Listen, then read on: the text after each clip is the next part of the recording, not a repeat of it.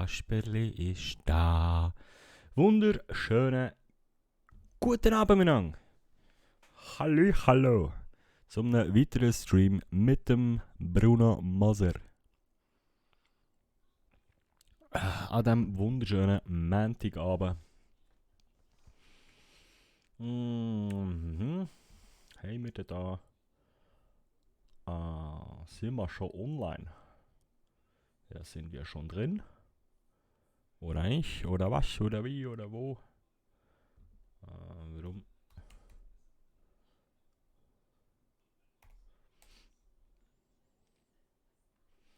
Einen Moment.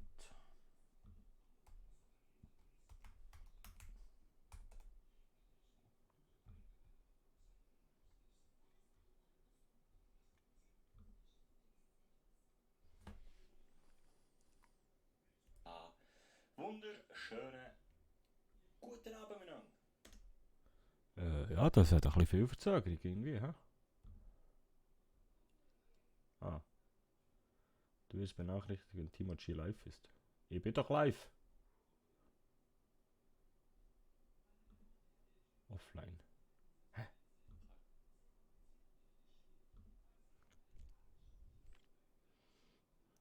Die Tücken der Technik. Jetzt zuschauen. Jetzt. Test, 2. Test, 2.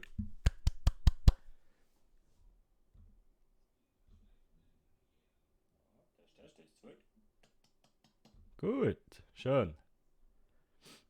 Wir sind on. Gut schnell da. So.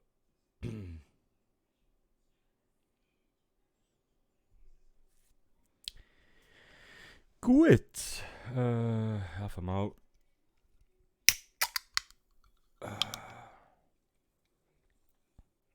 Ich bin noch ein bisschen durch von gestern. Das Bier ein bisschen. Bin ich durch.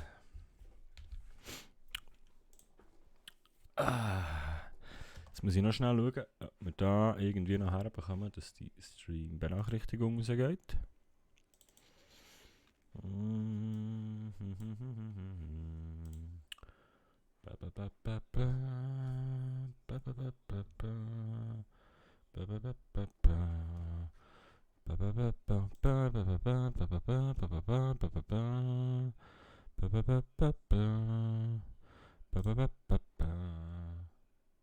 So, Stream Manager läuft. Stream Info.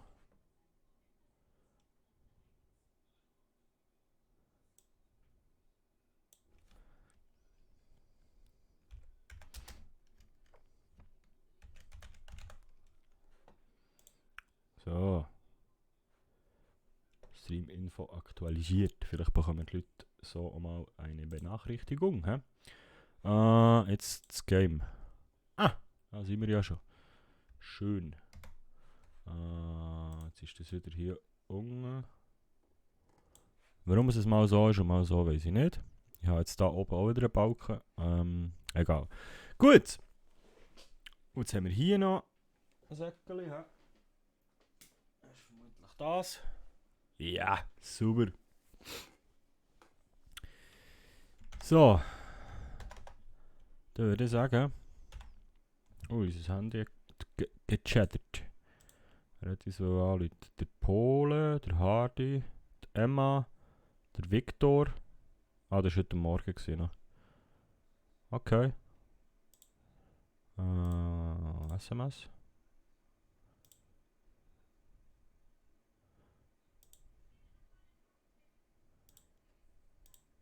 Ist nichts Neues, hä? Ja. Dann legen wir uns mal an.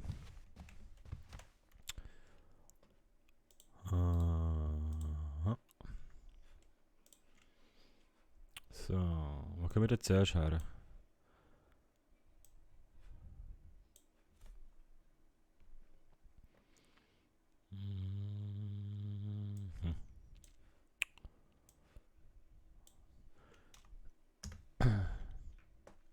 Je nachdem wie das Wetter ist, würde ich meinen.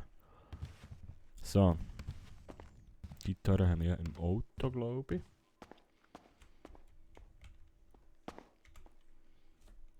Nö. Kaffee, Bier. Ja, kommen wir noch mal ein paar Red Bull mit. Wasser lassen wir da. Essen müssen wir noch nicht alles mitnehmen. Oh je. Ah, nein, ich habe nicht umgekehrt.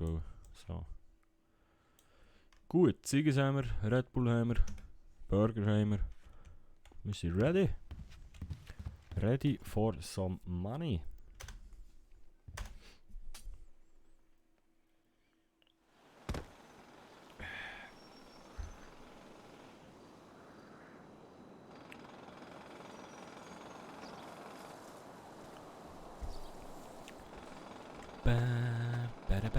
Unsere Scheibe ist noch kaputt. Lokito! Schönen guten Abend, merci vielmals. Aber fang nicht an, Bibel. So, wenn wir dann gar nicht anfangen. So. Wie ist das Wetter so? Schön. PD oder Strand? PD oder Strand? PD oder Strand? Strand.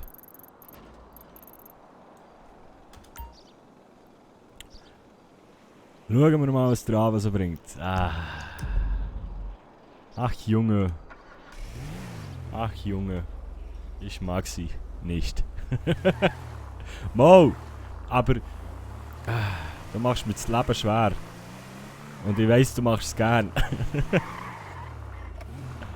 Oh, schaut mal das an. Ich muss an den Strand. Schaut den Sonnenuntergang an.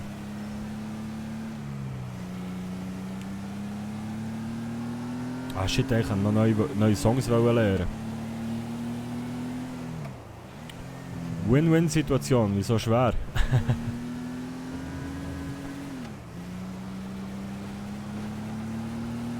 Oh! Oh!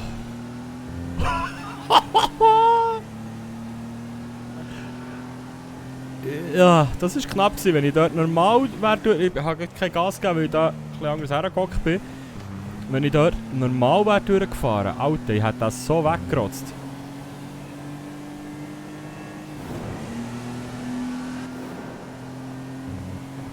Alter, schau das Bild mal an. Alter, wie geil.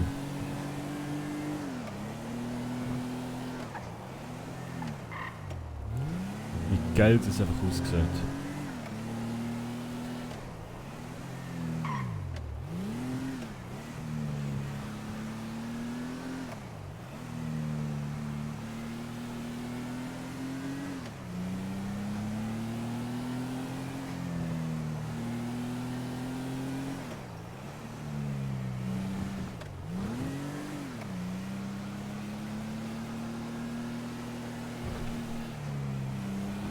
Hier sind wir noch nie durch irgendwie, ne?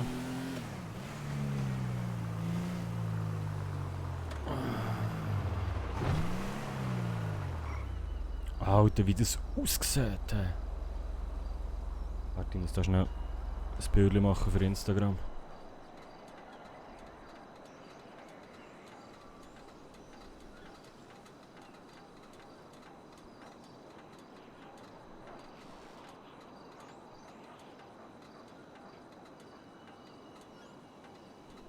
Wie das aussieht.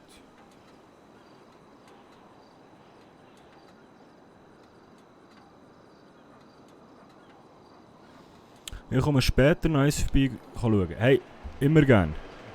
Kuss geht raus.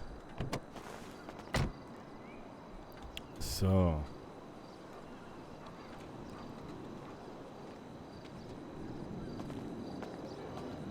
Hey, Gitarre.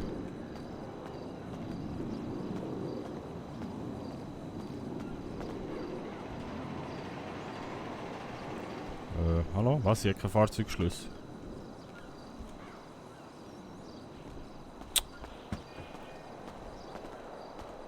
Schissig. Ja.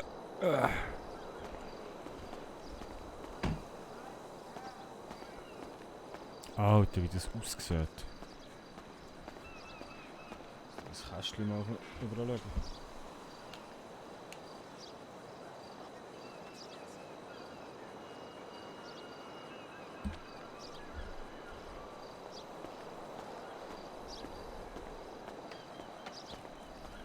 Komme ich da irgendwo auf so ein Ding rauf, dass ich in diesem Bild mal eine Runde kann spielen kann?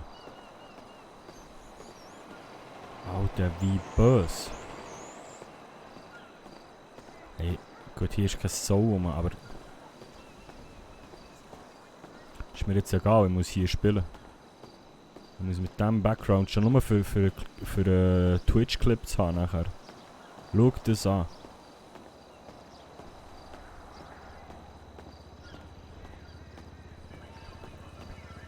Alter.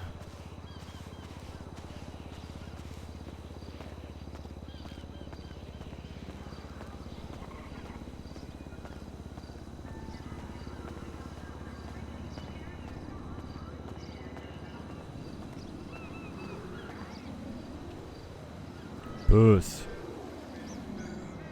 Ja, noch so ein bisschen.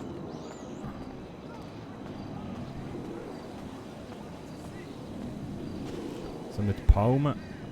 Ah. Noch ein bisschen Palmen im Hintergrund. So. Das spielen wir jetzt mal. Ich muss schnell das Soundboard auftun. So.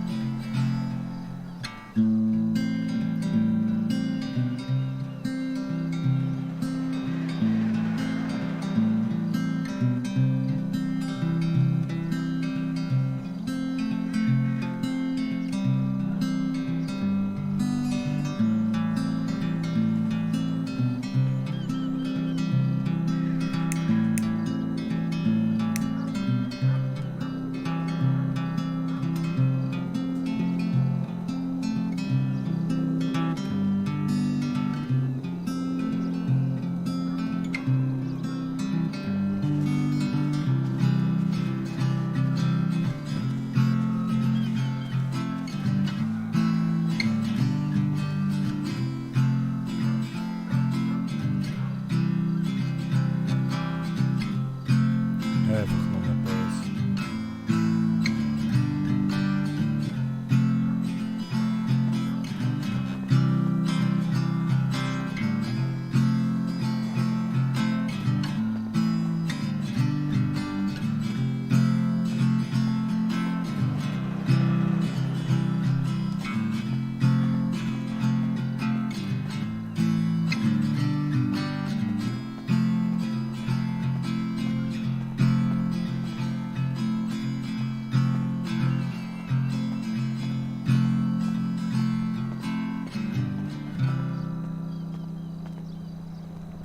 Oh, heftig, Mann, heftig.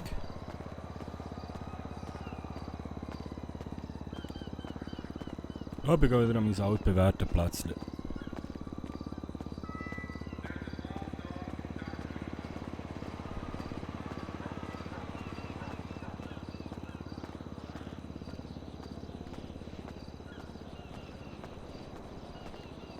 Alter, wie das aussieht.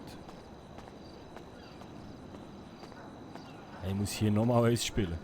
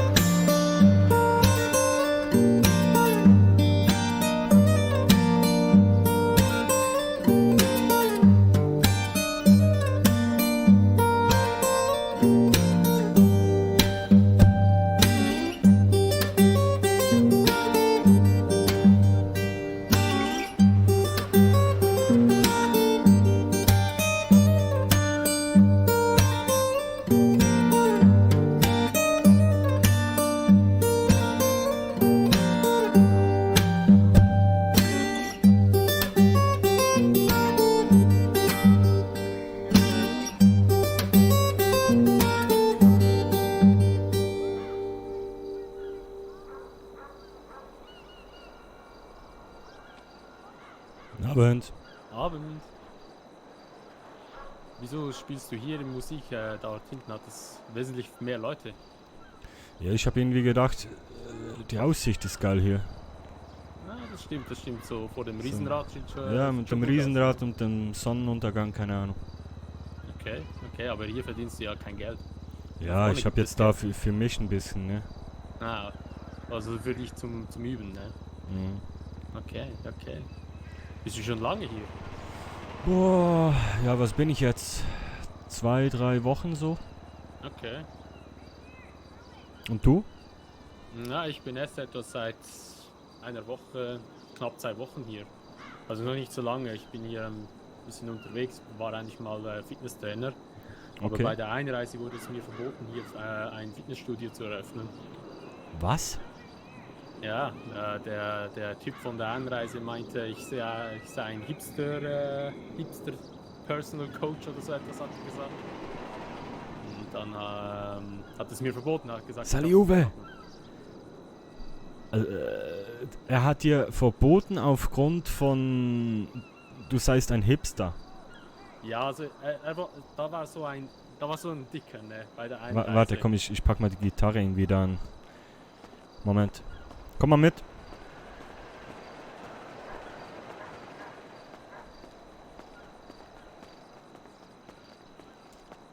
So, also nochmal, was? Also bei der Einreise, da war so ein Dicker, ne? Mhm. Und dieser Dicke musste ich beraten, so was er machen soll zum Abnehmen. Dann habe ich ein bisschen erzählt, was ich so in Südafrika gemacht habe, was immer gute Ziele oder gute Ergebnisse erzielt hat. Und dann meinte ein anderer, der auch bei der Einreisebehörde arbeitet, dass ich so ein Hipster-Trainer bin und keine Ahnung hätte und das, was ich mache, sei menschenschädlich und deswegen hat es mir verboten hier. Und Ja, aber er da meinte, sollte ich irgendetwas aufmachen, ein Fitnessstudio oder Ernährungsberatung, dann Hey, werde Marlo! ich wieder ausgeschafft. Ja, aber das kann doch der nicht bestimmen. Ja, er selber hat, so wie es aussieht, auch ein bisschen Ahnung, sage ich mal, vom Fitness oder von Ernährung und hat gesagt, das, was ich erzählt habe, ist einfach nur so das 0815-Wissen und ja, nichts Spezielles. Okay. Ja, wo kommst du denn eigentlich her? Von Südafrika. Okay. Hast du einen speziellen Akzent? Ja, also es war so, dass mein Vater wohnt halt oder ist immer noch in Südafrika und meine Mutter ist ursprünglich aus der Schweiz. Aus der Schweiz? Ja, aus der Schweiz und Wer redet Schweizerdeutsch? ja, ich kann Schweizerdeutsch, ja. Sicher nicht. Mama. Ah, Ja, sie gut! Noch ein Schweizer! Ja! Ja, Schweizer Endlich! nicht, nur ein halber. Ja, okay. Aber Du endlich mal du jemand, kommst einfach aus der Schweiz, ja, deinem Akzent da. Nein, aus Nigeria. Nigeria kommst Ja, logisch kommt aus der Schweiz. du? Okay. Hey, nice. Hey, da habe ich gerade hure Freude im Fall, weil ich kenne, glaube ich, bis jetzt nur 2 Schweizer, die hier sind. Ja, Die hier okay, leben. jetzt noch andere Schweizer da. Ja, aber ich bin Also, eigentlich nicht nur Schweizer, ein ja, halber ist Schweizer. okay. Südafrika, aber du redest Schweizerdeutsch, du weißt, was ich meine. Ja, ich kann es reden und verstehe es auch gut. Okay. Genau. Und Also von wo aus der Schweiz kommt denn deine Mutter? Sie ist aus dem Aargau gekommen. Okay. Genau, von wo bist du eigentlich denn? Also Von Bern. Von Bern, okay. Ja, ich bin nur mal einmal im Aargau gewesen und habe dort so ein bisschen so das Wichtigste, so Aarau und so, habe ich dort dazu mal gesehen. Aber ich bin zum Beispiel so nie zu Bern gewesen, vor dem Bundeshaus oder so. Keine Okay. Ahnung. Aber Bin dort ja, nie gewesen. du kennst schon das Bundeshaus, das ist schon mal nicht schlecht. Ja, auf den Bildern, ja. Ja, nice. Ja, und was hast du jetzt so vor hier? Ja, eben eigentlich ursprünglich wollte ich eben das Fitnesscenter auftun. Ich war vor einem Jahr schon mal da in der Ferien. Habe gesehen, da vorne hat sie ja so ein Fitnesscenter oder so ein Studio. Da kann ich ab und zu trainieren. Ah, schon? Ja, voll. Ah. Ja, was machst denn du für Training? Ja, du, so ein bisschen Fitness, einfach ein bisschen Liegestütze, ein bisschen Sit-Ups, ein bisschen Gewichtsstemmen und so. Ah, okay. Ja, eben eigentlich habe ich das vorgehabt, etwas so zu eröffnen dort, aber das ist mir jetzt eben verwehrt worden oder verboten worden und jetzt ja, bin ich ein bisschen keine Ahnung, da kassiere blöd gesagt ein bisschen Sozialgeld, mir nicht. Und kenn ich. bin jetzt schon mal ein bisschen Pizza ausliefern. Aber Okay. irgendwie denkt es mir, ist ein riesen Arbeitsaufwand und verdienst einfach gar nicht dabei.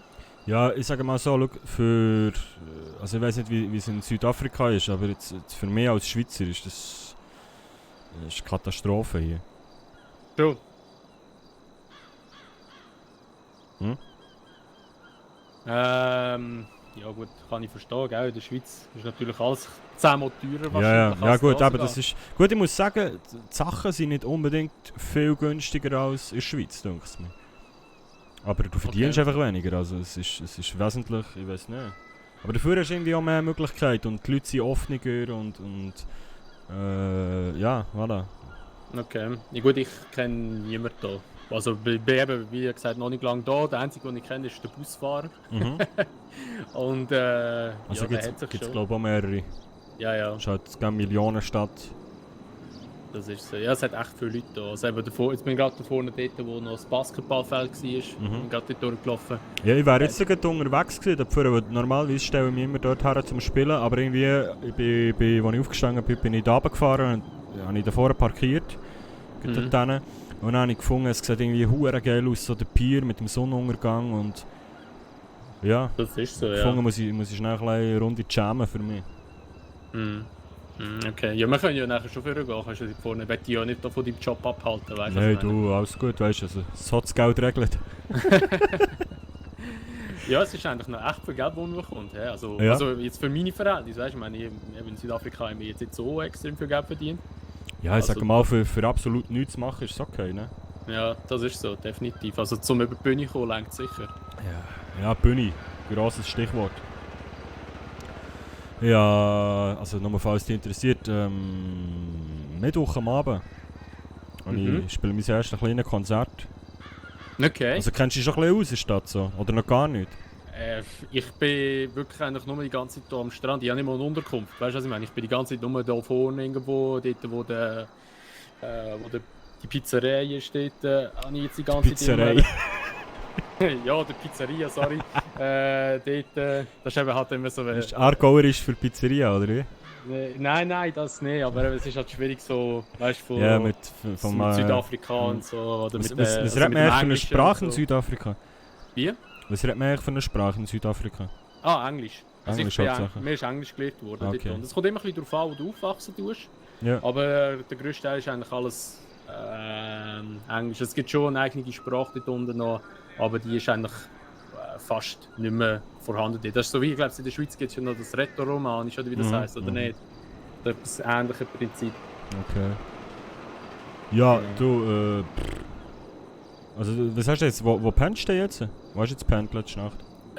Ja, da vorne unter der Brücke eigentlich sozusagen. Oha. Ja, weil ich suche darum effektiv noch einen Mitbewohner. Okay. Ja, ich würde nicht Nein sagen. Also, wenn du noch Platz frei hast und wenn wir die Miete teilen oder so, ich sage da nicht Nein. Ja gut, wir kennen uns jetzt 5 Minuten, aber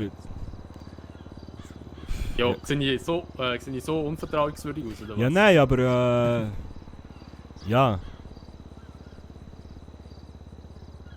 Ja, ich kann dir schon mal zeigen. Und ich kann dir mal alles ein bisschen zeigen und dann kannst du es mal überlegen und dann überlegen wir es mal und Also, Und ich gebe dir noch einen aus, ist gut, das Bier nehmen wir noch und dann reden wir noch drüber.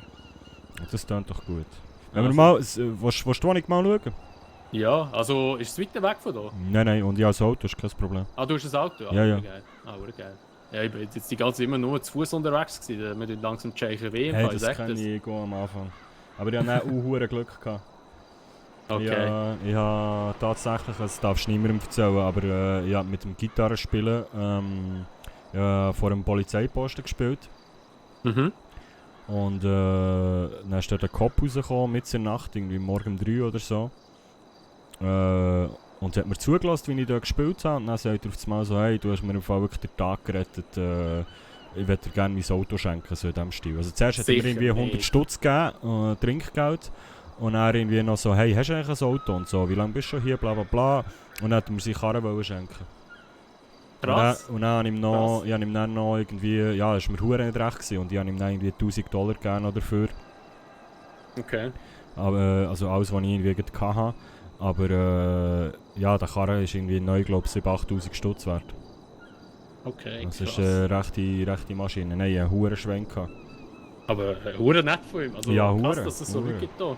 Nein, es ist wirklich, also ich muss sagen, auch das Gitarrenbusiness läuft recht. Ich lebe eigentlich von der Nettigkeit der Leute.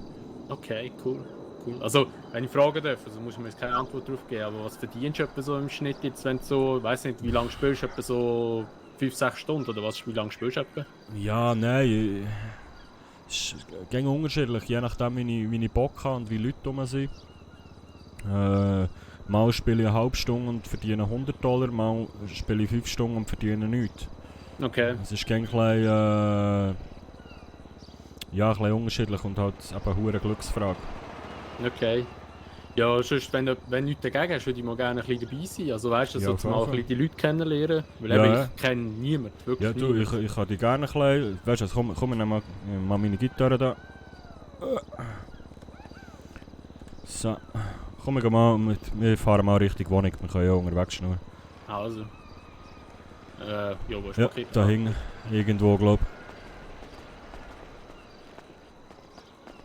Wie heisst du eigentlich? Kendrick. Kendrick, freut mich. Und Bin du? der Bruno? Bruno, also ein richtiger Schweizer Name. Ja, Mann. Okay. Ich meine, wir reden schon über Wege und so und ich weiß noch nicht mal, wie der heisst, weißt du? Super Voraussetzung, ja. Ja. Nein, also eben eigentlich hätte ich gedacht, ich bin schon viel weiter so an der Zeit, wo ich schon da bin, aber irgendwie ist es einfach gar nicht vorausgegangen oder vorwärts gegangen, das ist Okay. das Problem. Hast du viel gebügelt oder viel geschlafen? Oder? Ich bin eigentlich immer ein bisschen am Arbeiten gewesen Hm? und eigentlich auch gar nicht. Das Problem ist halt einfach, der Typ von der Einreise, der hat mir einfach den ganzen Plan versaut, oder? Darum bin ich so Ja. aufgeschmissen und es ist halt ein bisschen blöd, wenn man gerade muss irgendwie von Null anfangen und irgendwie nicht so grosse Ahnung hat, wo man anfangen soll. Ja, das kenne ich. Darum, ja. Aber bist du denn von Anfang an hierher gekommen und hast gesagt, du willst schon Gitarre spielen, oder? Nein, überhaupt nicht. Ja, ich bin die letzten 15 Jahre in der Schweiz und in ganz Europa als DJ unterwegs gewesen. Weil ich von dem Okay. gelebt. Pure geil. Und ja, bin dann hierher gekommen und wollte eigentlich auch hier DJ werden oder als DJ weitermachen. Mhm. Nur habe ich dann recht schnell gemerkt, ja, es hat echt zwei Gründe. Also der eine Grund ist, ich hätte quasi wieder müssen von Null anfangen, Mhm. weil es kennt mich halt keine Sau hier. Ja, gell, als DJ musst du halt schon einen Namen haben, dass du irgendwie Ja, gebraucht wirst, ja, oder nicht? absolut, das ist das A und O und ich habe das grosse Glück gehabt, in den ersten 2-3 Tagen, ich glaube schon am zweiten Tag, als ich hier war, habe ich in einem Club aufgelegt. Okay, Also, also, ist ja gut eigentlich schon. Ja, riesen es Sprung. ist wirklich eine hohe Freude und so. Aber ich habe dann schnell mal gemerkt, irgendwie, ja, ich weiß nicht, ob sie mich verarschen wollten oder ob sie, ich habe dann so im leeren Club gespielt, das Warm-up gemacht, weißt du, einfach so die Sachen, die ich vor 15 Jahren, also das ist okay für einen, der neu anfängt, weißt du, was ich meine? Mhm. Aber nicht wenn du das 15 Jahre machst und da jetzt nochmal neu anfangen und auch mit der Bezahlung und so, ja. Also hast du nichts verdient gehabt dort für das Ja, Warm-up? sozusagen. Also am Anfang sowieso nicht, also ich wollte, dass ich mal gratis spiele, mit dem kann ich noch leben, weißt du, ich muss irgendwie zeigen, ja, das ist meine Kiste hier. Ah, die hast du bekommen? Yes. Aber ein riesen Auto, krass. Ist geil, gell? Ja, ist mega geil. Hey, feiern recht. Ist ein bisschen too much eher sogar für mich. Okay, ja, schön, aber es sieht gut aus. Schnell, so. Musst einfach, ich gebe dir einen guten Tipp. Ich gebe dir einen guten Tipp, wenn du aber bei jemandem ins Auto einsteigst. Mhm. Also genau so wie du es jetzt gemacht hast, immer zuerst warten, bis du aufgesplossen hast. Weil es passiert schnell mal, dass wenn du fest der Türruckel schon noch zu ist, dass die Scheiben nicht kaputt gehen. Hier in Ja, Amerika sind die Autos nicht so stabil da, oder nein, was? sie sind nicht so stabil gemacht. Okay. Das ist nicht wie, also ich weiß nicht, wie es in Afrika ist, aber... Dort haben wir gar kein Fenster in den Autos. Ja gut, die wären hier auch nicht nötig. Warte, ich mache mal... warte jetzt mal... Ich mache mal ein bisschen die Scheibe runter. Ja, weil gerade sagen, es ist keine Klimaanlage, ist langsam ein bisschen heiß da drin. So. Ja, gut, hinten links ist die Scheibe kaputt. Also von dem her, es zieht echt ein bisschen durch, oder? Ja, aber das Leder ist heiß da drin. Ja. Das solltest du eigentlich gewöhnt sein, oder? Ja, weißt du, momentan ist in Südafrika gar nicht so heiß. Also viele haben Hey, das hat Gefühl, der in Winter oder Südafrika was? ist... Wie? Hat der Winter jetzt? Nein, das schon nicht. Aber viele haben eben immer das Gefühl, wenn sie Afrika hören, ja, das ist, ich weiss nicht was, Sahara und etwa 40 Grad. Aber Südafrika ist ja eigentlich relativ weit unten am Globus. Ja gut, stimmt. Und wir haben jetzt momentan so Höchsttemperatur auf etwa 24 Grad. Ah gut, okay.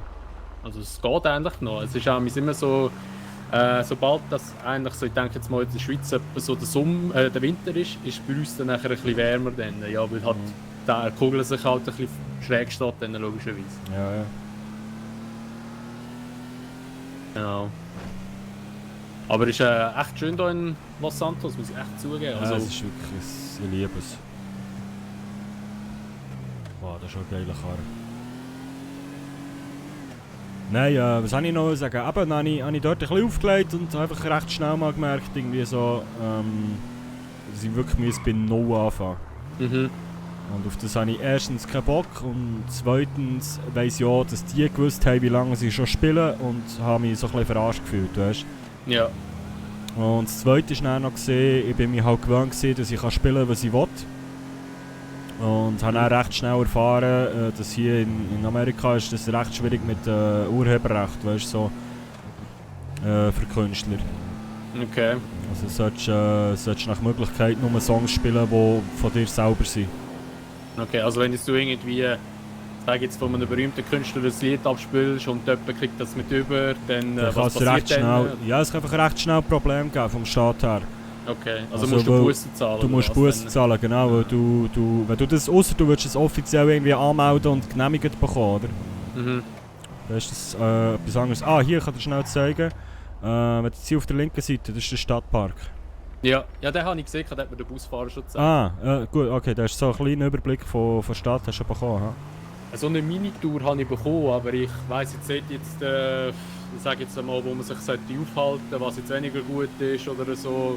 Also ich weiss nur, es gibt ja so eine Southside oder so etwas heisst das, glaube ich, wo man sich nicht so aufhalten sollte. Das sind wir jetzt gerade, fast. Okay. Also es fängt eigentlich hier so ein bisschen an. Also ich kann dir sagen, der Block hier hinter der Tankstelle, da wohne ich. Und du siehst, also es ist wirklich, fußläufig zum Stadtpark. Mhm. Also die Lage ist eigentlich wirklich top. Es ist zwar auf der Seite, wo er die Southside anfängt, aber es ist gleich irgendwie nicht Southside. So. Keine Ja, Ahnung. es ist gerade so Es ist so Grenze. Es ist eher so Stadtpark, Downtown. Ja.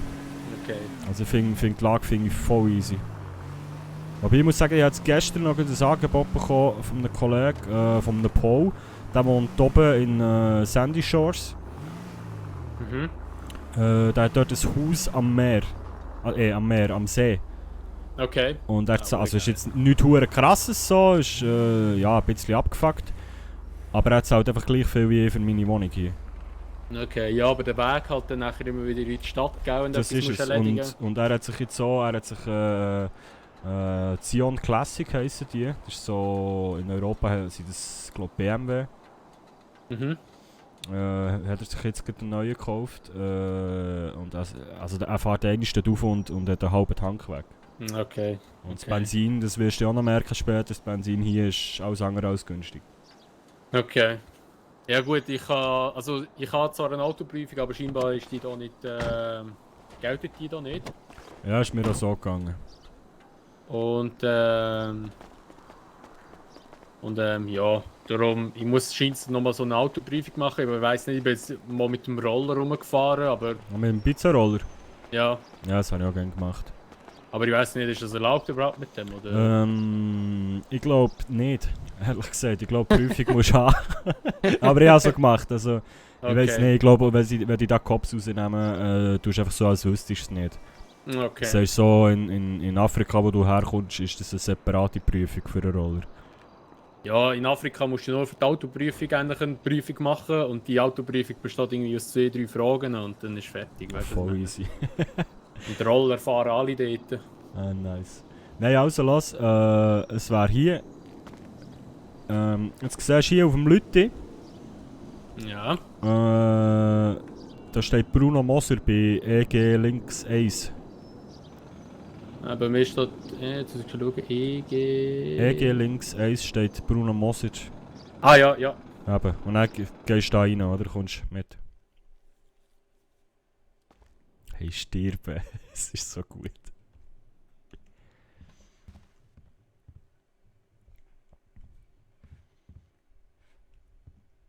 Kendrick? Ah, So. hast du es gefunden? Ja, ich glaube, es vorher beim Falschen geläutet. Ja, das geht mir manchmal schon so. Ja, willkommen in meinen bescheidenen 4 Wängen. Ja, du, für einen Anfang wäre das jetzt für mich nicht schlecht. Hast du eine Stromrechnung nicht gezahlt, dass da Kerzen Nein, am Schatz ich sind? einfach gerne ein bisschen Romantik. Okay, aber du bist nicht so einer, oder? Wo ich jetzt gerade das Gefühl habe. Nein, Mann. Aber wenn ich hier mit Chicks herkomme, weißt du, es muss schon ein bisschen... Aha. Es wertet das Ganze ein bisschen auf. Ich sage mal, umso dunkler es ist, umso weniger Dreck sieht man. Ah, okay. Ja gut, das ist auch wieder wahr. Das ist auch wieder wahr. Ja, nein, eben, wie gesagt, es ist nicht Luxus, aber ich finde die Lage halt geil. Das ist definitiv so, ja. Und was mir, also das Totschlagargument ist halt das da gewesen, ja. Okay. Was du jetzt gesehen hast, ich meine, das ist schon drin gewesen hier. Was, hat er den Vormieter vergessen, oder was? Ich weiß es nicht, also... Ich bin die Wohnung anschauen und das war das Ding gewesen und dachte, das kommt dann sicher wieder weg. Aber scheinbar ist der Vormieter so schnell weg und verschwunden, dass also ja alle Möbel können übernehmen konnte. Okay, ja, das ist schon mal geil. Und auch die Konsole und der Fernseher dort und eben... Okay. Also, ich finde es einfach gemütlich da. Eben für meine... Jetzt für mich ist immer noch alles mal besser als unter einer Brücke schlafen. Weißt du, was ich meine? Ja, ja. Nein, und dann wäre hier noch das Bad, wenn du hier reingehst. Komm jetzt nicht mit rein, ist ein bisschen eng. Oh, ist wirklich ein bisschen eng. Aber, du willst ja wissen, wie ich in Südafrika gewohnt habe. Okay. Ja, ich meine, es sind immerhin 2 Glotzen. He? Also wenn du hier würdest auf dem Sofa pennen, kannst du Fernsehen schauen und ich würde in meinem Schlafzimmer auch noch eine Glotze. Ja, das ist perfekt. Perfekt. Ja. Ja, ich weiss halt nicht, also- schau, ich zahle $80 am Mhm. Tag. Würde heissen einfach $40 am Tag. Das ist etwa so viel wie die Sozialwohnungen kosten. Mhm. Wenn wir uns das teilen, können wir beide ein bisschen profitieren. Okay, ja, also von mir aus gern. Ist zwar schon heftig $40, weil halt eben Sozialgeld $40 ist. Aber eben, ich muss einen Job suchen noch nebenbei, dass ich mir irgendwie da noch... Also kann gut, zusätzlich aber du musst Geld verdienen. überlegen, das ist 1 Stunde am Tag wach sein und dann hast du die Wohnung gezahlt. Ja, stimmt Weisst du, auch was ich wieder. meine? Stimmt, Also da ist wenn- ja nach wenn du- Stunden... Richtig, Also, ist die Wohnung, mit Wohnung in dem Fall zahlst du einmal am Tag eine Miete. genau. Okay. Das ist okay. einmal am Tag. Und wenn du jetzt, ja, ich sage mal, in der Woche einmal 7 Stunden wach bist, also über eine Woche verteilt 7 Stunden wach bist, dann hast du die Wohnung schon gezahlt. Okay. Ja, nein, das ist schon cool. Noch ohne, dass du Definitiv. irgendetwas sonst verdienst, oder? Das ist schon cool. Und es Ja. ist eben so, also du kannst dich auch gut mal, jetzt unter uns, ja. Du kannst dich auch gut mal ein bisschen auf das Sofa legen zwischen und ein bisschen Halbschlaf machen und dann bekommst du gleich Sozialgeld. Mhm. Okay, willst du nichts machen eigentlich. Wenn du weißt, was ich meine. Ja. Ja. Okay. Also es würde einfach nicht zu viel machen, weil also, ich bin eben letztes Mal so ein bisschen eingedöset hier auf dem Sofa. Mhm. Und dann, ja, bin ich so ein bisschen weg gewesen im Kopf und wenn ich wieder, also ja, ich bin dann in Ohnmacht gefallen. Ah, sicher nicht. Ja, weil es ist Sommer und es ist so heiß geworden hier und ich habe nichts getrunken und nichts gegessen über ein Zeitchen und dann hat es mich umgehauen. Ah, shit. Und Okay. wenn du hier drin bist und ja, die Türen geschlossen vor der Wohnung, gell, dann bist du einfach am Arsch. Ja, ja. Also Scheisse. da findet dich niemand. Wenn wir jetzt 2 hier sind, ist es schon besser. Ja, im Notfall, wenn es wieder passieren würde, könnte ich die retten, oder? Richtig, richtig. Nein, also eben von mir aus. Also, Also ich muss wäre sagen, auch du bist mir sicher dabei. sympathisch. Da finde ich schon mal gut, wenn ich da sympathisch bin. Und dass Mami aus der Schweiz kommt und du redest Schweizerdeutsch, das ist mir schon... Das ist Eben, natürlich schon gell. ein Pluspunkt bei mir. Wir müssen ein bisschen zusammenhalten in diesem Staat. Ich denke es auch. Und da würde ich dich sonst auf ein Bier einladen, also wenn du Bock hast. Ja, Trinkst du wenn- überhaupt Alkohol? ja. Ab und Ah, zu. super. Nicht allzu viel. Ich bin jetzt nicht da, was ich da hure geht abschießen, aber so in Maßen ist das okay. Okay. Also ich hätte jetzt gerade gedacht, so als DJ, Ja, aber du bist du eigentlich so... Eben gerade dort musst du aufpassen. Okay. Weil ich sage mal so, wenn du jetzt 7 Tage in der Woche auflegst oder Musik machst und jeden Abend saufst, dann hast du irgendwann ein grosses Problem. Weißt du, was ich meine? Wenn du nicht im Griff hast in diesem Umfeld, bist du schnell mal an einem Punkt, wo es nicht mehr lustig ist. Okay, ja. Aber eben, Eis liegt ja immer drin, oder? Ja, ja. Also, ich kann dir noch schnell zeigen, du hast, also jetzt da hinten, also wenn jetzt die Wohnung wirklich, wenn das etwas ist für dich. Ja. Also. Weil du hast hier einen Kleiderschrank, den du schon brauchen kannst. Da habe ich einfach von mir ein bisschen Zeug drin schon. Aber der ist eigentlich gross genug, da können wir beide etwas drin tun. Okay, ja. Also ich nehme jetzt nicht an, dass du schon hure viele Kleider hast, aber einfach, ja. Nur ein Pulli, aber ich musste den Pulli abziehen, weil es war so heiß da. Ja, voll. Also ich habe gestern sogar einen Pulli im Köder gefunden. Das ist da der, aber ich finde ihn noch easy, da der schwarze Güvi-Hoodie. Also du kannst schon, wenn dir irgendetwas passt von dem Zeug, wo da drin ist, wenn du irgendwie ein Hemd brauchst, dann so ein Anzugshemd drin und Anzughosen. Ich weiß nicht, warum ich mir das gekauft habe. Irgendwie habe ich das Gefühl, ich kann auf edle Events spielen oder so. Aber ja. Also wenn du irgendetwas brauchst, bedien dich. Ja, einfach gerne wieder her tun, wenn es dir geht, aber ich glaube, wir haben so ungefähr die gleiche Größe. Ja, ich glaube es, ja. Ja. Dann etwa gleich hoch aus, ja. Und dann haben wir hier noch so, der Kühlschrank. Da habe ich jetzt so ein paar Burger to go drin, ein bisschen Wasser, ein bisschen Bier, ein bisschen Kaffee, ein bisschen Limo. Und da kannst du dich eigentlich auch bedienen, wäre ich einfach froh, wenn du zwischendurch noch wieder etwas rein tust.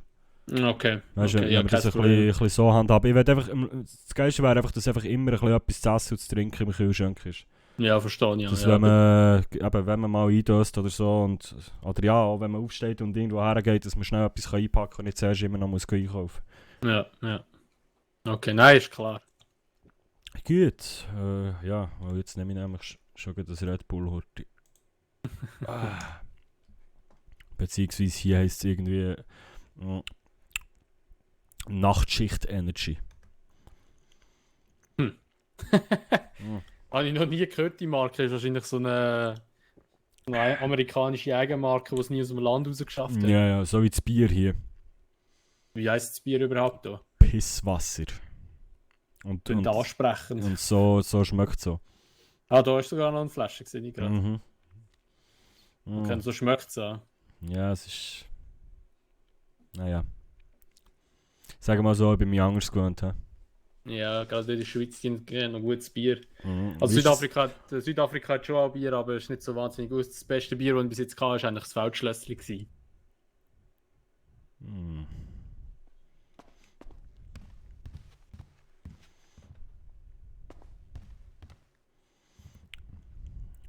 Muss man das nochmal überlegen mit der Wohnung. Wieso? Feldschlössli, komm jetzt. Ja, das ist schon ein feines Bier. Ah, nein. Warte, ich muss mal die Dose fortschießen.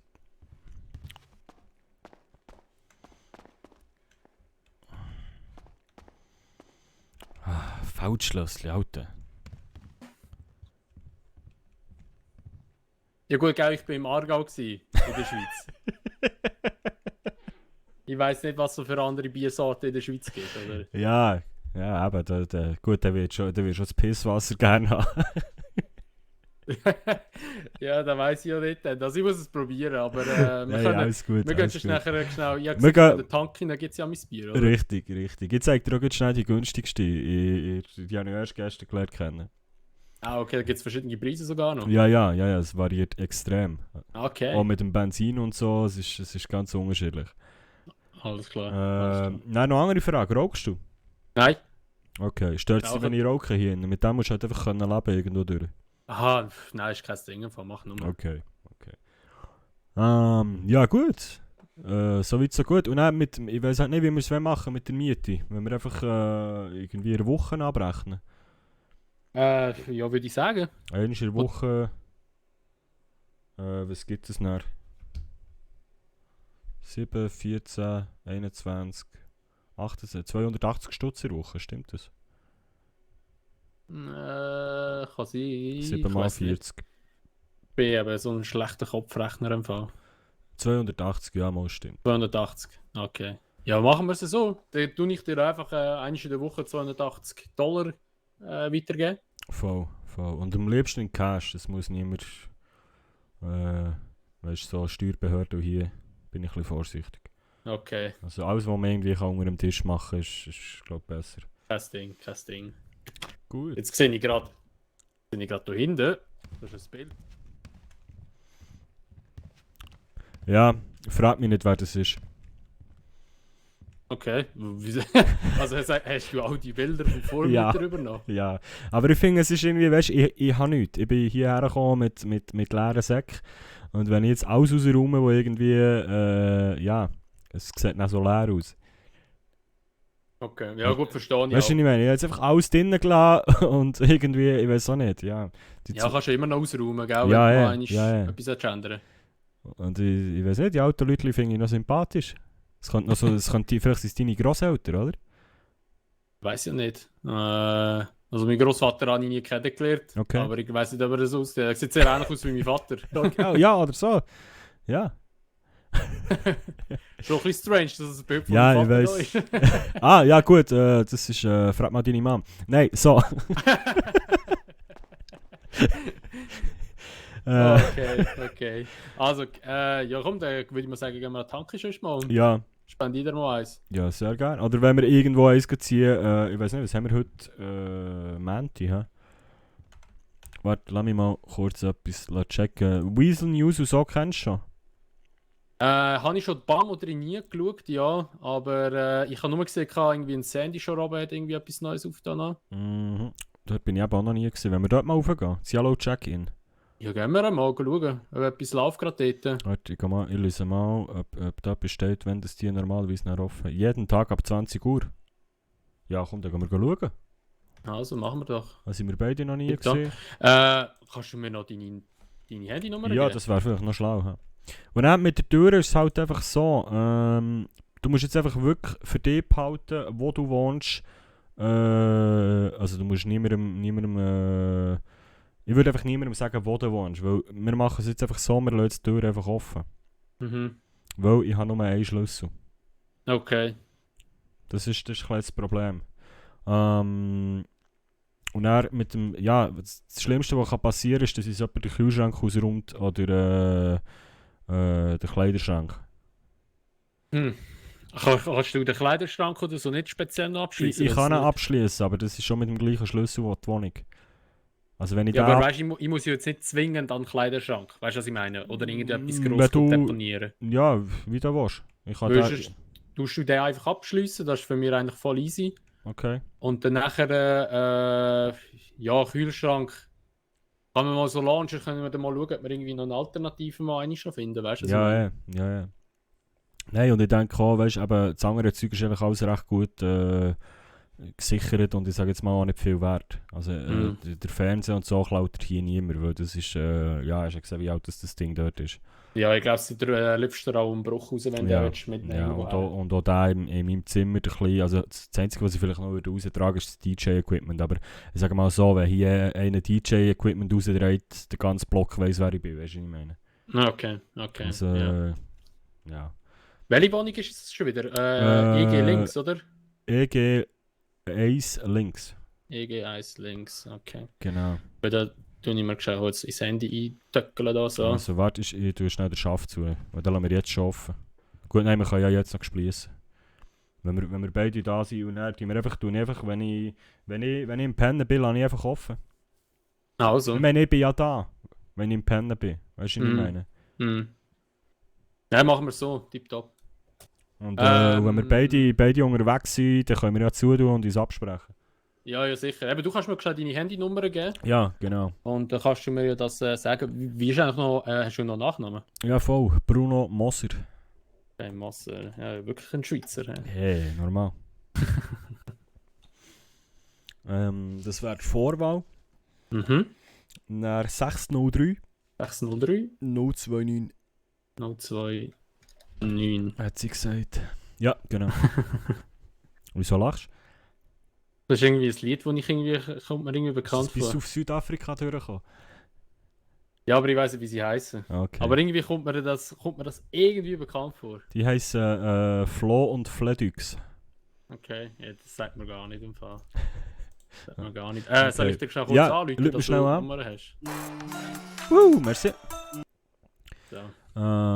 So, und dann tun wir die auch schnell speichern. Dein Name war Kendrick, gell? Genau. Wieder Lamar. Genau, ja, voll. Schreibst du es mit ZK?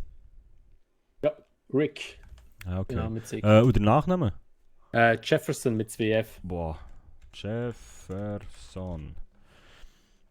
Okay. Einfach mal noch schnell so, für dass wir das. Hast du mir noch schnell irgendwie Ausweis oder so? Ein Ausweis willst du noch von mir? Ja.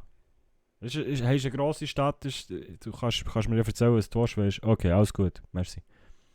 Das fühle ich Lüge oder was? Nein, aber hey, musst du mich auch verstehen, weißt du? Einfach, dass ich weiss, dass du wirklich der bist, der du erzählst. Und nicht, dass ich irgendwie hinterher zurückkomme. Hier kannst du den Ausweis wieder nehmen. Dass ich hinterher zurückkomme und dann ist die Wohnung leer. Okay, ja. Kannst du mir auch deinen Ausweis zeigen, oder? Hey. Ich weiß ja auch nicht. Voilà, absolut. Einfach, dass wir das schön sachlich haben.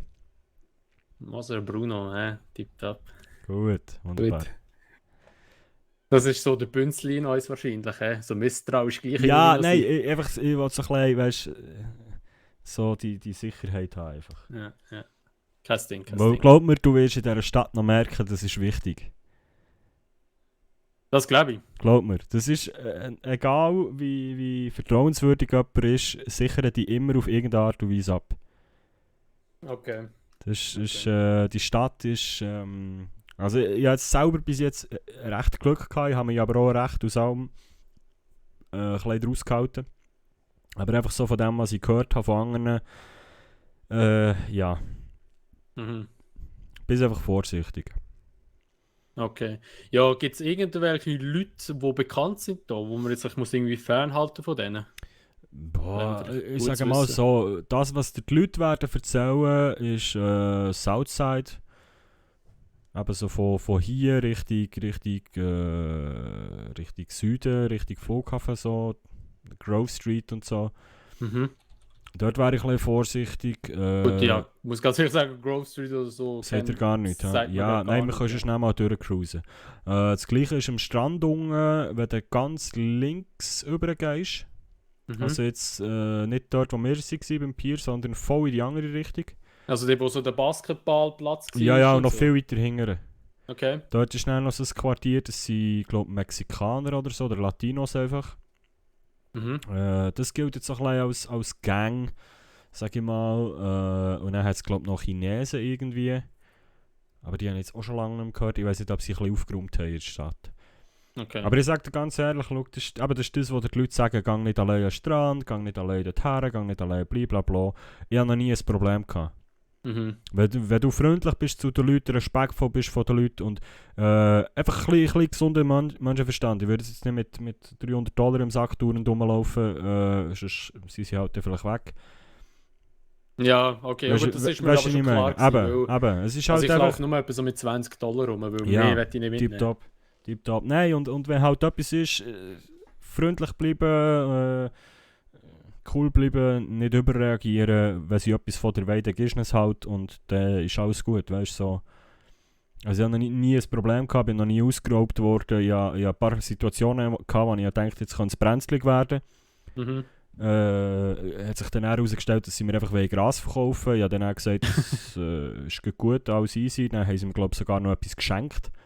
Ja? Ja. Und das ist irgendwie der oberste Babo von diesen Latinos dort. Also von der Gang und der hat dir etwas geschenkt? Der hat mir etwas geschenkt und hat mir gesagt, wenn ich mal etwas brauche, soll ich mal anrufen. Wo mir dann alle erzählt haben, so wie gefährlich und schlimm das ist. Und zu mir ist, also ich habe jetzt seine Handynummer, weißt du, was ich meine? Also, Vielleicht hat er irgendwie gemeint, du hast irgendwie vielleicht auch ein bisschen latinische Abstammung oder ja, so. kann sein, ich weiß es nicht. Nein, aber einfach, ich habe das Gefühl, wenn du mit Respekt mit diesen Menschen umgehst und sie nicht von Anfang an, einfach mal, weißt du, gib dich nicht als Opfer und also begegnen auf Augenhöhe. Weißt du, was ich meine? So, schau sie nicht als Abschaum von der Stadt an, auch wenn sie das vielleicht sind. Ja, sind wir ehrlich. Aber gut, da gehöre ich als Strassenmusiker auch ein bisschen dazu. Vielleicht ist so das, was mir ein bisschen Sympathie bringt. Ich weiß es nicht. Vielleicht.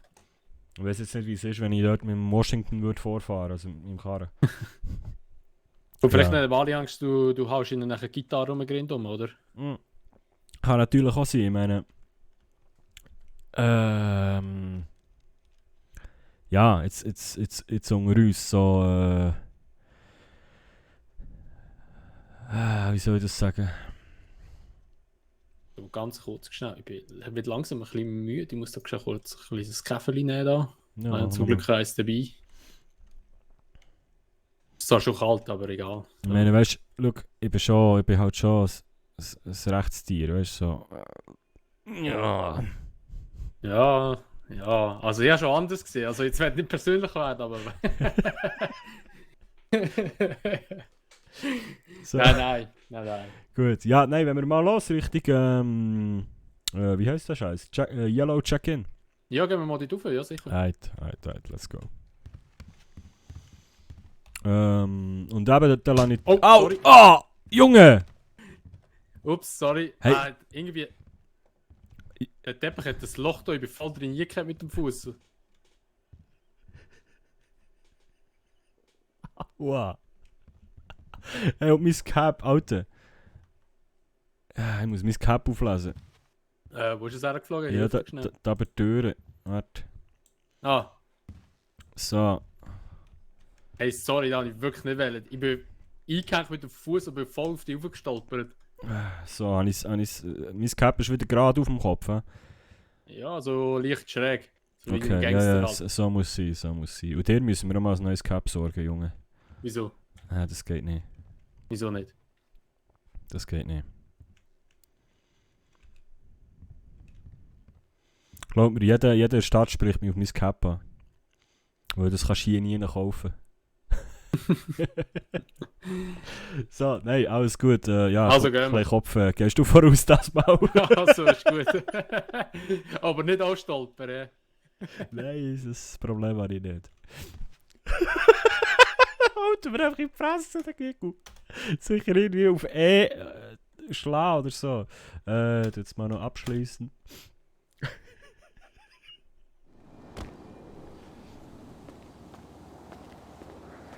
So.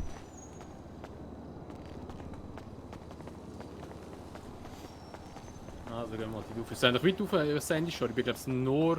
Ja, ist schon ein Stück.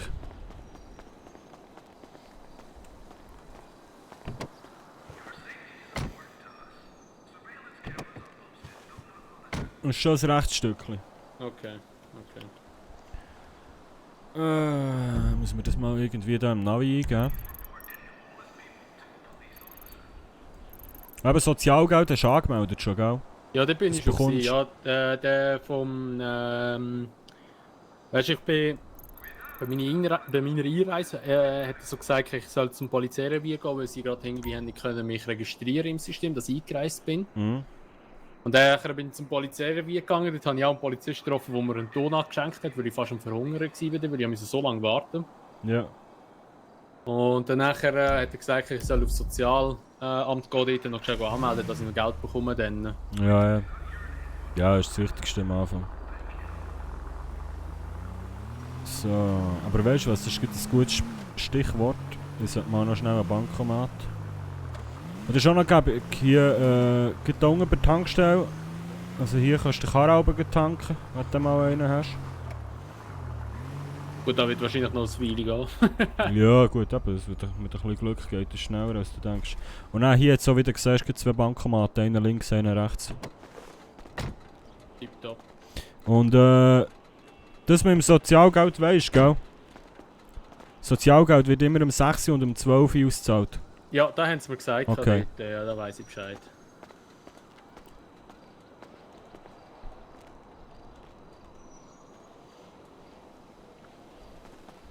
So, wie viel Cash haben wir da eigentlich mittlerweile?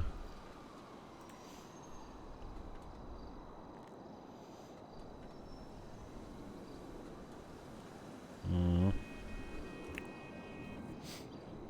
War etwas dabei? Also vielleicht noch etwas rauslassen für jetzt.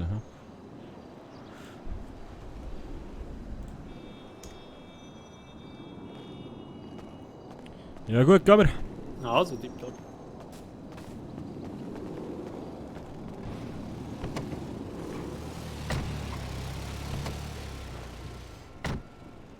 Was es auch noch gibt, sind mehrere Biker-Gangs. Aber da ich weiss jetzt auch noch nicht wirklich so Bescheid. Wer wie, wo, was zu wem gehört. Okay, also ich habe mal einig, wo ich eben Pizza ausgeliefert habe, in Sandy Shore ist das, glaube ich, gewesen. Ja, jetzt sind mir irgendwie so ein paar Bikers mal entgegengekommen. Ich weiß nicht, ob die sich dort oben gerade irgendwie aufhalten oder so. Ja, aber ich glaube, das Yellow Check-In ist auch von denen, wenn ich mich nicht täusche. Okay.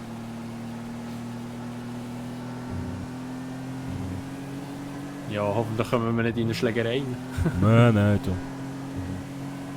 Und sonst, du bist ja fit, hast du gesagt, hä?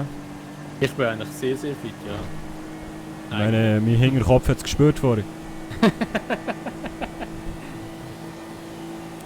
Schlägt er mich einfach. Hey, ich habe die wirklich nicht schlagen. Ja, alles gut, Nicht alles gut. schlagen. Mir ist es bei der Einreise passiert. Ja, Einreise? ja, die Chefin von Einreisebehörde, ich bin über den Teppich gestockelt und habe voll in die Fresse gehauen.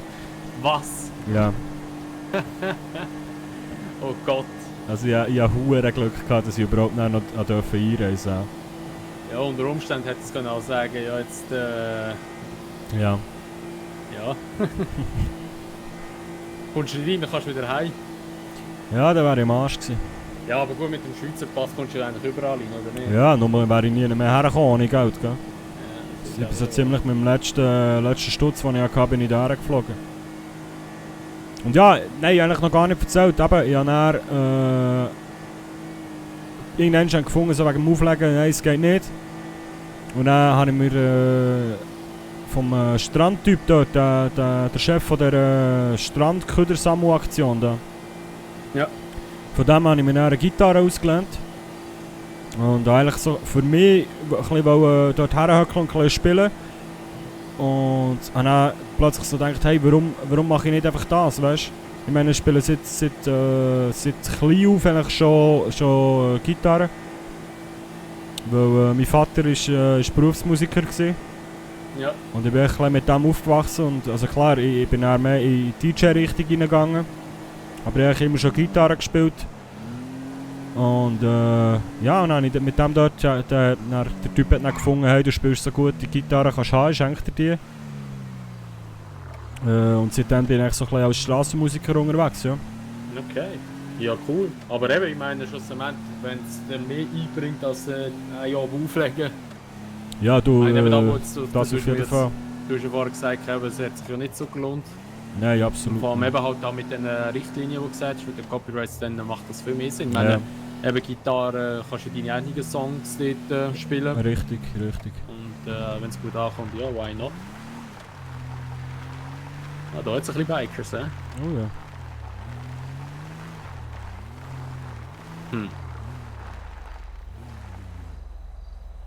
Wann ich hier parkiert?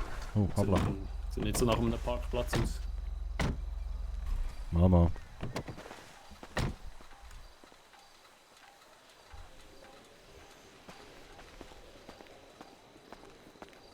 Mama, das passt schon. Ja, mal schauen. Mhm.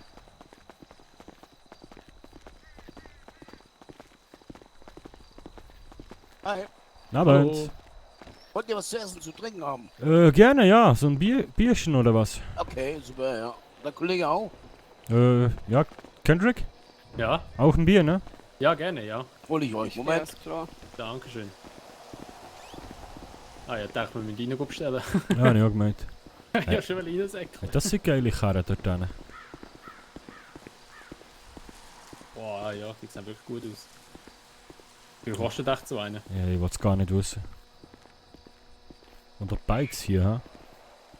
Bös. Das ist bös, Mann. Heftig. So.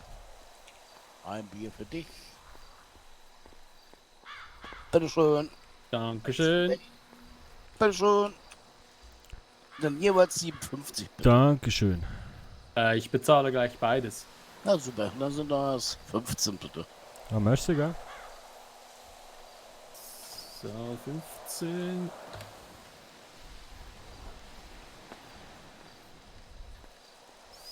So. Bitteschön. Ich danke dir. Lasst euch schmecken, falls ihr was haben wollt, einmal zu mir kommen. Super, Ich hätte noch eine Dankeschön. Frage. Ja, bitte. Die Bikes da. Ja. Was kostet so ein schönes Ding? Das ist bei 4,6, 4,8 ungefähr. Fängt das an, ne? Ja, ja. Okay. 4,4 ist die günstigste, glaube ich. Und dann so geht's immer höher, ne? Okay. Ja, gut, danke. Ja, gerne.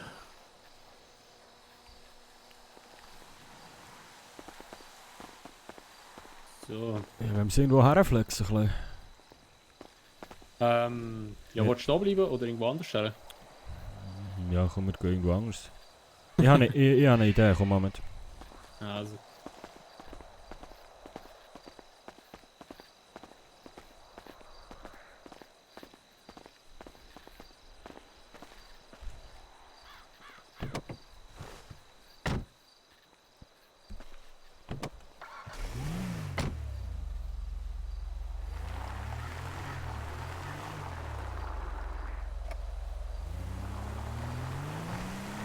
Zeig dir schnell, wo der andere seine Wohnung hat. Kommt man dort noch. Weil ich bin heute Morgen bin ich bis um 7, 8 noch wach gewesen. Okay. Und dann bin ich dort im See noch heute einen Schwumm genommen. Und finde es hat aber, es ist schon irgendwie geil. So sein eigener Charme. Also ich finde es da oben finde ich es eben eigentlich auch noch recht schön. Vor allem eben mit dem riesen Berg da vorne. Ja. Es ist halt, hier oben ist einfach tote Hose, aber andererseits hast du hier auch eben deine Ruhe. Ja, das Da, ist da, eben. das Boathaus, das solltest du eigentlich neu auftun und dann irgendwie so Jetskis und Boot vermieten. Ja, wieso nicht? Wäre eigentlich noch eine gute Das, Idee. weißt du, da würde wieder ein bisschen etwas laufen da oben. Ja. Du müsst eben ein bisschen die Leute von dort unten da raufziehen, gell? Richtig. Aber siehst du da vorne, warte jetzt schnell.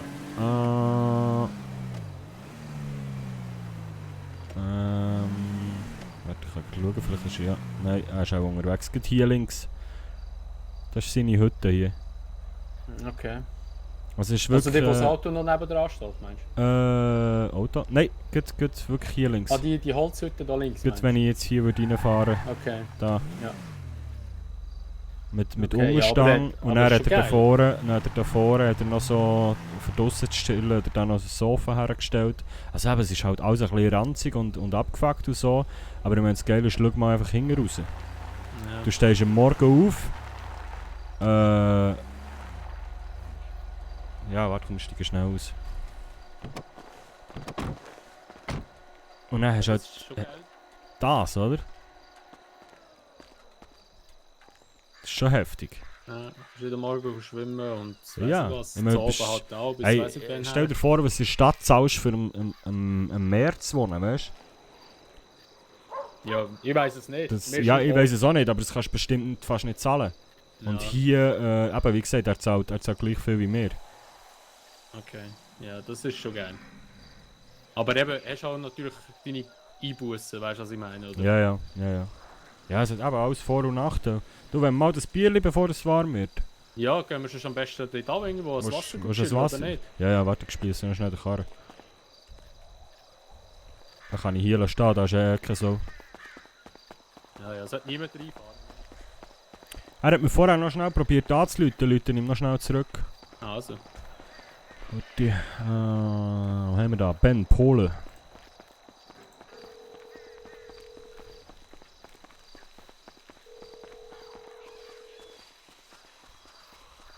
Ja, Yo, Ben. ja, alles gut bei dir? Alles gut, bei dir auch? Ja, ich bin gerade am Arbeiten. Am Arbeiten, okay. Noch bis, ja, ich schätze so bis 9:30. Noch so eine Okay. Stunde. Ja, easy.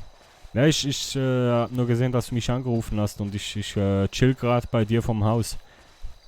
Ach so, Weil ja. ich habe einen neuen Kumpel hier getroffen Okay. und jetzt habe ich ihm ein bisschen da Sandy Shores und so, habe ich ihm dein Haus gezeigt und die Aussicht hier und jetzt chillen wir hier am See und gönnen uns ein Bierchen. Ja, wie gesagt, dann, solange ihr könnt auch ruhig bei mir auf dem Grundstück parken, aber macht keine Scheiße, ne? Nee, alles gut, ich hab auf der Straße geparkt. Weil du weißt, das ist mein Grundstück, ich kann auch die Autos dann klauen. Du kannst das Auto auch klauen, wenn es nicht dein Grundstück ist. Du bist Pole. Okay. Gut, wie gesagt, ich leg dann jetzt mal auf, ne? Ja, ey, ich will dich nicht aufhalten, ne? Ja, Bis ich rufe dich später. dann an, wenn Ja, ich fertig bin. Okay, Jo, ciao. ciao. Ja, er hat gesagt, wir können easy beim parkieren, aber fällt halt vielleicht nicht das Radio auch so. Okay. So, ja, in dem Fall Prost, hä? Ja, Prost. Auf die Schweiz Genau. und auf Afrika, Südafrika. Südafrika, ja. Ja, aber die meisten, als ich eingereist bin, also beziehungsweise von der Behörde, nicht von der Behörde, vom Sozialamt dort, wo ich angemeldet habe wegen dem Geld, der hat auch nicht gewusst, dass Südafrika ein eigener Staat ist noch. Bis ihm das auch Das ist erklären nicht konnte. ernst. Hat er nicht gewusst. Oh Gott. Ja, Amis halt, gell? Ja, Geografie, Ist das Fensterplatz. der gleiche gewesen, wo der gesagt hat, du darfst nicht Fitnesscoach werden? Nein. Nicht, Der okay. Fitnesscoach, also der, wo mir das gesagt hat, der ist Moin, Sirpo. bei der AK, ich glaube, das oranges Tanktop und irgendwie so. Also er hat schon recht sportlich ausgesehen, hat glaube ich eine Glatze gehabt, bin ich mir nicht mehr sicher, aber ich glaube, es eine Glatze gehabt. Okay. Ja, bei Ja. mir, ich hatte nur Frauen gehabt, bei mir Einreise. Ah, Also Lichtspiel für mich. hä? genau. Du hast eine geschlagen. Ja, eben. Oh je, dann noch eine Frau hast du geschlagen. Ja, nein, geschlagen ist übertrieben. Ich bin so über den Teppich rangestockelt und bin irgendwie mit dem Ellbogen so, keine Ahnung. Also so wie ich vorher, in dem Fall. Ja, so ähnlich. So ähnlich. Ein bisschen weniger hart. Ihr ist nicht das Cap vom Gring gefallen. Ja, sorry. Also, aber da das Bier, da spürst du nachher nichts. Das ist nachher alles weg. Ja, wie findest du das Bier? Sag ehrlich. Also, gewöhnungsbedürftig. Also, ein bisschen eine Frechheit, dass du es mit einem Feldschlösser verglichen hast. Ja, aber jetzt im Vergleich, also ich weiß nicht, wie manchmal hast du Feldschlösschen gehabt in deinem Leben? Wie manchmal bist du in der Schweiz gewesen? In der Schweiz bin ich 2 Mal gewesen. Mhm. Also immer halt dort, eben von der Mutterseite her, bei ihr daheim dort. Die wohnt also der Nähe Aarau dort. Mhm. Und ja, schon ein paar Mal. Also wie lange bin ich gewesen? Aber so gesamthaft in meinem Leben bin ich vielleicht etwa 5 Wochen dort gewesen. Okay. Und weil weißt, der Flug halt dort rauf in die Schweiz kostet halt eben auch relativ viel und du fliegst halt eben extrem lang. Mhm. Und aber ich habe dort schon dürfen eben ein bisschen Feldschlösser probieren. Also ich habe natürlich auch anders gehabt. Ich glaube, es war jetzt nicht kein Eichhof oder so, wie das heisst. Schon besser. Und irgendwie so ein graubündisches Bier oder wie der Kanton heißt, Galander. Graubünden. Skalander, genau. Das war noch gut gewesen. Mhm. Das war schon gut gewesen. Da bin ich wieder. Nein, ich bin auch nicht so Fan von Feldschlösschen. Okay. Ich weiss nicht, es gibt bessere Bier für mich. Du, liegt eigentlich ein Auto im Wasser? So eine Van. Mhm. Okay. Wahrscheinlich irgendetwas passiert. Hä? Oder Ja, eben- in dieser Stadt siehst du Sachen, das willst du gar nicht wissen. Ja, also hast du eigentlich gedacht. Warum liegen überall so viele Velo rum? Ja. Aber die werden da- meistens noch gebraucht. Aber da wollte ich gerade fragen, wie kommt man zu einem Velo? Weil ich finde, ein Velo, gerade jetzt für am Anfang, nicht einmal so ein schlechtes Fortbewegungsmittel. Und dort musst du, glaube ich, nicht irgendwie ein Autobillett haben. oder Nein, sonst musst irgendetwas. nicht, aber die kannst du glaube nicht offiziell kaufen. Okay. Ich glaube, die gehen mehr so unter den Hang über den Stadtpark und ich wüsste es nicht mal, aber ich wüsste, wer dir helfen kann. Ich habe einen Pol und einen Schweizer, die können dir alles besorgen. Also ja wirklich... warte, ich kann den mal fragen.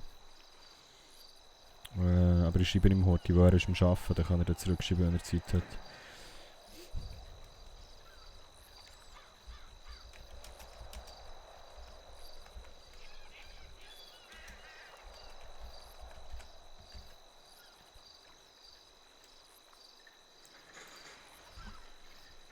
Schreibe es gleich beiden heute.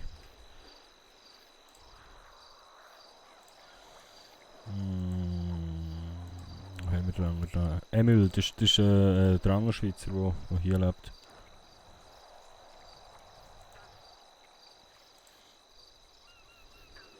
Da muss ich noch schnell schauen, wir haben noch andere Leute angerufen. Oder Hadi hat mir noch angerufen und Emma. Ich Ja, rufe mach nur. ich rufe denen noch schnell zurück an.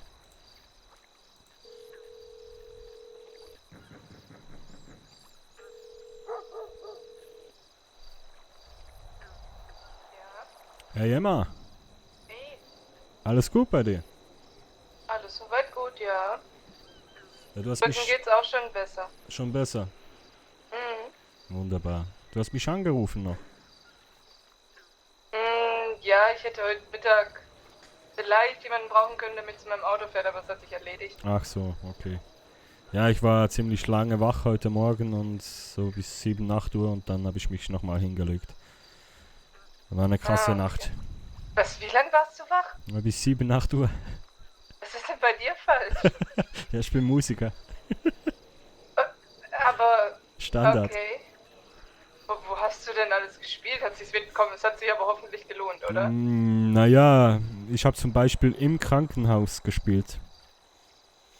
Ach so, wenn ich nicht drin liege, dann spielst du im Krankenhaus. Ja, nee, aber Sophie war da. Ah, okay. Hast du mitbekommen? Warum? Nee, was war? Ja, ich und Ben und Sophie waren noch ein bisschen unterwegs. Dann habe ich denen meine Wohnung gezeigt. Und dann sind wir da noch aufs Dach gegangen und ich habe da noch ein bisschen gespielt. Oh, wenn du schon so anfängst. Ja, und Nein. dann beim Runtergehen, ich hab noch gesagt, hey, passt auf. Und dann bin ich vorgegangen, bin runter, kein Problem. Dann kam Ben, kein Problem. Dann drehe ich mich um und es macht so Flatsch. Oh, Ja, es ist eigentlich überhaupt nicht lustig. Aber Nee.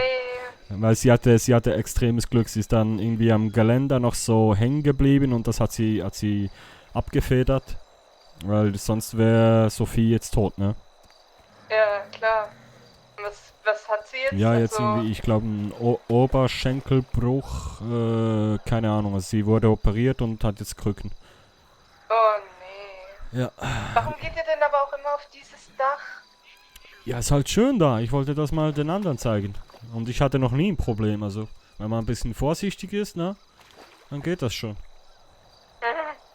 Bist du nicht letztens erst fast vom Dach gefallen? Ja. Aber nur fast. Oh, Mann. Ja, ja. Nee, und dann habe ich halt im Krankenhaus ein bisschen diesen einen Song gespielt. Ich kann mir schon denken, nicht.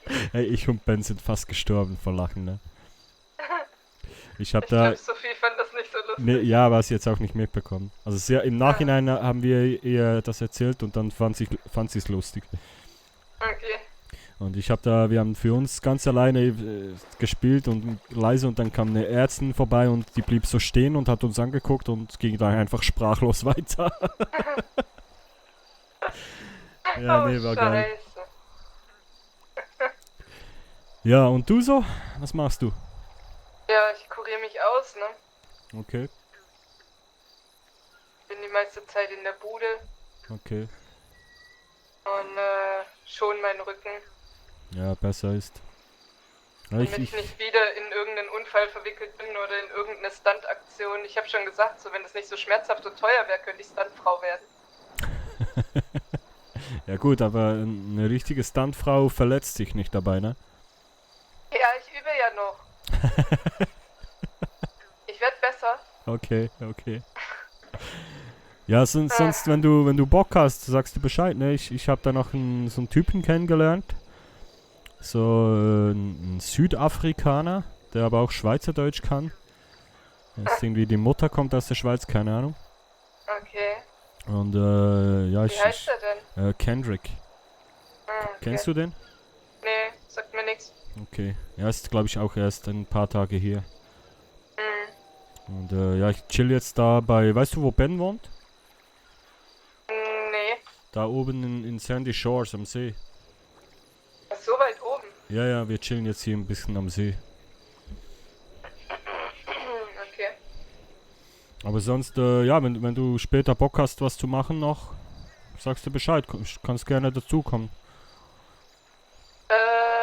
Heute heute Abend eher schlecht. Ich muss mal die Tage gucken. Okay. Aber Mittwoch 21 Uhr, ne? Ach, das ist diesen Mittwoch, ne? Ja. Jetzt enttäuscht mich nicht. Ja. Ich versuch's wirklich, Bruno, wirklich. Okay, ja. Nee, wenn es nicht klappt, ist auch okay, ne? Ich würde wirklich sehr gerne, das weißt du. Ja, ja, alles klar. Nee, ist kein Problem. Aber, Schau mal, Es wie kann- es es schau kann mal, ein wie es dir bisschen geht, ja. Ja, und auch wenn du, wie gesagt, was du gestern noch gesagt hast, ne, wenn du mal reden wirst, sag's Bescheid. mach ich. Okay. Aber bleiben wir erstmal so wie gestern. Ja, ja, klar. Wie gesagt, was man mir erzählt, bleibt bei mir. Außer es ist, außer ich soll das weiter erzählen. Ja, und auch, dass wir nicht telefoniert haben, okay? Ja, ja, kein Problem, kein Problem. Okay. Wieso Das ist gerade ein macht er auf bisschen- eifersüchtig? Nein. Okay, okay. Nee, in die Richtung nicht. Das ist alles gut. Okay, okay. Ja, nicht, dass er mich dann trifft und ich auf die Fresse kriege oder so, ne? Nein, Okay, da brauchst du dir gar keine Sorgen machen. okay. Aber, ja, mal schauen, vielleicht ergibt sich das irgendwann, aber im Moment Okay. schwierig. Ja, gut. Dann einen schönen Abend noch, ne? Ja, den wünsche ich dir auf jeden Fall auch. Dankeschön. Und pass auf dich auf, ja? Hey, immer doch, du auch. Mach ich. Ciao. Alles klar. Ciao.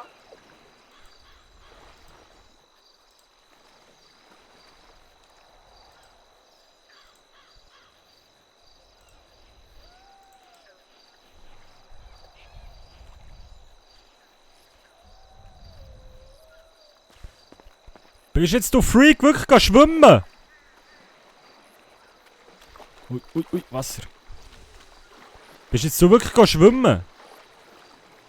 Der Zeit, wo du schon die Anrufe tätigen, habe ich gedacht, jetzt gehen wir mal kurz baden. Ja, ist es warm? Oh, es geht, es ist angenehm. Weißt du was? Warte, ich hab Badhose im Auto, ich komme gleich wieder.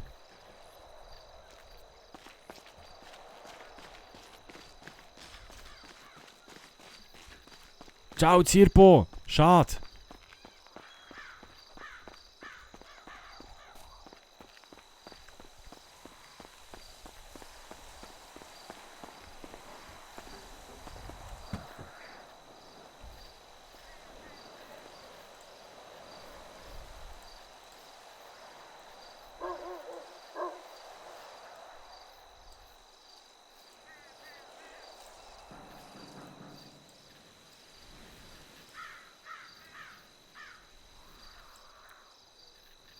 Kommen später wieder, super.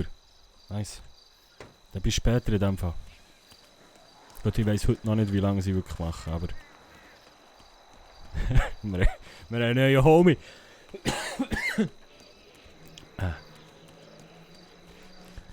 Wuhu! Platz da!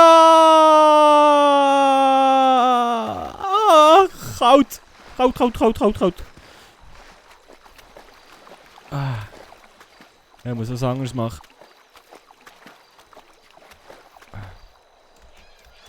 Ui, au, ah. Da. Oh, hoppa! Ah. Ah. Ja, ist frisch, erfrischend. Ja, ist doch gut, so warm wie es da ist. Ja, Zum Abendkühlen. tut gut. Wirklich gut. Ah. Ja, und was gibt es sonst noch so, was man muss wissen in dieser Stadt? Red mal ein bisschen Leute, ich höre die fast nicht. Was gibt es sonst noch zu wissen in dieser Stadt? Was man so muss beachten oder Ja, was kannst du empfehlen? ja, in Bezug auf was empfehlen? Ja, ich weiß nicht, eben so jobtechnisch, weißt du, eben, ich werde ja nicht die ganze Zeit vom Sozialgeld leben. Ja, ist halt die Frage, was du gerne würdest. Also, ich habe halt so eine kleine Idee, ich will eigentlich, aber ich spiele jetzt am Mittwoch mein erstes kleines Konzert. Mhm. Also ich bin noch mit denen am Verhandeln klein. Muss jetzt noch mit ihnen aushandeln, was ich effektiv bekomme. Und ja, dann werde ich irgendwann mal ein eigenes grosses Konzert, weißt du, irgendwie so eine... Es gibt so eine Theaterlocation, ich mieten und dann dort selber etwas aufziehen. Okay. Und da könnte ich eigentlich theoretisch schon noch ein bisschen Hilfe brauchen. Okay, ja, also. Wupp. Ja, jetzt ist irgendwie das Wasser ein bisschen runtergegangen da. Ich kann ja stehen da. Ich werde eigentlich schon ganz gut baden. So. Ja, also ich kann dir schon helfen, weißt du? Wenn du irgendwie Hilfe brauchst oder so, ich helfe dir gerne. Mhm. Ich meine, alles was ein bisschen Geld gibt, wieso nicht? Ja, das können wir auf jeden Fall anschauen. Ja, mal Step by Step. Ja. Ja, logisch. Das wäre halt eben schon cool, weißt du, irgendwie so, ich hätte auch Lust irgendwie, eben so einen Club oder so, auf so etwas hätte ich eigentlich auch noch Bock. Weißt du, so etwas, Ist jetzt lustig, dass du das so einen sagst. Besitz haben oder irgendwie so, Ist ja jetzt nicht, lustig, nicht dass du einmal das in sagst. einem arbeiten, sondern einfach wirklich halt einen Selber besitzen, etwas, das wäre ja. cool. Es ist extrem lustig, dass du das sagst. Weil das ist nämlich schlussendlich irgendwann schon mein Ziel. Ach schon? Ja. Also ich weiss noch nicht, ob wirklich ein Club oder so, weil ich glaube, ich habe gehört sagen, dass jetzt der eine oder andere dann aufgeht und es gibt auch schon recht viel. Aber vielleicht sogar, es gibt doch so, ich weiß nicht, ob du das kennst, wir haben in Europa und die habe ich in Amerika auch schon mal gesehen, es gibt so die grossen Trucks, die so umbauen sind mit einer Bühne und einer Anlage drauf. Ja, also bei uns hat es das einfach so gegeben, dass wir so, du weißt, so Pickups hatten in Südafrika und hat so einen einfach so 2 Lautsprecher hinten drauf gebunden, weißt du, was ich meine? Okay. Und Nein, so, aber so musst du dir vorstellen, so wie ein Stadtbus, also so eine, oder ein Schulbus. Mhm. Und dann machst du einfach auf dem Dach wie eine Bühne drauf. Okay. Und dann das kannst du mit geht. dem, das geht, ja. Und dann kannst du mit dem Ding irgendwo herfahren und eine Party veranstalten. Und das fände ich eigentlich noch fast geiler, weil dann bist du nicht ortsgebunden, weißt du? So ein Das bisschen ist ja Open-Air-mässig, und egal ob ein Gitarrenkonzert oder ein Rapper oder ein Sänger oder ein DJ, dass man wie so ein bisschen Veranstaltungen machen. Also einfach so ein bisschen, ja, es gibt zwar schon eine Veranstaltungsbude in dieser Stadt und im Moment hat die noch das Monopol. Mhm. Das ist, wie heissen sie? Paradise Entertainment, glaube ich. Warte, ich muss heute nachschauen. Pass auf, dass das Ende nicht ins Wasser geht. Ja, das ist wasserfest. Ah, okay. Wo habe ich das gespeichert? Hey, ja, so viele Nummern mittlerweile. Ja, Paradise Entertainment heisst die. Ja, ich gehe mal kurz ein bisschen raus da. Ja, ich komme mal, es Weil wird langsam frisch. wird es wirklich ein bisschen frisch, ja.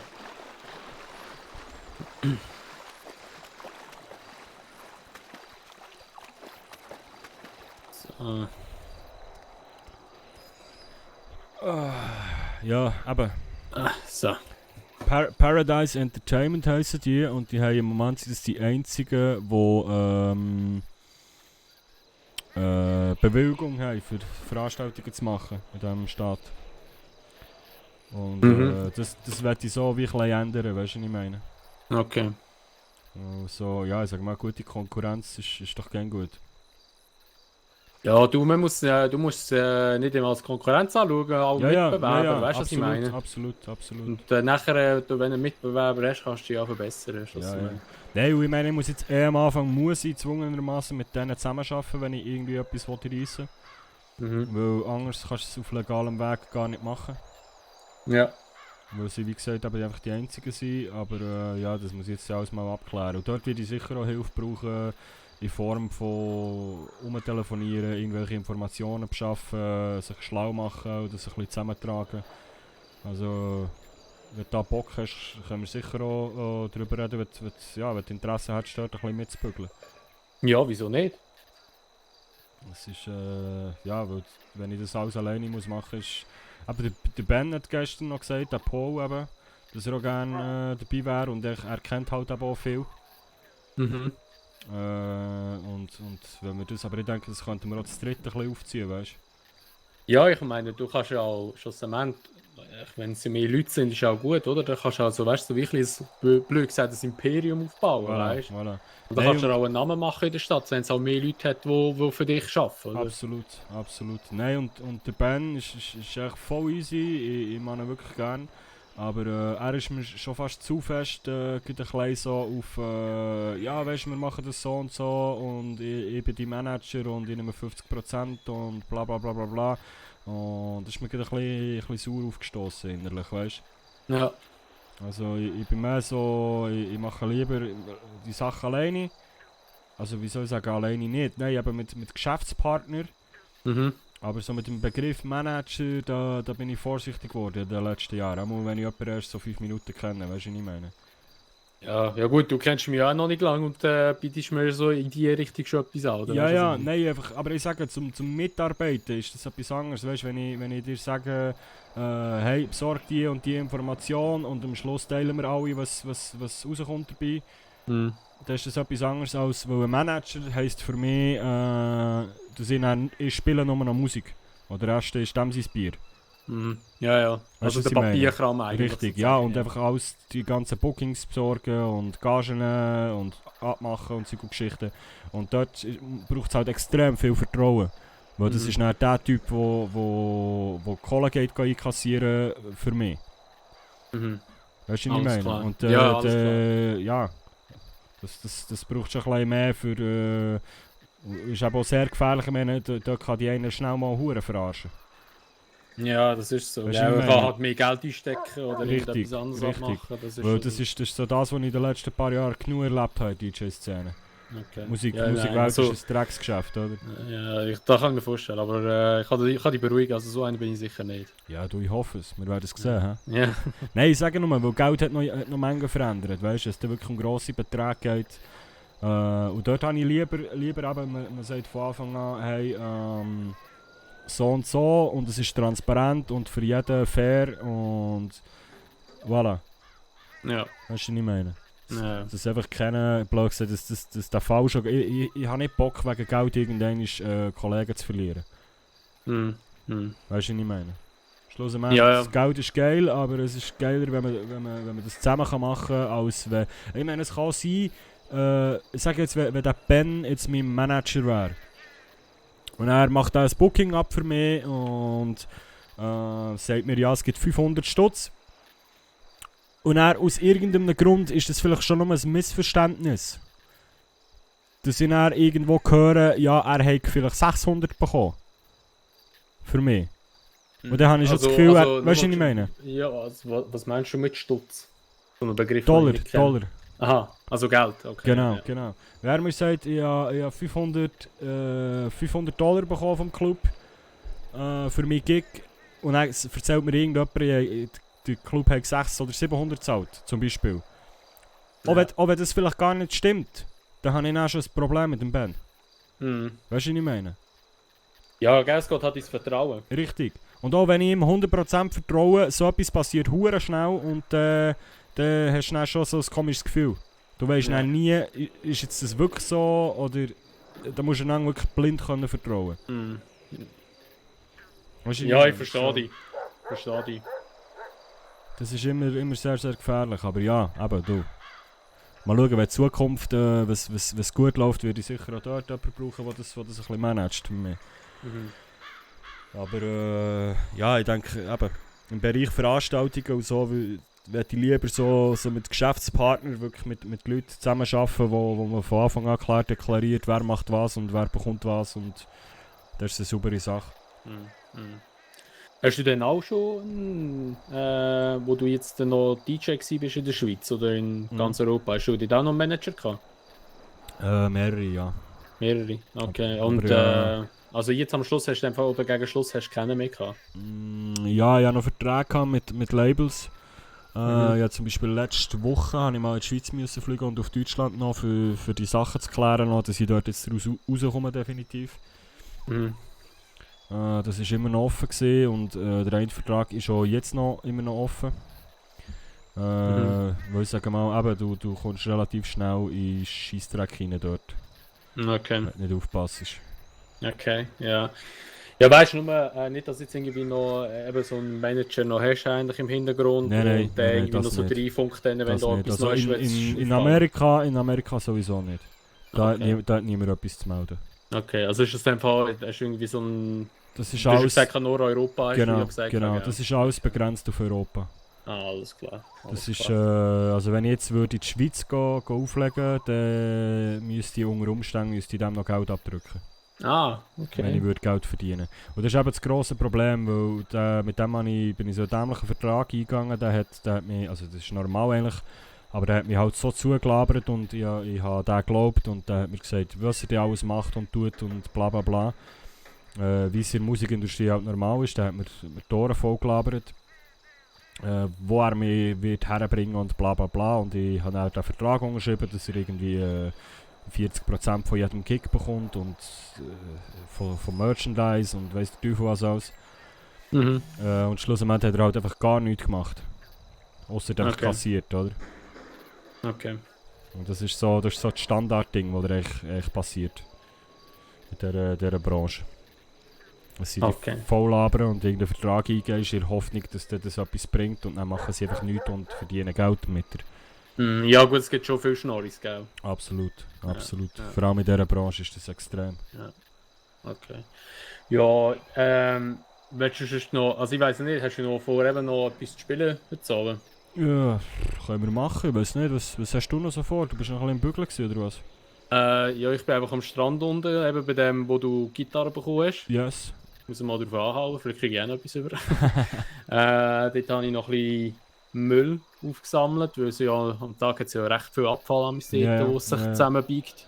Und, ja. Musst du einfach aufpassen, ich habe etwas gehört sagen, dass dort am Strand irgendwie nicht mehr rumrennen. Okay. Weil es irgendwie wegen, was hat der andere heute Morgen jetzt erzählt, ich habe schon halb geschlafen. Irgendwie wegen Lederschildkröte. Wo dort Babys, also Eier legen und einfach in dem Abschnitt, wo Köder gesammelt wird, darfst du nicht mehr rennen. Weil es die Gefahr zu gross wird, dass man die vertrampelt. Und die sind irgendwie auf der roten Liste und keine Ahnung. Okay, ja gut, verstehe ich. Okay. Ja, einfach das, also nur dass du weißt, wenn du dort gehst, go sammeln, dass du nicht rumsäckelst. Okay. Ja, nein, aber sonst, ich würde noch gerne dabei sein, wenn du mal noch ein bisschen Musik machst. Ja, und ich glaube auch, wenn mal eine Person schon mal dort steht, dann können vielleicht noch ein bisschen mehrere Leute, weißt du, wenn sie so sehen. So. Ja, das sieht locken wir ein bisschen Leute an. Kannst schon ab und zu mal weglaufen und wieder zurückkommen und so tun, als würdest du mir Geld geben. Ja, wieso nicht? Machen wir das so. Ja, also, ja, komm, dann gehen wir. Also. Dann noch etwas wieder anlegen, langsam wird es ein bisschen frisch. Oder? Ja, wo hast du deine Kleider? Ah, da. So. Ich gehe anfangen umziehen. Bin ich einfach am Boden geschmissen. Werdet ihr dreckig?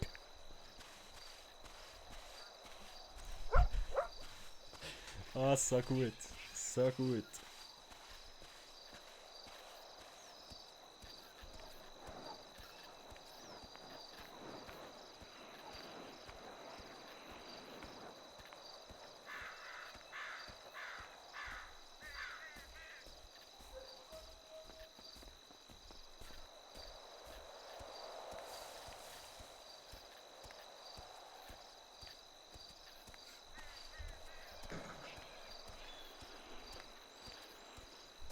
So, jetzt hat der Bruno einen Kollegen mehr. So nice, ja.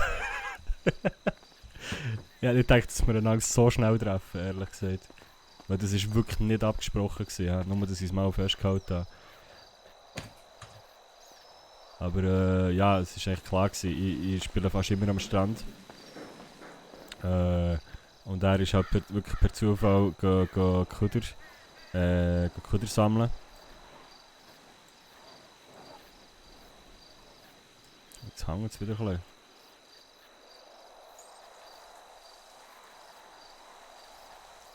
Ich die andere Hose anlegen, so. Hey, was ist los? Ah, das waren die Schuhe, verdammt. Warum hängt es jetzt wieder so? Nein, aber wie gesagt, es war wirklich nicht abgesprochen gewesen, darum hat es mich fast verdoppelt, als er kommt zu laufen. Ich bin fast gestorben innerlich. Yo!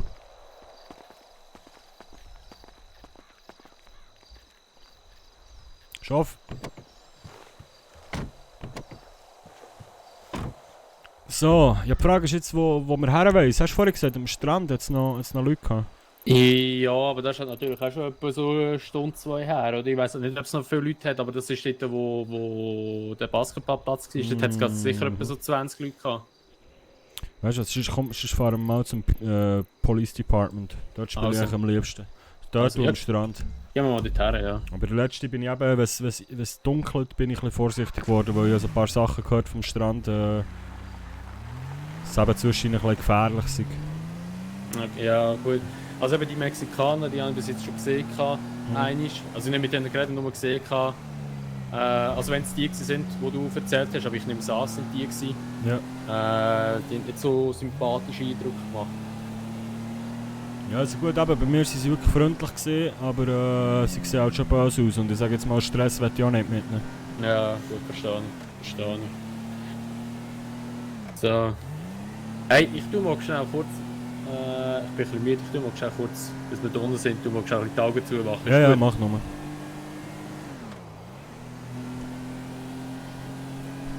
Er muss ja schiffen, oder was?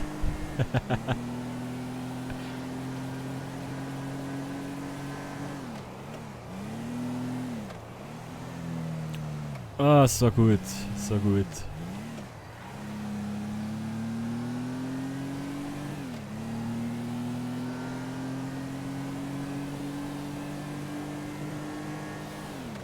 Sei es mein Auto langsamer ist, wenn der drin hockt. Fettsack da.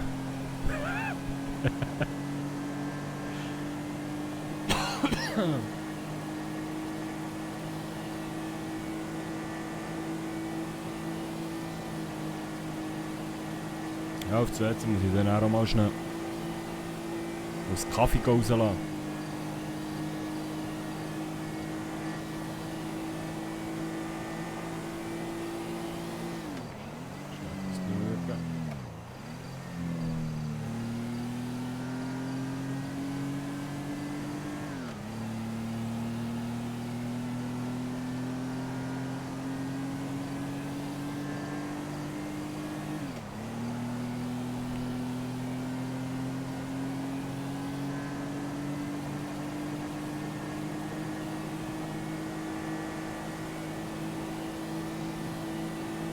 Verdammt, jetzt muss ich ja schon wieder tanken.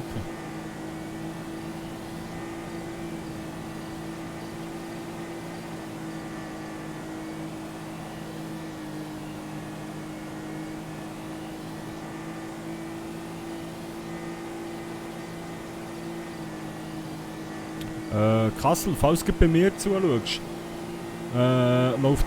ist es jetzt sauber gelaufen bei dir? Mit den neuen Einstellungen? Ui.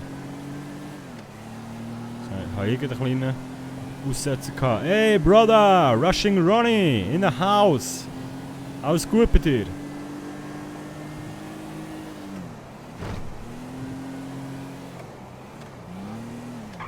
Läuft. Wunderbar.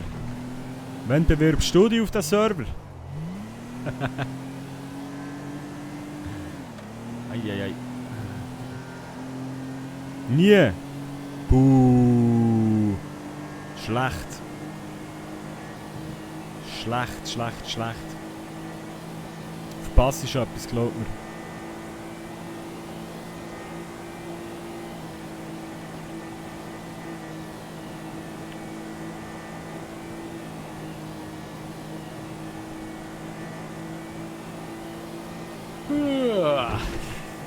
Ah, wir sind schon da unten, hä? Ja, ich bin relativ zügig unterwegs mit dieser Kiste da. Nur vorher gedacht, irgendwie ist er langsamer, seit du drin hockst. Ja gut, so schwer bin ich nicht. Ja gut, du bist halt schon ein rechtes Tier, ja? Ja, aber ich weiss auch nicht, was du noch im Kofferraum gelagert hast. Nicht viel. Da ist wieder etwas los, hä? Oh ja, das ist echt Autos. Nein, und ich habe einfach gemerkt, so Polizisten sind meistens recht gross. Boah, da kann er schon Geld. Welcher Mensch? Ja, der Weiss und der Grün. Ja, der Weiss sieht wirklich schick So einer wie da steht der Weiss, so einer hat eben der Ben gestern gekauft. Und er will ihn schon wieder verkaufen, also wenn du Interesse hast. Ja, ich habe glaube ich nicht so viel Geld, dass ich mir sagen 7000 will er, glaube ich. Das habe ich nicht. So, wir parken mal hier. Da muss ich immer noch zuerst die Autoprüfung machen. Ja, mach doch die Horti. Ja, ich muss zuerst die Frage reinlesen oder so. Er hat gesagt, ich muss irgendwie für den. Ah, meine Tür, Alter! Muss ich das nachschauen? Pass mal auf meine Tür auf! Ja! Da muss ich das Neckige. Warte, schau mal. Ich sehe nichts. Alter. Schlägt einfach meine Türen da dran. Ja, komm, ist gut. Gibt's ja nicht. Warte, ich muss noch meine Gitarre nehmen. Ja, sorry, was immer gesehen? Das weiß ich selber nicht, das hast du mir gerade rausgebracht. Autoprüfung. Ja, genau, ja. Aber ich muss noch ein bisschen reinlesen. Scheint gibt es eben eine Website, wo man das nachlesen kann, hat der Polizist gesagt. Mhm. Und du weißt nicht wo, oder wie? Mal im Internet und dort hat es irgendwie so Dort, eine wo die Seite, ganzen alle Gesetze sind. drauf Genau. Und dann hat es dort einen Punkt Verkehrsregeln. Also es ist nicht wahnsinnig viel, was du musst wissen. Ich kann dir das so sagen im Fall. Ja, ich schaue nachher schnell rein, wenn du am Gitarre spielen Genau. Ja, weil das hast du schnell gemacht. Das kostet einfach, ich glaube, $80, wenn ich mich nicht täusche. Okay. Du, aber jetzt sehe ich, der Karren fährt jetzt viel rum. Ha? Hier ist einer. Da vorne ist einer. Ja. Eben $80 und dann, warte, so, hörst du mich noch so, ha? Ja, ich muss mit Leuten reden. Ja, ist gut. nur nicht, dass es nicht jeder gehört. Das Wichtigste ist einfach, Geschwindigkeiten, die du musst wissen. Wo, wie schnell das darfst fahren. Das ist, der ist okay, da, der Grün.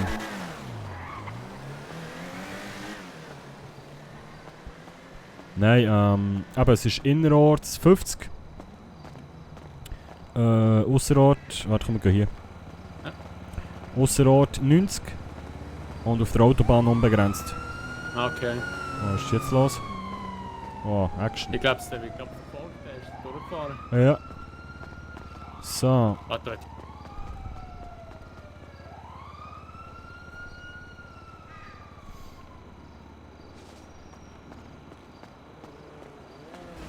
Ja. Komm mal noch ein bisschen näher. Ja, eben. Komm, Kenrick. Komm noch ein bisschen näher. Nein, eben. Ja, nicht so nah. Nein, was gibt's noch zu sagen? Eben Stoppschilder musst du beachten. Also immer anhalten am Stoppschild. Ampeln musst du nicht beachten, ausser die hier vor der Baustelle. Das ist die einzige, die ich weiss, die du musst beachten musst. Alle anderen Ampeln sind egal. Also, eine, die dort oben ist, oder was? Gut die... Was machst du?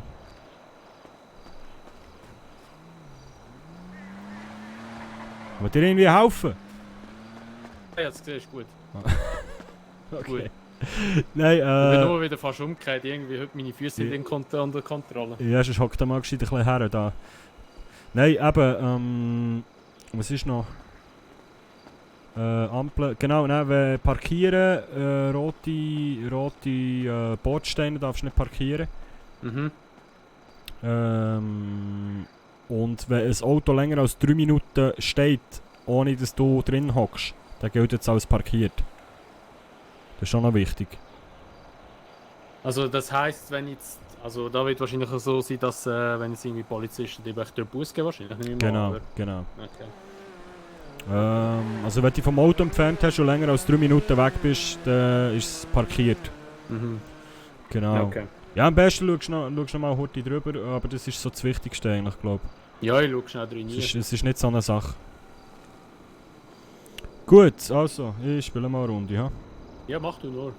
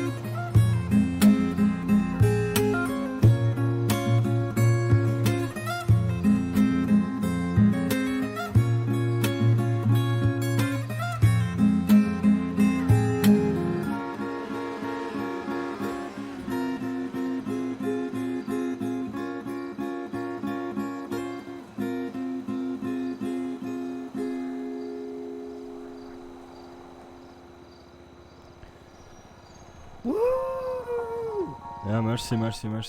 Oh, warte, ich bin gut der Nächste.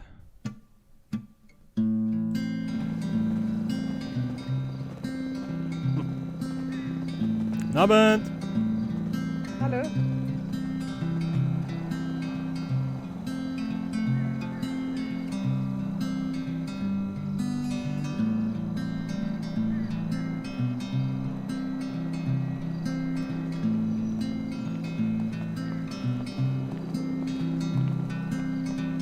Guten Abend!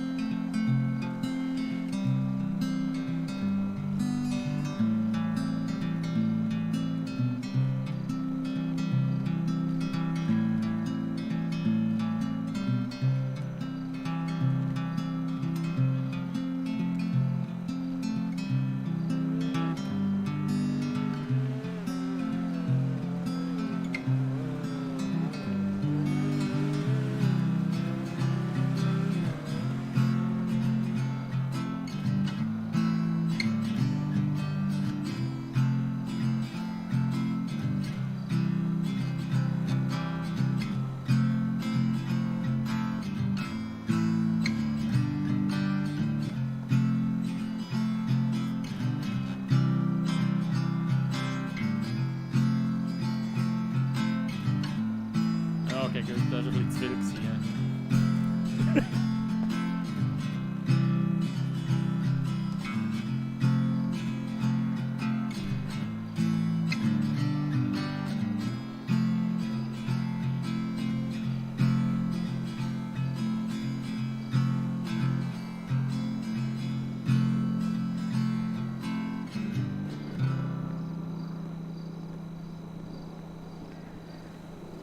Dankeschön. Vielen Dank. Guten Abend. Ein wunderschöner Herr. Ja. Ich müsste Sie leider bitten, ob Sie vielleicht ein bisschen leiser spielen könnten. Es finden gerade Bewerbungsgespräche statt und Hört ja. man mich bis oben? Ja, leider. Okay, Entschuldigung. Dann spiele ich leiser. Vielen Dank, wenn das möglich ist. Ja klar, Also klar, ansonsten kein Problem. Am besten woanders. Nee, ich spiele einfach leiser. Das ist kein Problem. Vielen Dank. Danke. Entschuldigung. Jo. Das passiert mir jetzt sogar zuerst mal. Die wäre noch etwas gewesen, hä? Ah, scheiße. Ja, aber das passiert mir jetzt sogar zuerst mal. Hörst du mich? Ja, aber Okay. irgendwie... Du bist gerade fasziniert, oder was? Ja, ich bin gerade ein bisschen hin und weg. Aber ich habe mir jetzt gerade so überlegt, die ist jetzt nicht so konsequent gewesen. Also irgendwie hat sie dir vermitteln, gang weg von da, aber sie hat es irgendwie nicht getan Ja, zu sagen. ja, das ist schon klar. Und so eine ist Polizistin, da macht mir ein bisschen Angst. Und also weißt du, wenn jemand so auf mich zukommt, leckt mir. Weißt du, wie ich meine? Ja. Und ich meine ganz ehrlich, selbst, also es hat es noch nie gegeben, dass mich jemand verscheucht hat hier. Aber selbst wenn, weißt du, was ich dann mache? Was denn? Schau mal genau, wo ich jetzt stehe. Ja, du stehst nicht auf dem Grundstück, wobei wahrscheinlich steht gleich dazu. So. Und hier kann ich machen, was ich will. Ja, das ist schon so. So, ja, nein, sonst, wenn wir uns irgendwie in den Stadtpark stellen, also ich habe ja immer die Devise, ich will niemandem auf den Sack gehen, weißt du? Ja.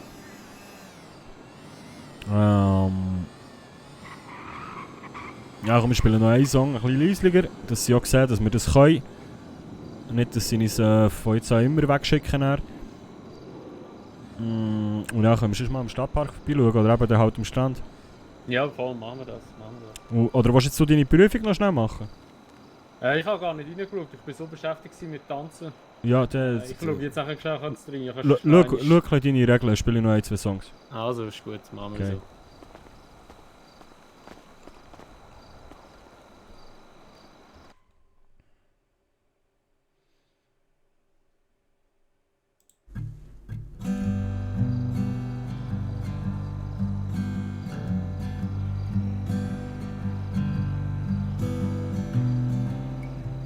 Kendrick,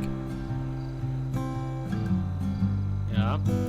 kannst du schnell da links ins Gebäude reingehen und schauen, ob man mich noch hört? Die Polizeiposten meinst du? Ja, einfach da links geht zur Tür rein, wenn offen ist.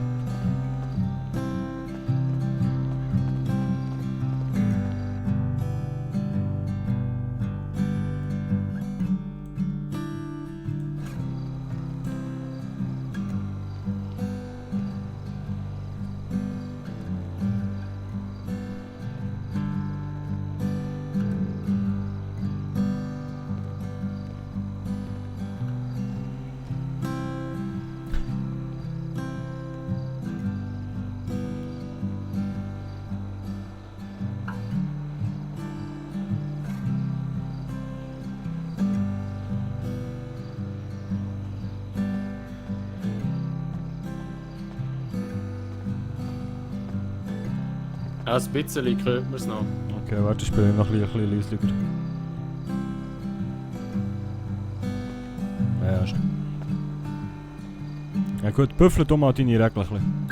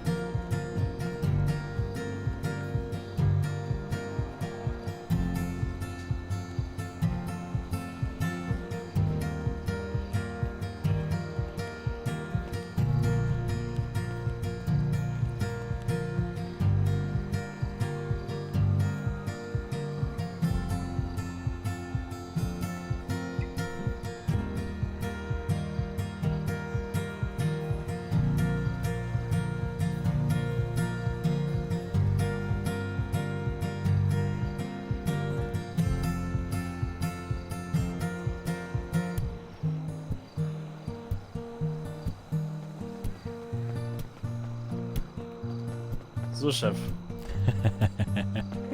Also schon, ich gehe heute einfach so vorbei, oder was? Ach. Oh, meine Güte, hier. Oh, vielen Dank. Nein, es war auszusehen. Der eine dort ist mir runtergefallen. Wie gut sind wir heute drauf? Jeder, was er will und kann, ne? Natürlich bist du sehr gut drauf. Oh, vielen Dank. Dankeschön. Schönen Abend. Danke. Gerne.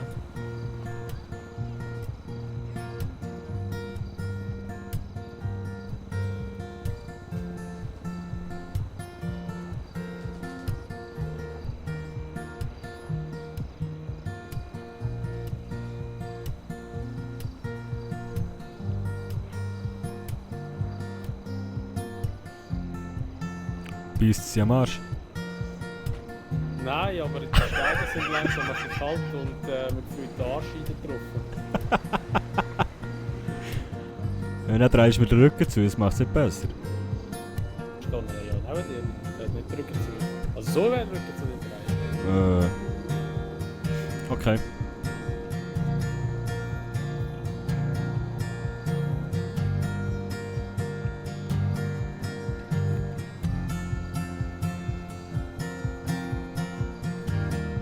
Also. Kannst du mal aufstehen und wieder abhocken?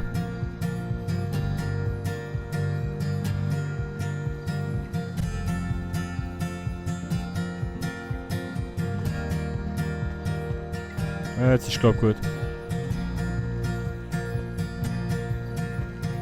Wahrscheinlich bist du ein bisschen benommen, weil deine Saiten von der Gitarre zu fest schwingen. Ja, ich bin manchmal ein bisschen im Film. Ich fühle es zu fest. Ah, du lebst die Musik, das ist doch gut. Absolut.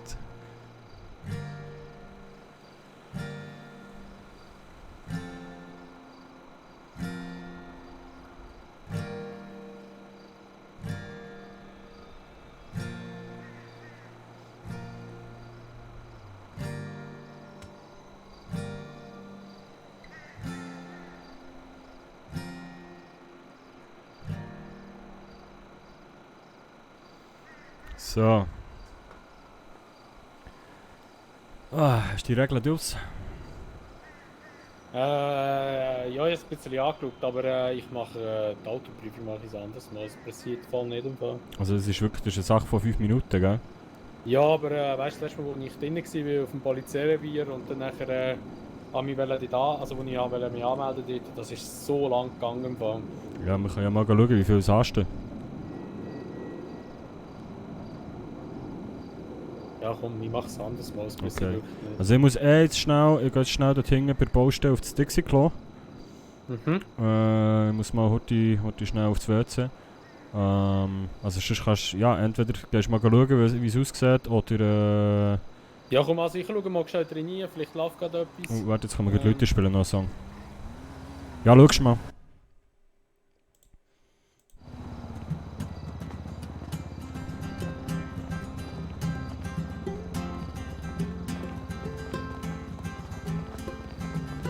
Erzählen Sie uns doch lieber. Guten Abend. was-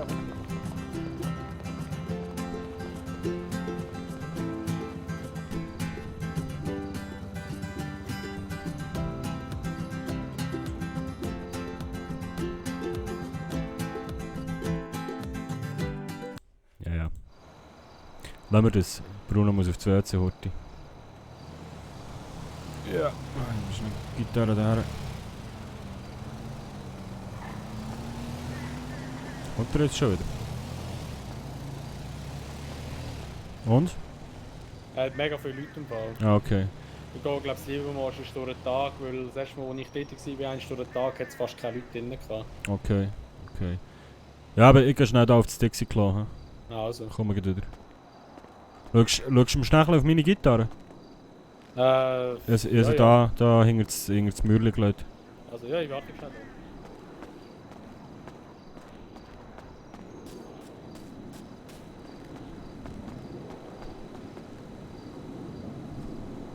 So. Leute, ich komme gleich wieder.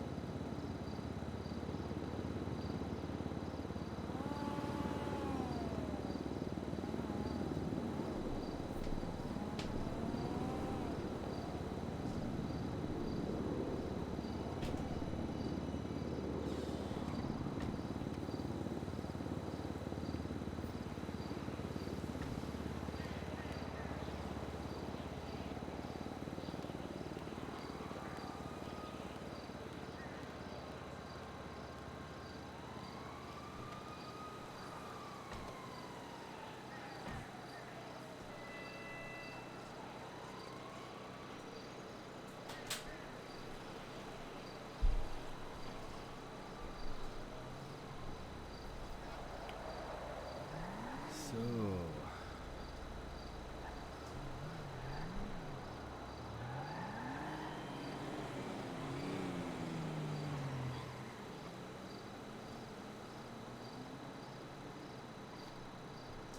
Ja, sind wir wieder.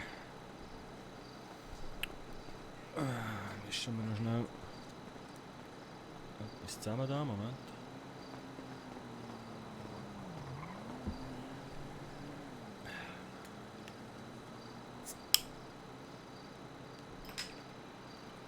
Scheiße, eigentlich können wir das Kaffee rauslassen. Naja, es wird halt eine Rivella.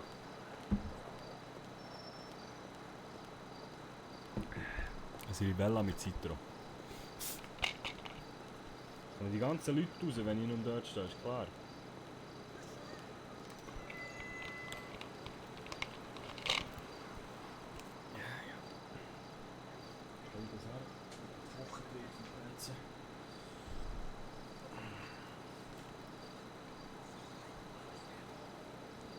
Prost, Chat. So.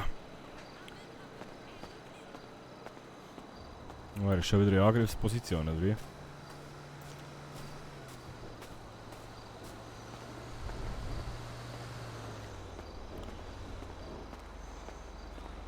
Hallo. Hello. Ja. Es ist eigentlich nur von wegen der Verkehrsregeln. Das ist nur das, was dort steht, wo man muss wissen. Und einfach noch Geschwindigkeiten. He? Genau. Okay, ja gut, so viel ist es wirklich nicht. Ja. Also eigentlich alles, was ihr vorhin gesagt habt, oder habe ich etwas vergessen? Ja, also einfach halt, eben, also Rasenmäher und was ist es noch gewesen? Irgendetwas anderes sind nicht so lässig auf der Straße und genau, darfst du auch genau. noch brauchen, dort wo das Kieswerk ist. Genau, und mit, dass du nur auf der Straße darfst fahren und nicht Offroad Nicht und so. abseits, ja, genau. Und also Feldwege sind ja erlaubt. Ja, ja. Und es steht einfach nur auf der Seite anhalten, du darfst nur im Notfall steht zwar, aber Ja, ja. Gut, ich glaube, das ist mehr auf die Autobahn bezogen. ja, wahrscheinlich dann noch der Pannenstreifen oder so, genau. Ja, voll. Ja, dann willst du gleich kurz probieren oder gehst du durch den Tag? Ich kann schon morgen. Probieren Okay. morgen durch den Tag, weil eben, es hat schon viele Leute. Ich glaube, sie irgendwie haben momentan viele Probleme und gehen anzeigen, statt so wie es aussieht. Okay. Ja gut, dass viele Leute hier sind, ist eigentlich für mich wär's gut. Ja. Ich weiß nicht, ob ich noch einen Song soll spielen jetzt, oder? Ich weiss, du solltest eigentlich mehr so die Führer, aber dann wärst du halt wieder auf dem Ding, gell? Auf dem Boden von der Polizei. Gell? Ja gut, Und dafür dann störe mit ich den glaube eben hier oben sind die Büros, da links oben. Also hinter dir. Lampen. Ja. Das sieht so nach Büros aus und vielleicht störe ich da vorne weniger als hier. Ja gut, aber vorher ist eigentlich auch, du störst wegen dem Bewerbungsgespräch. Ja, und die führen sie wahrscheinlich wo? In einem Büro, oder? Ja, Nehme ich mal schwer an. Und nicht in der Eingangshalle.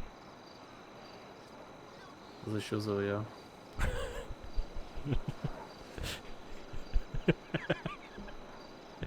Ah, schön. Ja, komm, stehen mal da vorne nachher für einen Song und dann kommst du weiter, wenn du Bock hast, wenn du noch machst. Ja, eben bin ich langsam eigentlich ein bisschen müde. Was, jetzt schon? Ja, jetzt schon. Und wie lange bist du schon wach? Schon lang. Okay. Ich weiss aber nicht, welche Uhrzeit dass ich aufgestanden bin. Wenn wir jetzt eigentlich halb 10 haben wir jetzt, so wie es aussieht. Ja, vor allem.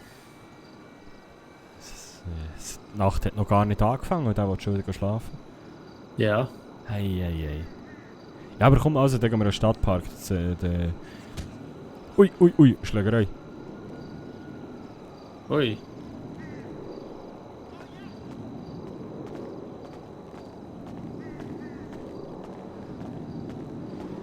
Alles klar bei Ihnen? Ja, selbstverständlich. Ja, Okay. Ab und zu haut mein Chef mir mal welche, weil ich immer böse Sprüche mache. Ja. Okay. Da kann man mal plädieren. Was wollte ich jetzt sagen? Schönen Abend.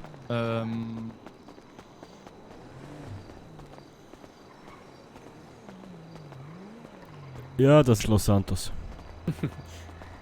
Da wird man sogar vom Chef geschlagen, ey. Absolut. Ja, ich weiß nicht, was musst du sonst noch so wissen von der Stadt? Hast du noch Fragen? Irgendetwas, was du sehen willst, oder? Keine Ahnung im Fall. Also du hast mir jetzt schon viel gezeigt, wir sind ja eben noch in Sandyshore gewesen. Mhm. Go baden bin ich auch, das ist auch gut. Weiss es im Fall gar nicht. Also gehst du mal zum Stadtpark und dann nachher kann ich ja Sonst, dann... wenn du willst, wir können immer noch ins Tequilala fahren. Das ist dort, wo ich am Mittwoch mein kleinen Gig mache. Mhm. Sonst kann ich dir das mal zeigen, falls du am Mittwoch auch wach bist, kannst du gerne mal mitkommen. Ja, wieso nicht? Komm, gehen wir mal schnell dorthin in dem Fall. Ja. Aber das mal kannst du Ah? Was? das mal kannst du sonst dein Auto wegfahren. Ja. Schau dir wieder eine Bühle dann, oder gut, Bühle hat es nicht gegeben, aber Nein. dass deine Autotür kaputt geht. Ich warte schon da vorne. Jupp.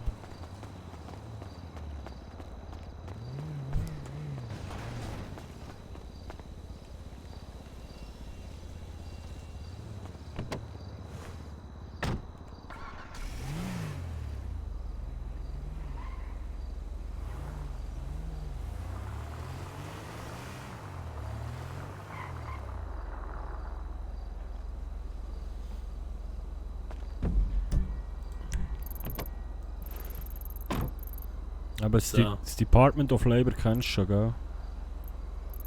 Ja, das ist eben das Sozialamt, Dort, oder? genau, ja. Ja, einfach das Arbeitsamt, ja. Ja. So. Also ich bin eigentlich schon dort so... Sag mal, das Wichtigste habe ich schon gesehen, oder bin ich schon gewesen. Okay. Aber zum Glück noch nicht im Spital. Ja, soll ich dir noch zeigen, wo das Spital ist?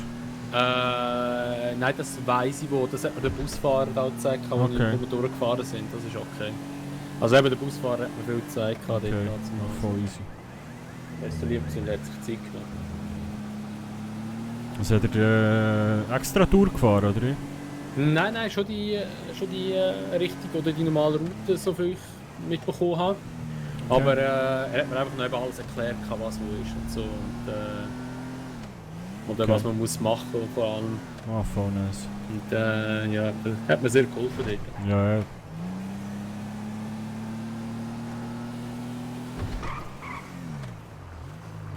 Ich glaube, wir gehen hier gerade auf. Wie hat das geheißen? Tequilala. Tequila. Das ist ein Bar, oder? Es ist so Bar, Schrägstrich, Club, so. Ja, siehst du jetzt. Wenn sie offen haben, ich weiß gar nicht. Okay. Es ist so eine kleine Bar mit einer Bühne drin. Uff. Oh! Da bin ich mit dem Arsch noch ein bisschen angekommen. Ja. Ja, warte, wir schauen dann. Fahren magst du auch vielleicht rechts her Ja, oder so. ja, Ich weiss warte. nicht, ob das Auto jetzt irgendwie einen Schaden hat davon. Dass man irgendwo da eine Strassenlampe hat und ich kann anhalten. Ah Mann, irgendetwas ist immer.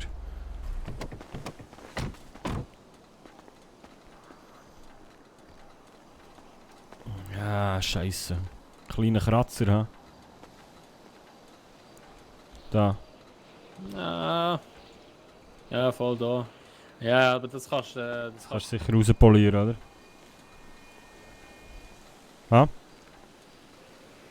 Du kannst wegpolieren lassen. Ich glaube, Ja, so ja. schlimm ist es nicht. Also fühlt es sich auch nicht so tief an, der Kratzer. Du kennst dich ein bisschen mit Autos aus in dem Fall. Ja, es ist Mühe, aber auch nicht allzu gut. Aber Okay. so, was so gerade so Lack und so alles anbelangt und so. Okay. Weil in Südafrika, so blöd wie es dort unten ist, so ein Driftsinn recht gross. Okay. Nice. Ja, das ist jetzt gerade ein ziemlich schlechtes Beispiel gewesen, aber mit... Warte schnell, meine Schuhe ist auf. Ja. So.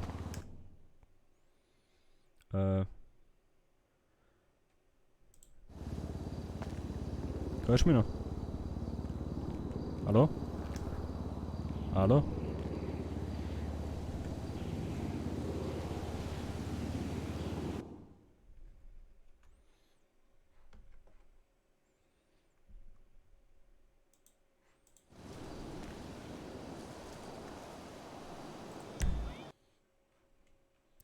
Ja, da ist schon die Teamspeak abgeschmiert.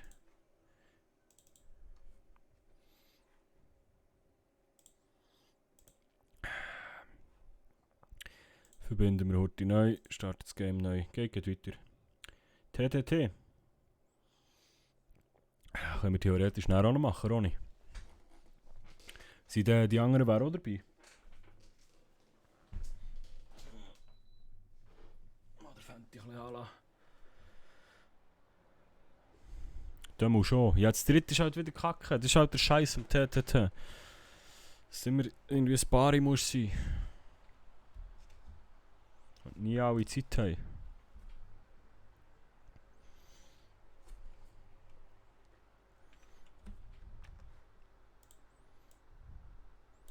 Frag mal hier. Ja, hier hilft auch niemand. Oder wer meinst du? In-game kann ich schlecht fragen. Und der Castle weiss ich, der macht jetzt selber mal Feierabend. Die anderen zwei, die zuschauen. Keine Ahnung, wer das ist.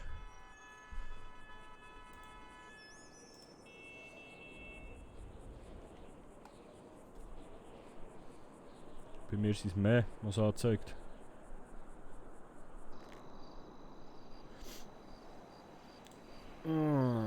So.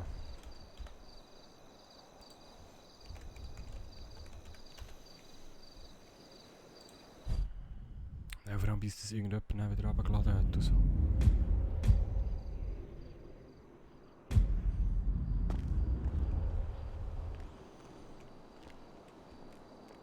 Ja, aber der hure Kratzer, das sollte man rauspolieren haben.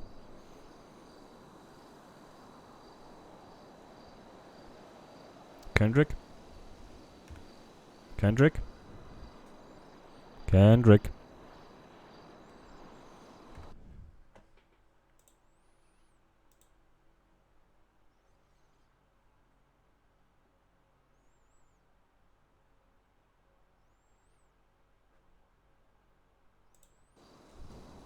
Kendrick? Ja. Aber den Kratzer sollte man rauspolieren haben. Ja. Okay. Ja, fahren wir weiter. Also.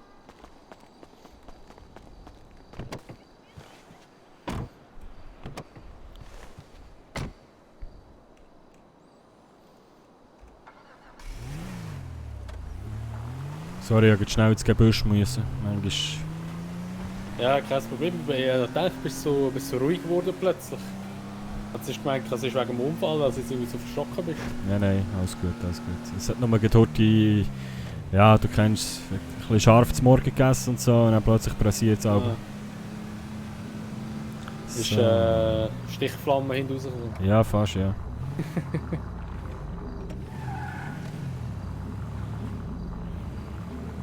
Also genau hier, wo ich jetzt parkiere, solltest du aber eigentlich nicht parkieren, ha? Wieso da schon... Ah nein, das ist ja gar nicht rot hier. Hinten ist rot, ja, genau. Ja, ich sehe es gut. Gut, so, jetzt ist einfach so, wenn wir da reingehen und da Musik läuft, die ich nicht gerne habe, dann laufe ich gleich wieder raus. Okay, ist gut. Das Ding.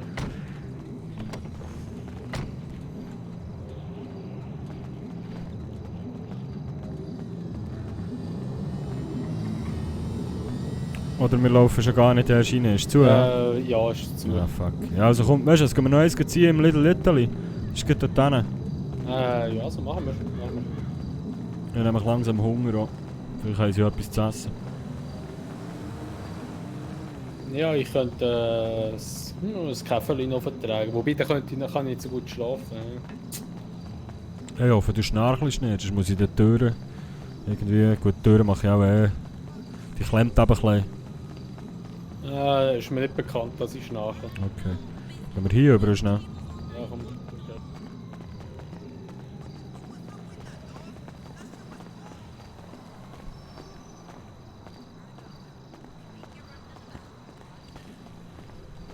Und wir essen schon hier etwas, oder? Trinken etwas, und nicht so mitnehmen, oder? Ja, tun wir da schon etwas essen? Da oben ja, auf der Terrasse wäre doch cool. Ja, voll. Okay.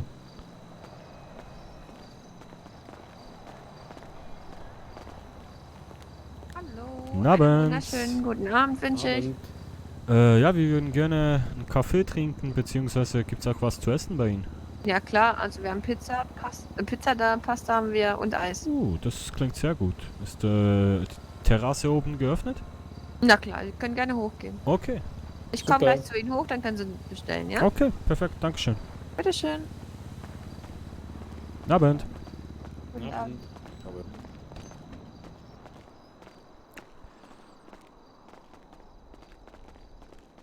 Ja, weißt du, wie lange habe ich keine Pasta mehr gegessen?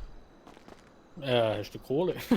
Ja, ist gut. Also ich habe 8 Dollar Ich dabei, lasse aber ich weiß nicht, ich dass lasse es für die. Pasta langt. Ich lasse die. Nein. Danke vielmals. Geil. Sind ja alle noch voll besetzt da. Mit überall Zeug drauf. Ja. Warte, ich rauche mal noch schnell eins. Wir können ja dann... Es ist ein bisschen luftig, ha? Ja. Aber schön, oder? Ja, ist schön da. Also, Ich glaube, das Aussicht Restaurant haben sie eben auch neu gemacht. ja, vor allem die Aussicht dort rauf. Mhm. Bist du dort oben schon mal gesehen? Nein. Ich bin glaube vorgestern mal dort oben gesehen.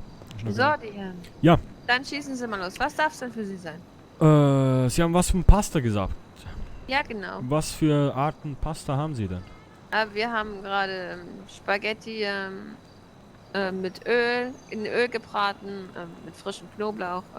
Also Alioli oder so, Pfeffer. ne? Genau. Ja, das klingt gut. Alioli ist Knoblauchsoße, aber so ähnlich. Genau. Also einmal Spaghetti für Sie, ja? Ja, gerne. Für den anderen Herrn. Ich nehme das gleiche. Okay, was zu trinken noch? Mm. Hätte auch noch dazu passend einen schönen Wein da. Ja, komm, können wir uns. Ja? Ja, passt. Alles klar. Dann mache ich euch das fertig, bringe ich euch gleich hoch, ja? Sehr gerne. Dankeschön. Super, danke. Bitte. Wir müssen schließlich deine Einreise feiern hier, hä? Ja, der ist aber schon ein Weile her. Ja, nein, aber auf unsere Bekanntschaft. Ich glaube, das wird das teuerste Essen, das ich je hatte, aber es ist es mir wert. Ja, Ja, sonst aber kann ich noch weißt- schnell Geld holen. Nein, alles gut. Ich meine nicht wegen dem, ich meine allgemein. So, ich schaue sonst gerne sehr, dass ich möglichst wenig ausgebe. Aber ich bin jemand, weißt, ich gebe lieber, also wie soll ich sagen, ich lebe davon, was mir Leute geben beim Spielen. Mhm. Und dann gebe ich auch gerne mal jemandem anders nachher etwas. Weißt du, so, ich glaube ein bisschen an das Karma. Weißt du, was ich meine? Ja, ich weiß schon, was du meinst. Aber du gibst jemandem etwas, wo dir noch gar kein Geld gegeben hat. Weißt du, was ich meine? Ja, nein, es geht ja nicht um das. Es geht darum, ich gebe etwas in einem guten Glauben und egal auf welche Art und Weise, es wird wieder zurückkommen. Ja. Weißt du, was ich meine? Ob jetzt von dir oder vielleicht, es kann sein, dass mir der Polizist vorhin 100 Stutz zugesteckt hat. Hat er dir 100 Schutz zugesteckt? Klar hat er mir 100 Stutz zugesteckt. Oh mein Gott. Also der durchgelaufen ist mit Ja, dieser Frau? nein, ich weiß nicht mal, ja genau der. Ich weiß nicht mal, ob er Polizist ist. Ich weiß nicht mal, was der genau macht, aber den treffe ich fast jeden Tag. Er hat mir schon gesagt, ob ich ihn eigentlich verfolge. Den treffe ich wirklich jeden Tag und der gibt mir immer entweder 20, 50 oder 100 Stutz. Was? Okay. Ja. Stutz. Jedes Mal. Ein Wort muss ich mir gewöhnen. Ja, Stutz das kenn bringe ich nicht gar weg. Das bringe ich nicht weg. Das ist so verwurzelt in mir. Das ist so ein Schweizer Begriff. In dem Fall. Aber schön hier, Mann. Ja, ist mega Ich hoffe, der Wein ist nicht allzu teuer. Ja, wenn natürlich so, keine Ahnung, ich kenne mich mit Wein nicht so aus, aber wenn da natürlich schon so ein teurer Tropfen kommt. Ja, weil Kostet ich ja einfach nicht so gesehen, ich einfach gesehen, die Tankstelle ist, glaube ich, das Glas Wein $20 oder so. Ui. Und die Flasche irgendwie, ich weiß nicht einmal, 80. Ich bin nicht mehr sicher, ich kann das nicht mehr sagen. $80. Ja, es ist also... Ich bin gespannt, was... ich bin auf die Rechnung gespannt. Können wir echt sagen, der Wein war nicht gut gewesen und dass wir ihn nicht mitzahlen? Wäre Korken! Oh, das sollte mir echt wirklich mal geben. Wir saufen die ganze scheiß Flasche und dann sagen wir, hey, sorry, Er Korken. er ist nicht gut. Bring einen neuen. Nein, ich komme echt noch recht viel hierher. Okay, Stammgast. Ja, mehr oder weniger. Hast du vielleicht auch gesehen, warum, oder? Ja, sie hat zwei grosse Argumente gehabt. Oh, nicht Suzi kommt, glaubst du, oder? Ah, nein, ist sie nicht. Nein, ist sie Ja, aber nicht, kommt ist doch. jemand Abend. anderes. Abend. So. Dann gieße ich Ihnen gerade mal den... Oh, warte, ich stelle erstmal Ihr Wasser hin. So. Ja, danke. Haben Sie da irgendwo einen Aschenbecher? Bitte? Haben Sie irgendwo einen Aschenbecher? Ja. Ah, da auf dem Tisch, ne? Auf dem Tisch dürfte einer stehen, genau. So, ich habe Ihnen das gerade hingestellt, ja? Jo. Einen guten Appetit wünsche ich. Dankeschön. Dankeschön. Dankeschön. Sehr schön.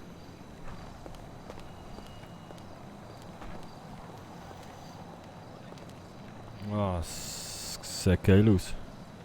Sieht mega gut aus. Aber jetzt unter uns, hä? Das ist...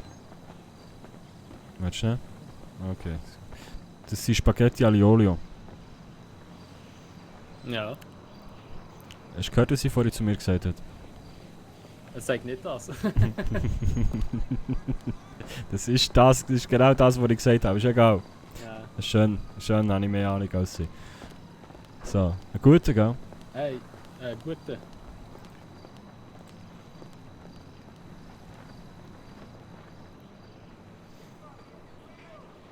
Nachher noch den Wein probieren da.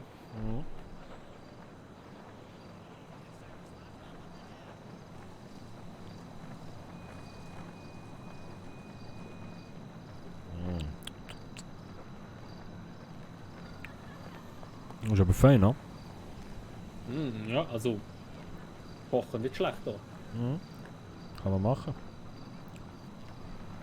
Ja gut. Ich glaube, es wäre auch schlecht. Wie heißt der Laden?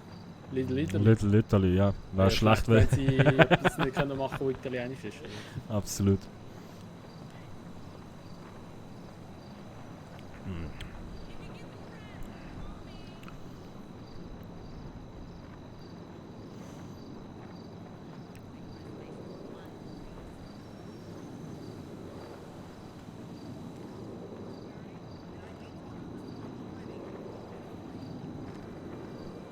Das ist schon recht viel. Was sind wir für eine Portion? Sättigt hoffentlich der Auswähle.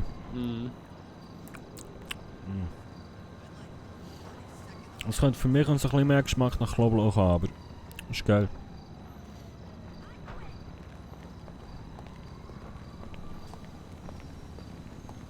Ich finde es eigentlich gerade gut, so wie es ist. Also, Ja, kann man, also, ja, kommt jetzt auf den Preis drauf an, aber kann man mehr machen.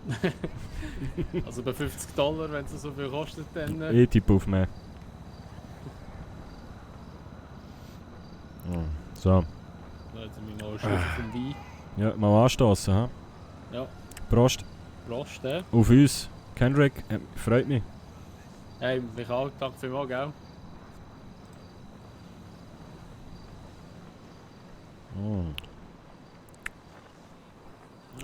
Was ist das, ein Kanonau oder etwas? Ich weiß es nicht. Dann mal fragen, was das für Wein ist. Oder meinst du, das weiss ich auch nicht? Ich glaube, sie weiß es nicht. Ich frage ihn auch mal. Dort bin ich, was soll ich sagen, bin ich Asi manchmal. Aber dafür gebe ich auch gerne gut Trinkgeld. Also, es ist so... Also ich finde, ich weiß nicht, ich finde irgendwie... Also, ich hoffe jetzt nicht, dass es so allzu teuer ist, aber irgendwie finde ich den nicht so fein. Also, ist schon gut. Ja, ist okay, ist okay. Aber ist besser. Es gibt bessere, ja. Hast du mal Kanonau, also Kanonau ist nicht, sardischer Wein. Habe ich noch nie gehabt. Musst mal... Der Wein ist so, erinnert mich einfach irgendwie so, als wäre es irgendwie so ein französischer Wein, aber ich weiß nicht, was der mit einem italienischen Restaurant verloren hat. Ein bisschen Geschmack nach Tetra Pak, meinst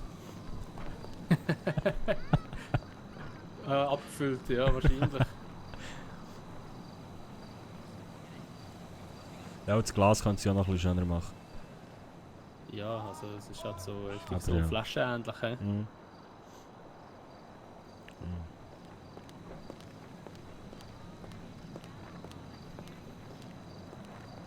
Dafür jetzt einen guten Arsch. Ja, aber das Parfüm ist nicht so geil.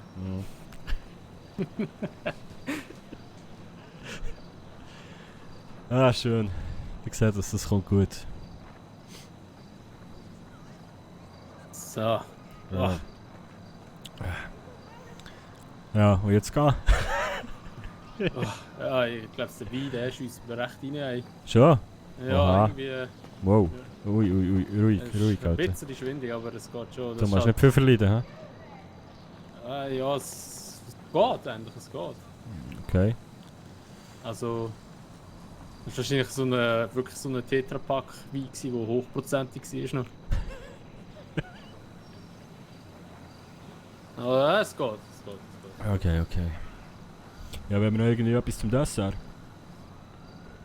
Ich weiss nicht, ob ich das noch mehr verliere, weißt du, was ich meine? Ja, schau mal, warte mal. Also doch hier irgendwo... warte mal. Hier vorne irgendwo hier.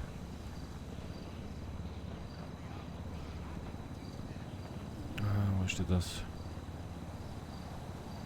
Ah, hier ist, da ist ja noch Karte, schau. Ja, ich sehe alles doppelt im Fall, ich weiß nicht. Okay. Ja, also... Ja, mal, das ist oder ein Grappa wäre doch jetzt noch geil. Oh, Hä? Komm, ich frage mal, ob sie Grappa haben. ah,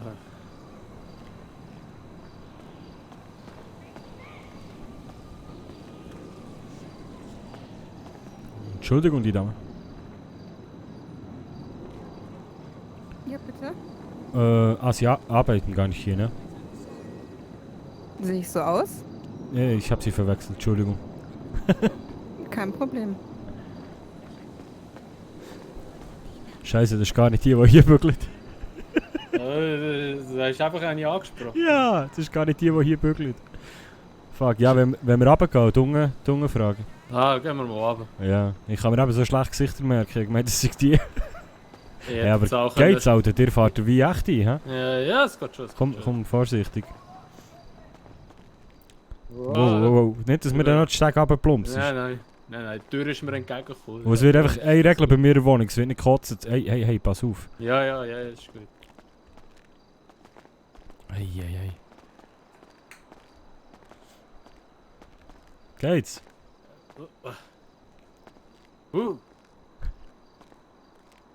Ich glaube, das Aberrollen wird schneller. So, wo ist die Dame? Oh je. Wo ist denn die Dame? Ja, die hockt eine. Abend! Dann nur. Nur ruhig, Hendrik. Ich glaube, sie hockt mal dort her. Ja, ist besser. Abend. Buonasera, gesehen.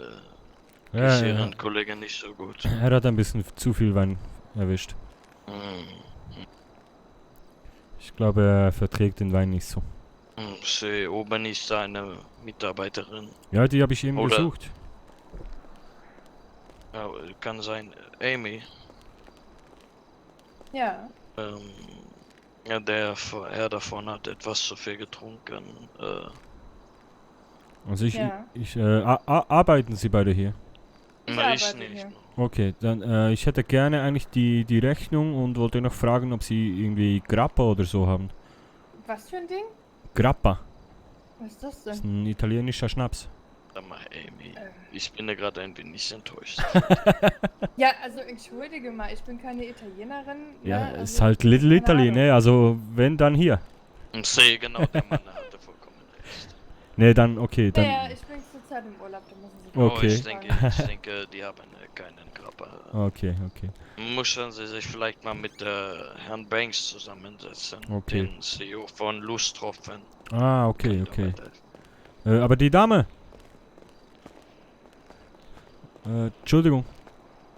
Sorry? Ja, bitte. Ja. Und dann war sie weg, ne? Und ich kann Ihnen da auch nicht weiterhelfen. Wie Ja, gesagt, nee, ich- aber um zu bezahlen ist irgendwie... Ich weiß nicht, wo die Dame hin ist. Das kann, also die...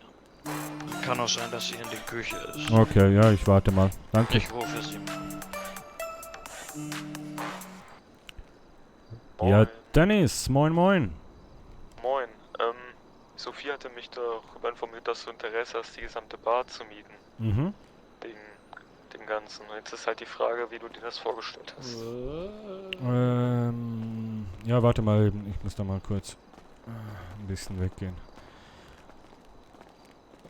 Ja, wie gesagt, es hatte mich nur mal interessiert, wie das bei euch so aussieht, ob das überhaupt möglich ist oder was ihr euch da so preislich vorstellt. Dass wenn ich das komplett mieten würde und ich würde dann vorschlagen, dass ihr einfach die Bar macht.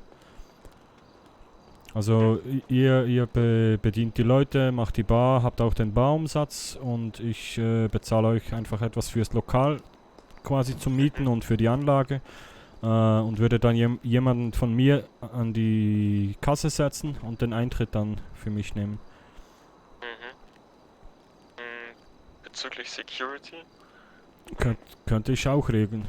Oder auch über euch halt. Das würden wir persönlich gerne in die Hand nehmen. Okay. Einfach aus Sicherheitsgründen. Ja, verstehe ich. Wir sind da jetzt auch noch in Verhandlungen. Das heißt, ich kann da jetzt leider noch keinen direkten Kostenvoranschlag sagen.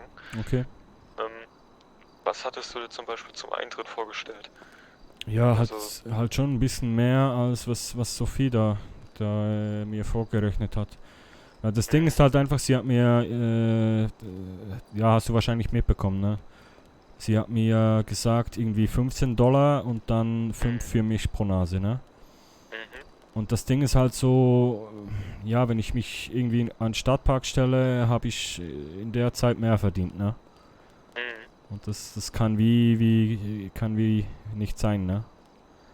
Ja, was ist denn so deine Vorstellung? Ja, meine Idee wäre jetzt entweder, also wenn du sagst, ihr seid noch nicht bereit, um da mietentechnisch was zu machen, dann ist das auch okay.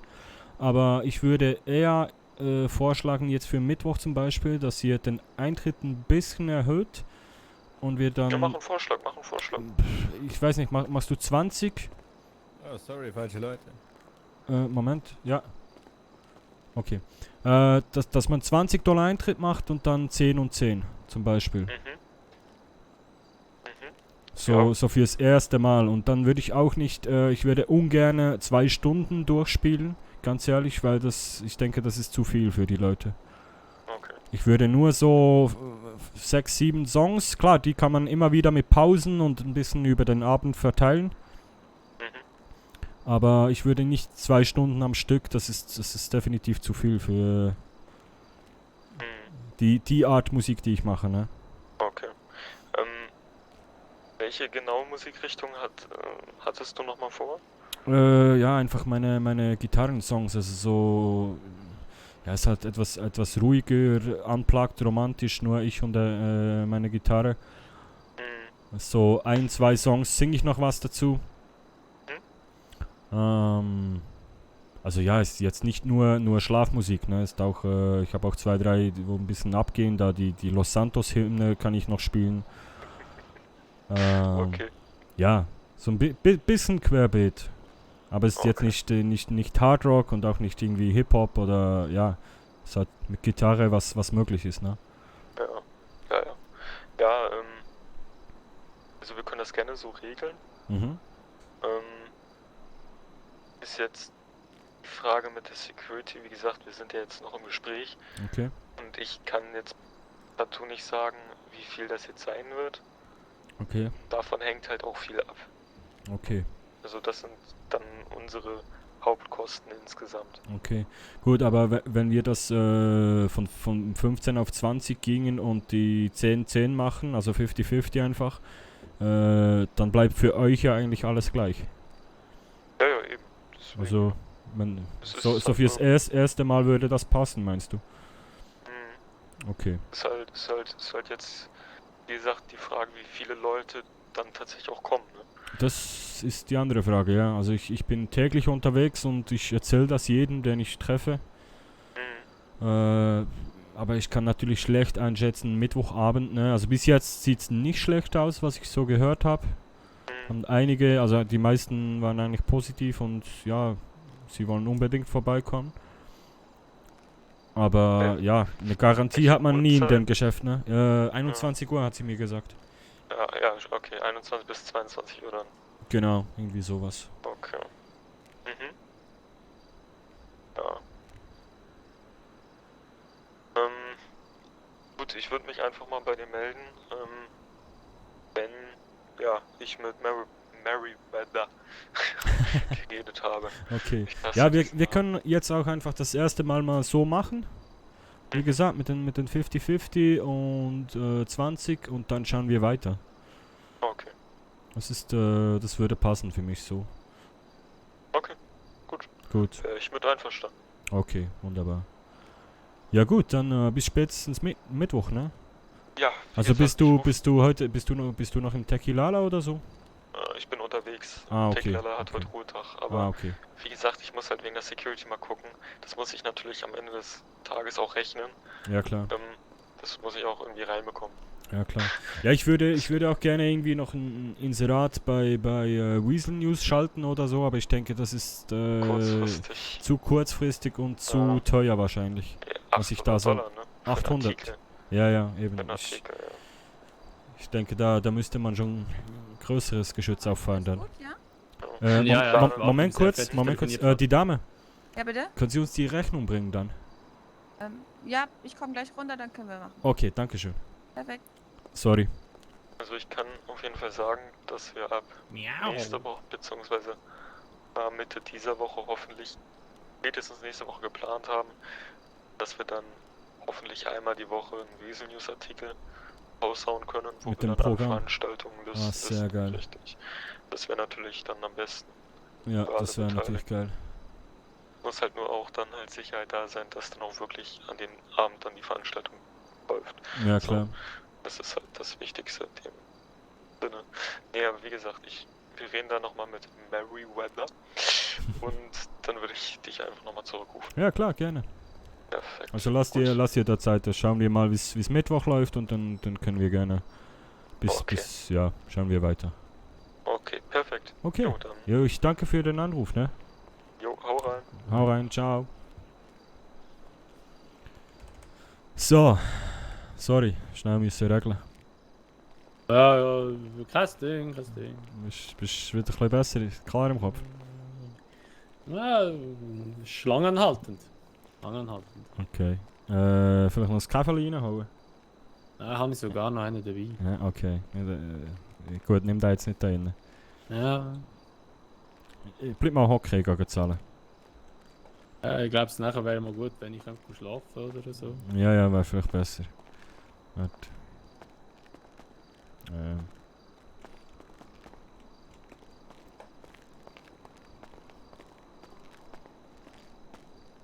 Reparatur.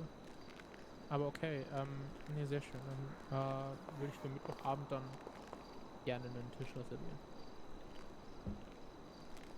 Okay, sehr schön.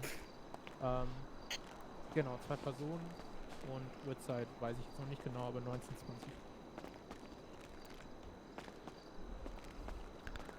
Digga, hock wieder her. Ja? Hock wieder her. Hock her. Ja.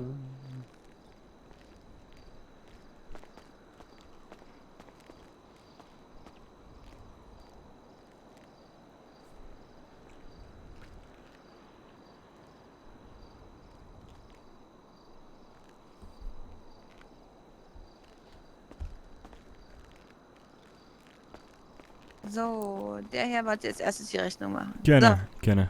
die hatten zweimal Spaghetti, zweimal Wein, richtig? Genau. Sind wir bei $32. Gerne. Was war Ihr Freund ist von ein Glas Wein so besoffen? Ja, ich glaube, der verträgt den Wein irgendwie nicht. Gut. Also er hatte vorhin schon Bier, aber ja, eigentlich keine Ahnung. Ja, bringen Sie den mal nach Hause. Ja, besser ist. Gar nicht so aus. Ich wollte Sie jetzt auch nicht stressen, aber Sie sehen alles ja, gut. Sie sehen ja. Ja, kein Problem, kein Problem. So, ich gebe Ihnen 40, ne? Den Rest Ja. ist für Sie.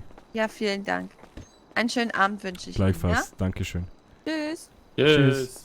So, und Sie wollten... Essen war gut. Komm jetzt. Junge. Ja, aber jetzt muss ich ja nicht mehr Hochdeutsch schnurren. Der Preis ist noch gegangen. Wie viel hat's gekostet? 35, aber jetzt eher, oder 32 sogar noch. Ja, das ist Ihr jetzt schon 40. günstig, Ja, jetzt 40 gegeben. Wo ist blockiert? Einer vom Tequilala, dort. Komm, Ah.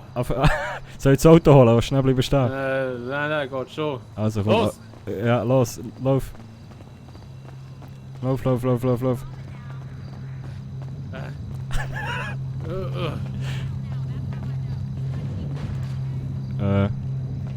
Geht's? Ah, nein. Ist gut, musst kotzen? Nein. Einfach nicht in mein Auto, bitte. Nein. Passiert nichts, keine Angst.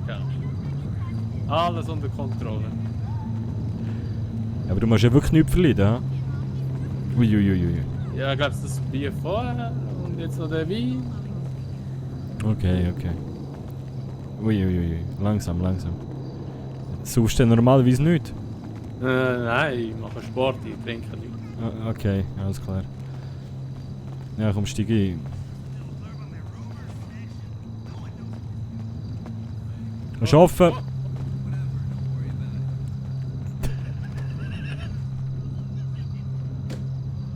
Oh, ich liebe den. Ich liebe den Dude. Ich liebe den.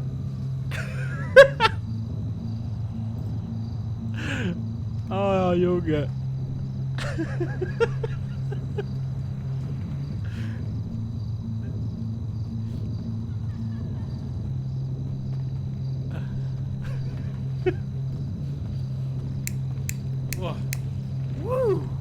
Geht's? Jetzt ist ein bisschen besser. Hast du gekotzt? Nein. Muss ich schauen? Hast du gekotzt? Nein, ich habe nicht gekotzt. Es war mehr so ein Bäuerchen gewesen. Aber ich habe gemeint, ich muss kotzen, aber jetzt ist es gerade ein bisschen besser. Jetzt ist es schlagartig wieder gut. Ja, jetzt... Also ein bisschen spüre ich es noch, aber es geht. Ja, also komm, steig ein. Eieiei, du bist mir rein.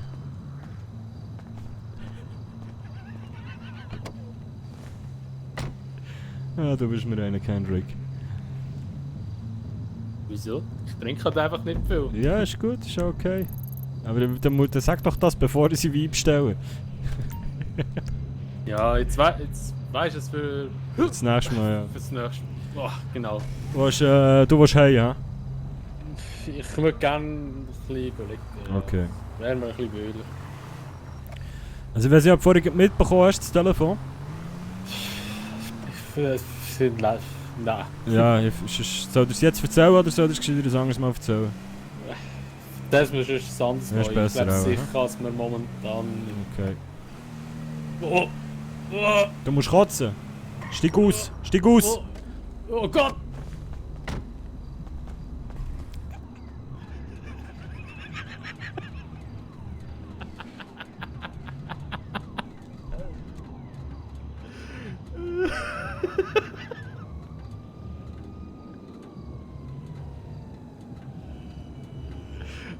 Sterben.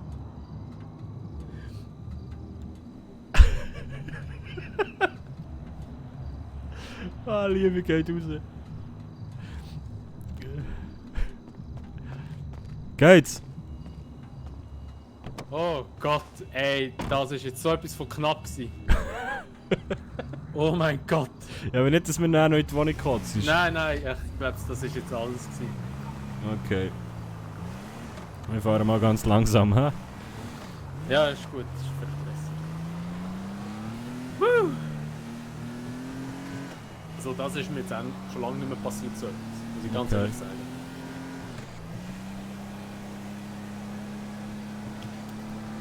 Ich glaube, Knobli und Bier und Wein, alles zusammen. Das ist doch geil. Ja, aber weißt du halt, wenn du nicht so viel Bier trinkst oder allgemein Alkohol, dann glaube ich, fährt das schon noch ein bisschen.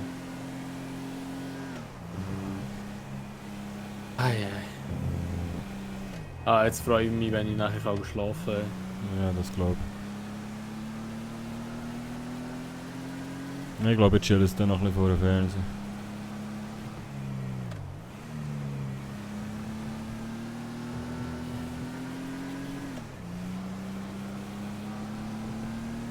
Zeigt dir dann auch noch eine gute Art zu meditieren. Ich weiß nicht, ob du das schon kennst. Was meditieren? Ja, jetzt zeigt dir eine gute Art, wie ich immer entspannen kann. Aber mit kleinem Halbschlaf. Okay. Schau, jetzt ist Action. Wow. Hey!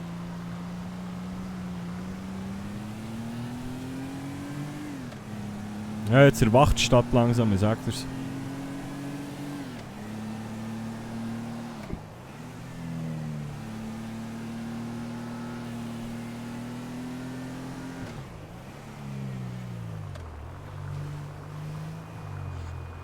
So.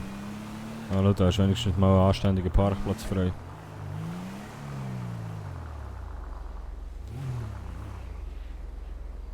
So. Ah, warte, ich muss noch schnell die Scheibe zutun.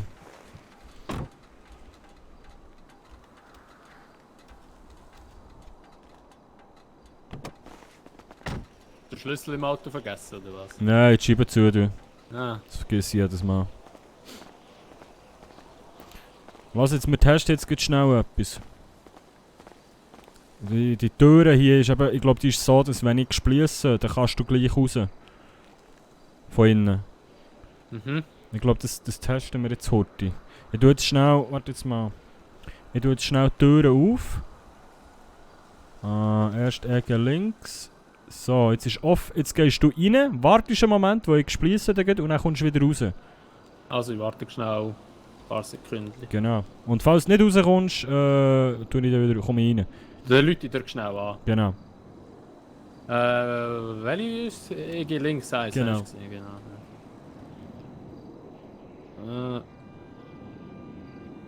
Oh, jetzt habe ich die Leute gedrückt. Aber da.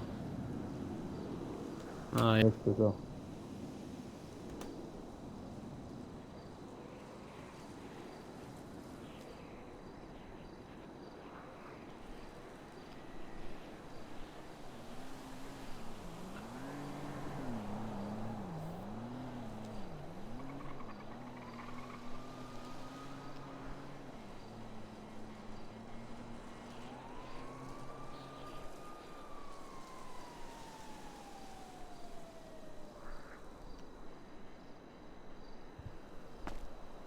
Ah, wunderbar.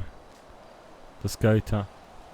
Ja, ich komme halt dann einfach nachher nicht rein. Aber Ja gut, nein, ich würde einfach, eben, wenn ich jetzt gehe pennen, ja, nur nicht, dass ich die irgendwie eingespliessen kann, weißt du, wenn du jetzt würdest pennen und ich gehe fort, dann spliesse ich. Ja. Aber wenn einer von uns da ist, kann ich offen lassen. Okay. Ja, komm, wir gehen rein. Ja, also ich komme. Warte. So.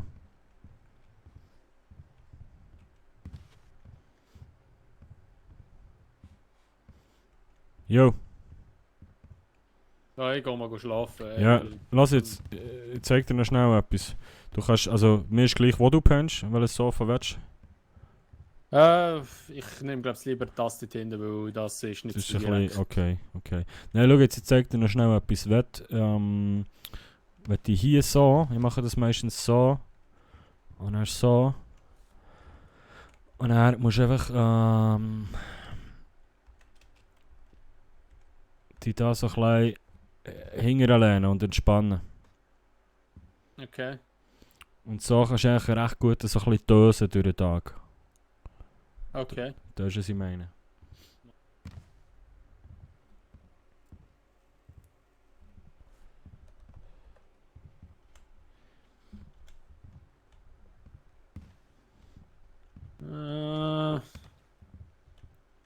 So ein bisschen im Schneidersitz und hoch halt.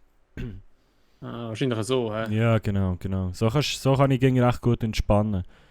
Und schlafen eben nicht, dass ich gleich ein bisschen Sozialgeld bekomme. Ja, ist noch bequem. Aber so. wenn ich so chille, ist wirklich ist eigentlich am bequemsten. Ja, definitiv. Ja, dann gehst du schauen. Ja, ich tue ein bisschen mein Rausch ein bisschen ausschlafen. Okay. Ja. Ja, weil ich gehe jetzt mal noch ein Duschen zwicken schnell und dann gehe ich auch dann nochmal raus. Also vielleicht chill ich so schnell ein bisschen her und gehe auch dann raus. Also, In dem Fall schlaft ihr gut, ja? Hey, aber danke für alles, gell? Hey, kein Problem. Es freut mich, dich kennengelernt zu haben. Ja, ich auch. Und was soll ich noch sagen? Schau ab und zu auf das Nattel, gell? Okay.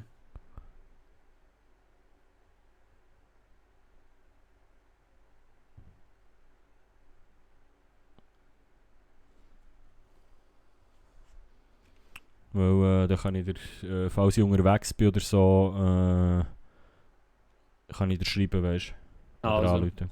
alles klar, alles klar. Gut. Okay, gut, danke vielmals. Dann gell? schlaf gut, gell? Ja, danke schön. Bis morgen mal. Bis Also willst du ein bisschen durchpennen oder stehst du morgen auf? Was denkst du? Ja, ich denke, ich schlafe jetzt mal bis morgen, weil ich bin mega müde und eben der kickt recht hin, aber ich denke mal so weiss noch nicht, ich stelle mir mal einen Wecker so morgen am Morgen und schau mal, wie ich mal aufstehe dann. Okay. Ja, easy. Dann Fall gutes Nachtli. So, Bis morgen. bis morgen.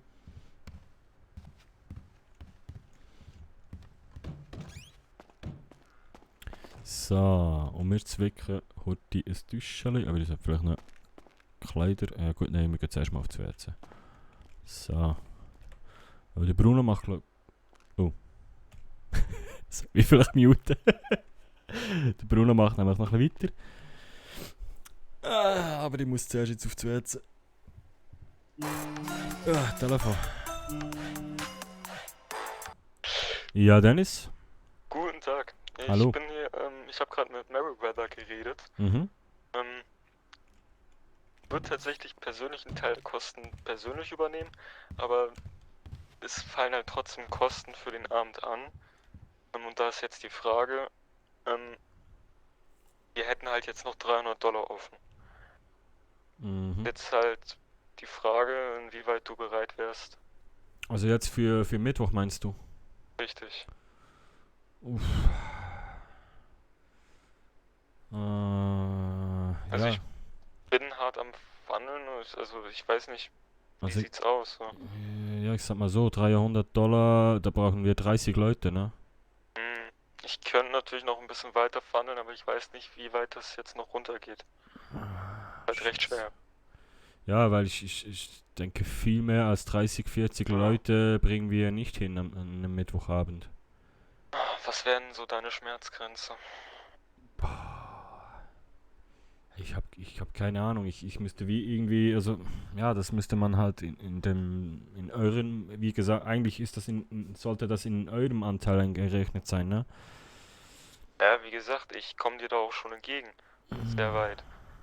Ja klar, hab ja aber gesagt, ich sage ja, es auch gibt so, Kosten, wenn es, also ich sag mal so, wenn ich den Laden miete, dann ist es was anderes. Aber so in dem Sinn, wie wir das jetzt ausgemacht haben, ist es ja wie eine Gage, ne? Und wenn ich da noch bezahle, um zu spielen, also am Ende gehe ich nach Hause und habe Minus gemacht, ne? Für ein Konzert zu spielen.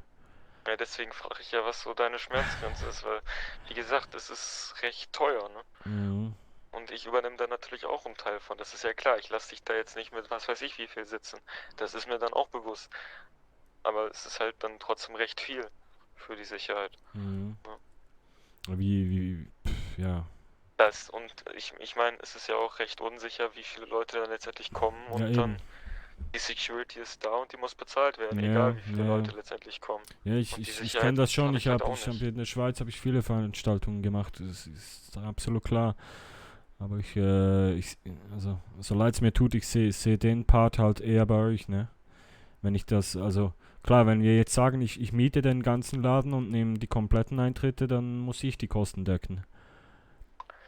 Ja, es ist Also jetzt wir halt können die auch Frage, wir ne? können auch gerne machen, dass ihr mir eine fixe Gage bezahlt und dann schaut ihr selber, ne? Dann ist halt für euch ja, wenn viele Leute kommen, macht ihr mehr Geld. Ja, es ist... Also ich sag nur, oder das Angebot, was mir Sophie gemacht hat, das war ja mit den $5. Das habe ich schon so verstanden, dass dann nicht noch Kosten kommen irgendwie. Ja. Und ich fand das halt nur ein bisschen wenig, weil, ja, wie gesagt, wenn ich mich irgendwie an den Stadtpark stelle, dann, ja, läuft das besser. Wir können natürlich auch den Eintrittspreis erhöhen. Können wir auch, ja, wenn du Ich denkst. meine, Also ich finde $20 sowieso extrem niedrig für ein Konzert. Das war ja auch nur ein Vorschlag, den ja, wir ja. da gemacht Ja, ja, haben. klar. Also euer Vorschlag war ja 15, ne?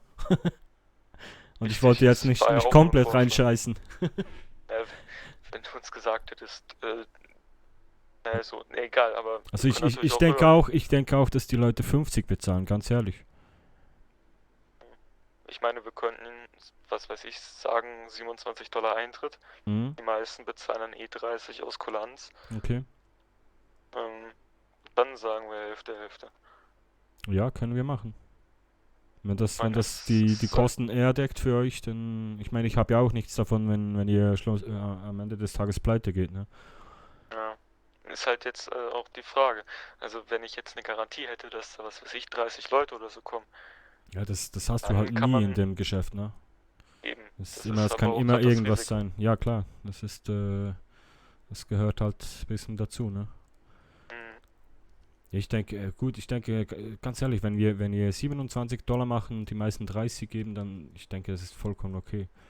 Und wenn das einigermaßen gut läuft und kostendeckend ist, ich sag mal, wenn wir da beide einigermaßen gut rauskommen, und das den Leuten gefällt, dann können wir ja beim nächsten Mal dann ein bisschen höher gehen, ne? Weil also das, was ich mit den Leuten so gesprochen habe auf der Straße, sagten alle eigentlich so, für ein Konzert von mir würden sie $50 bis $100 bezahlen. Ist das dein Ernst? Ja. Warum setzen wir das dann so niedrig? Ja, ich weiß nicht. Es ist halt eine kleine Bar und ein kleines Konzert. Ich weiß nicht, ob, ja, keine Ahnung. Ja, Und gut, ich spiele ja auch vielleicht, keine 2 Stunden, wie gesagt. Also ich würde wirklich gut, so dann- unplugged ja, und klein ja, und wir können auch irgendwie noch mit einer Kollekte arbeiten zum Beispiel. Also Mit ich habe was? mit einer Eine Kollekte, ja. Ah, okay.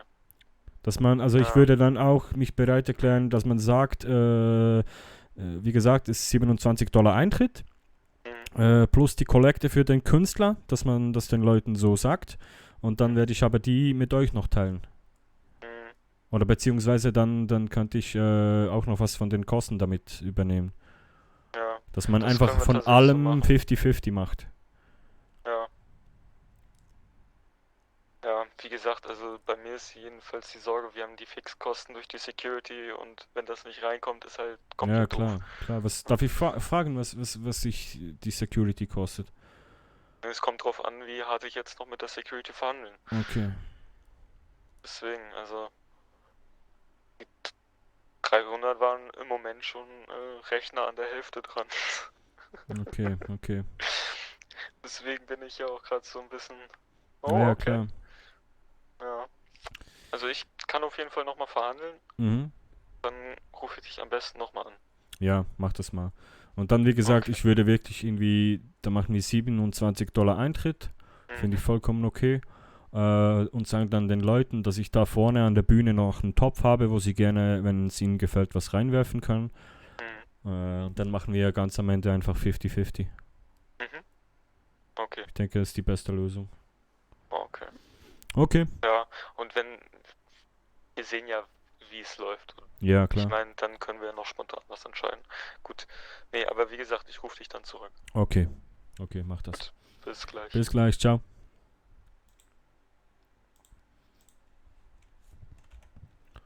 So.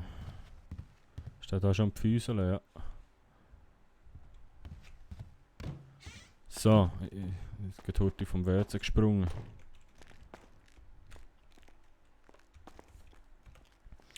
So, ich muss einfach schnell auf die Toilette, liebe Leute. So.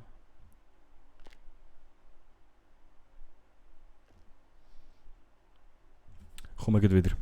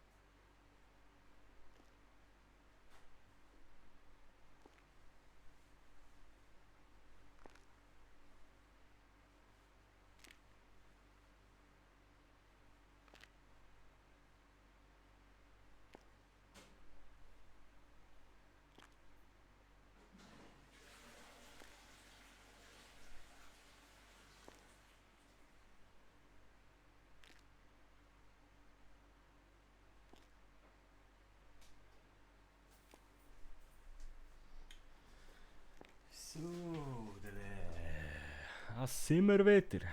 Meine Damen und Herren. Drangen noch anrufen? Nein.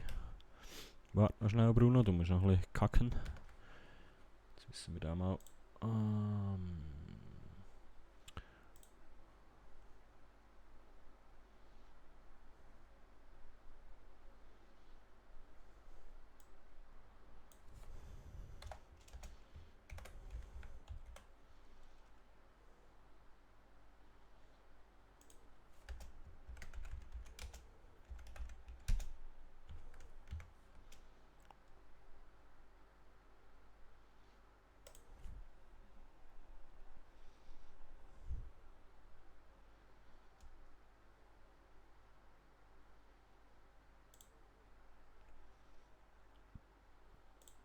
So. Oh, der Kassel. Oh, der Kassel. So gut. So gut. Das wird so gut. Und ich hätte nicht gedacht, dass wir ihn so schnell treffen, ehrlich gesagt. So geil. Ah, schön.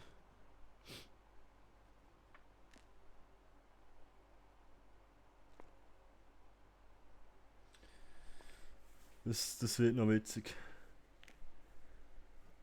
Ai.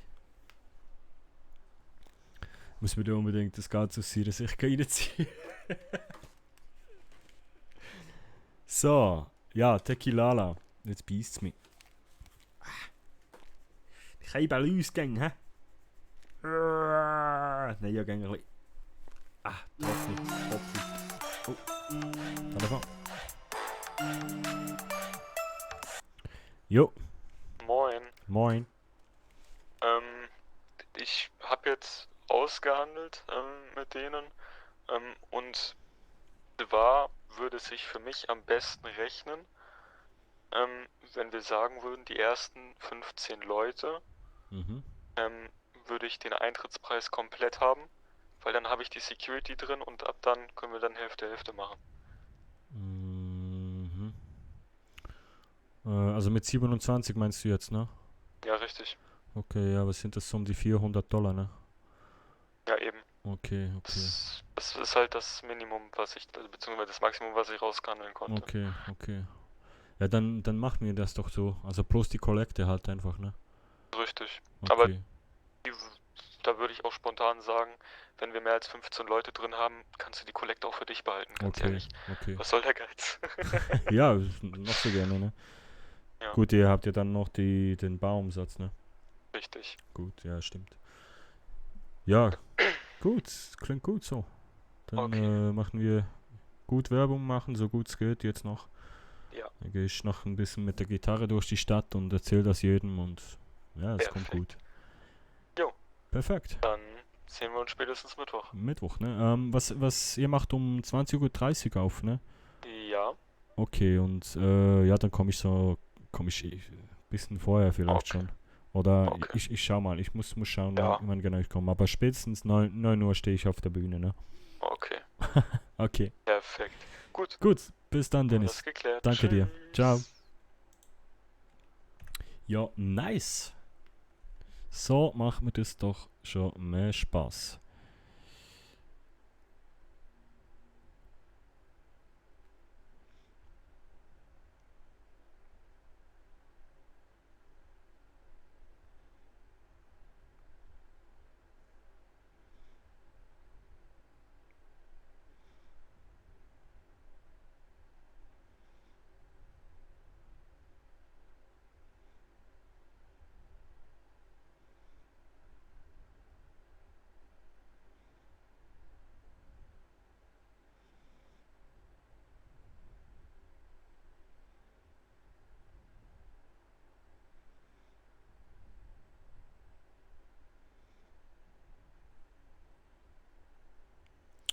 So.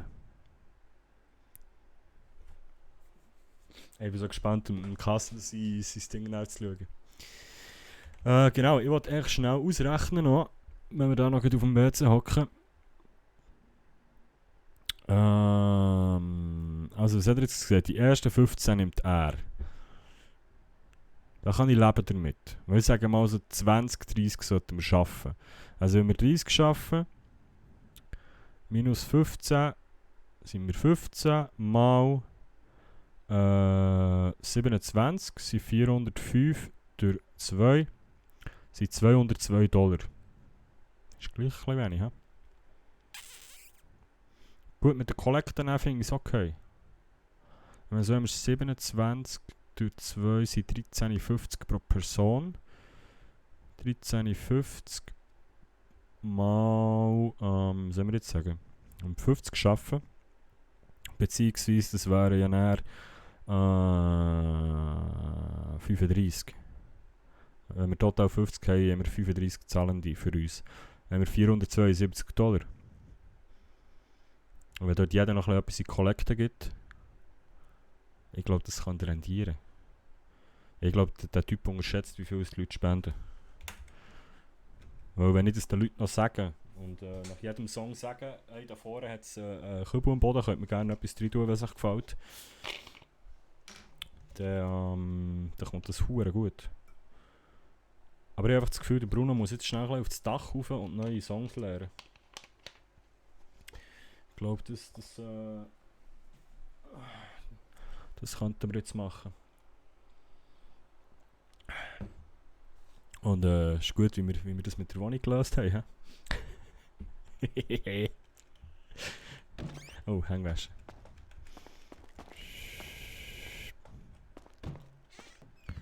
So, der Herr da am Füseln. Brav. Machen wir keinen Lärm mehr. Ich sollte mir mal noch ein paar lange Hosen kaufen, Tommy. Also, wie machen wir jetzt das? Was haben wir gesagt? Wir lassen einfach offen. Ha? Aufschließen. Aufgeschlossen, okay. Dann lassen wir jetzt einfach offen. In der Hoffnung, dass niemand anderes reingeht.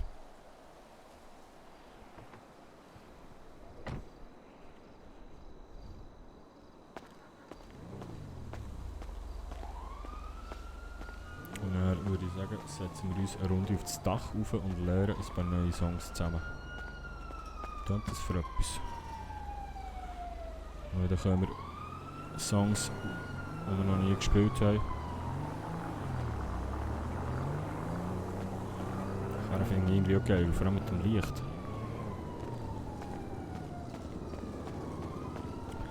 Jetzt einfach vorsichtig mit dieser Hure Stege. Ha?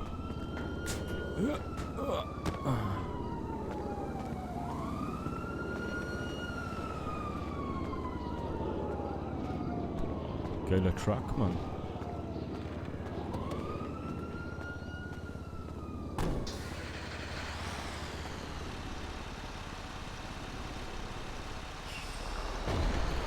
Heftig. Heftig. Geil.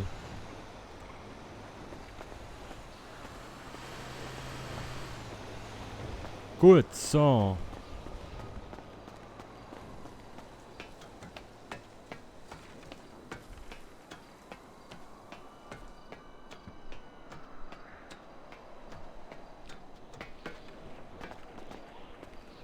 Einfach nicht runterfallen wie die anderen Gäste. He? Am besten. So, ich glaube hier oben stören wir auch niemand. Das ein bisschen für uns Gitarren. So. Jetzt schauen wir mal. Jetzt muss ich schnell nämlich glüsseln da. Wo wir letztes Mal die Songs haben hergeholt.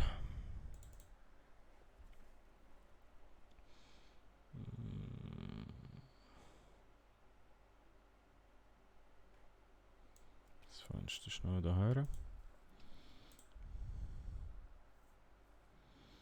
Ich glaube, wir haben das sogar irgendwo gespeichert. Das gehört nicht, das sind die falschen. Warte jetzt mal. Plugin Soundboard, Open Soundboard. Choose File. So. No copyright music freedom, acoustic upbeat music.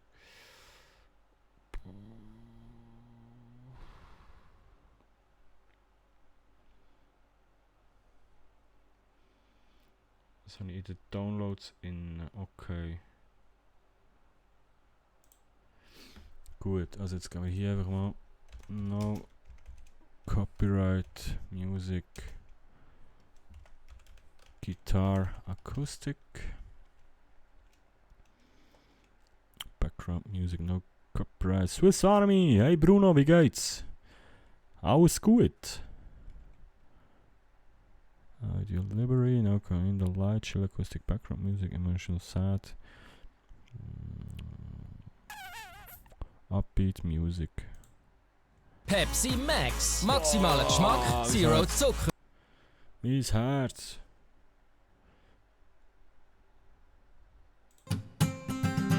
Ja, wow. Den kennen wir schon. Ja. Er bügelt wieder. Hart im Bügeln. Dann müssen wir da gleich mal einen neuen Ordner machen. So,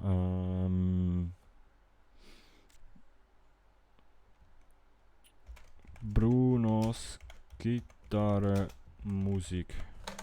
Uiuiui. Schon lange nicht mehr GTA Online gamet. Ich game die ganze Zeit GTA Online. So, jetzt müssen wir schnell schauen, was wir da alles haben. Was ist das? Ah, hat sie am... du hast seit dem 3 frei. Okay.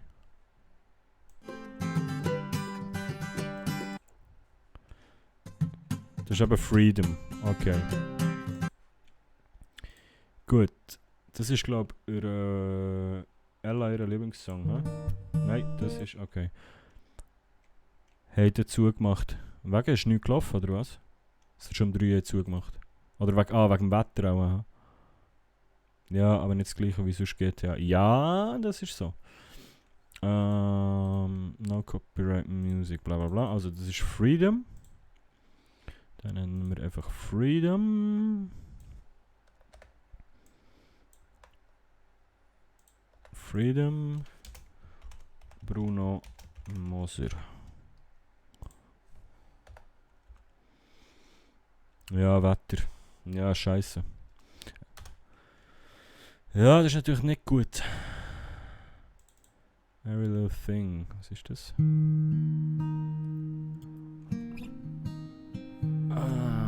welchem habe ich den?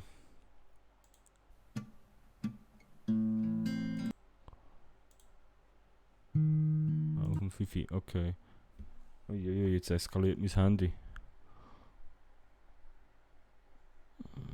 Okay.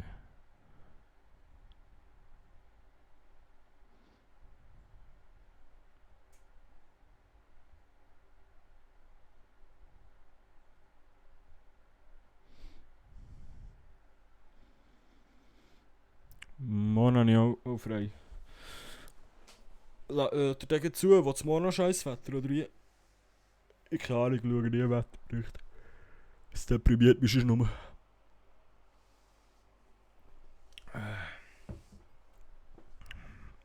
Also Every Little Thing. Ich muss mal anfangen, die Songs beim Namen zu nennen, weil sonst vergesse ich das immer. Das ist Every Little Thing by Bruno Moser.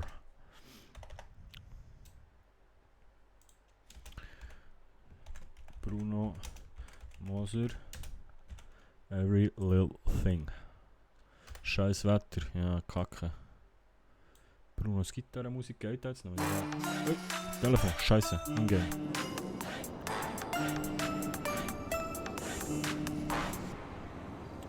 Jo Ben, was geht? Jo, hi. Alles gut und bei dir? Ja, geht. Ja. Wo treibst du dich denn um? Ja, ich bin gerade bei mir auf dem Dach und lerne ein paar neue Gitarrensongs. Achso, okay. Und du so? Ich bin gerade am Strand. Am Strand, alles gut bei dir? Ja, kann besser sein. Okay. Was ist denn los? Ich hatte einen Arbeitsunfall gehabt und danach noch Stress mit anderen Leuten und ja. Kurz ein Bierchen trinken am Strand. Ja? Wollen wir kurz ein Bierchen trinken am Strand? Mir egal, wenn du möchtest, kannst du kommen. Ja, ich schreibe noch eben da eine Textpassage zu Ende und dann komme ich runter. Okay. Wo genau am Mach Strand das. bist du? Da beim Strandhelfer. Ah, okay, okay. Da, wo ich immer stehe, ne? Normalerweise. Okay. Ja, ja. Okay, bis gleich. Bis gleich. Ciao. Ciao. Okay, so, ich wollte das noch schnell fertig machen. Funktioniert jetzt das noch so? Okay, das funktioniert jetzt nicht mehr. Also, mit hier Happy Birthday, das ist das der Classic, da kann ich... Ja, okay. Kann ich da auch jetzt schnell umbenennen, einfach nochmal Happy Birthday. So. Da drin, dann haben wir Happy Birthday Acoustic David Lee.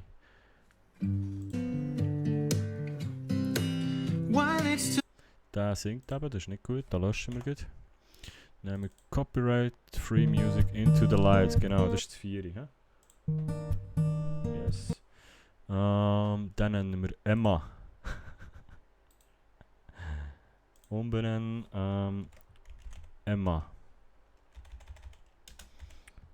Bruno Moser Emma. So. Voilà. Dat is nou Someday. Oké, dus.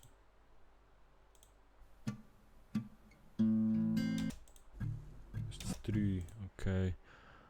Und sonst, wie geht's, Bruno? Also im Real Bruno jetzt da im Chat. Bruno Moser Someday. Ah, weißt du was? Ich glaube, ich schreibe die sicher den anderen Weg an. Sonst zeigt es mir da der Interpret nicht an. Also es steht einfach im Dashboard 10-mal Bruno Moser.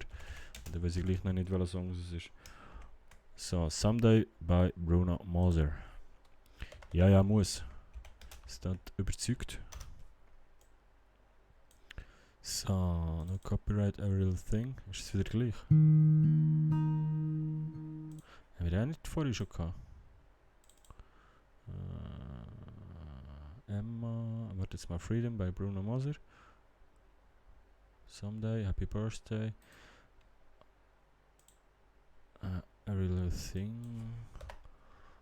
Sorry, ich muss das heute schnell ein bisschen hin und her tischen, dass wir da für das Konzert gerüstet sind. Every little thing. Bruno Moser. Ist das gleich? Da zweimal. Gut, okay. Dann kann ich ihn hier einmal löschen. Dann haben wir hier. Das ist 1, hä?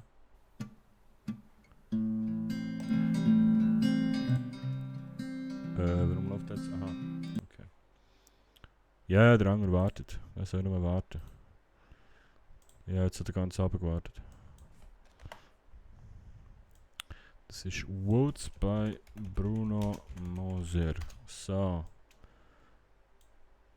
Dann haben wir Narcos Team Song. Ich glaube, den haben wir aber nicht können brauchen.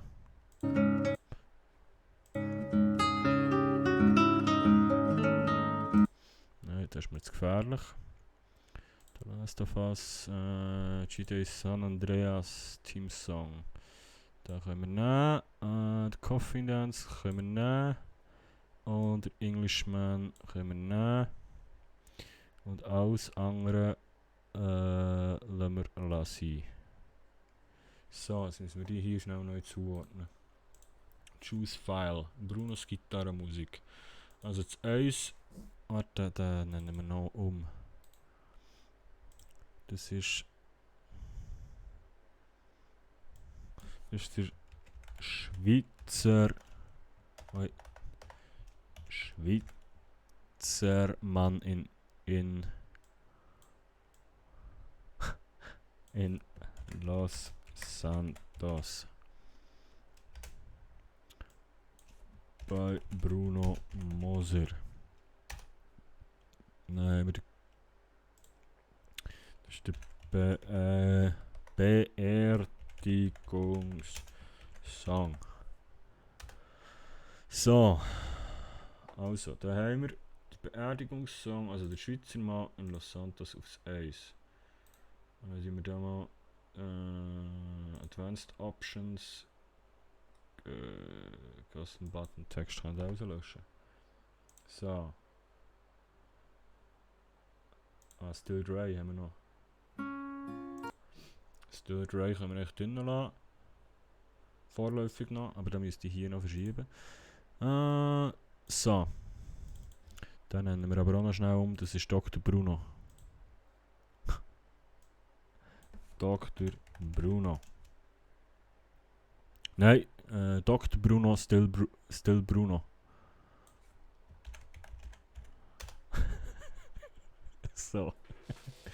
Also, choose file. Dr. Bruno. Wo ist er? Dr. Bruno, Still Bruno. Advanced Options. So. Gut, dann haben wir da. Choose File. Der Emma-Song. Advanced Options.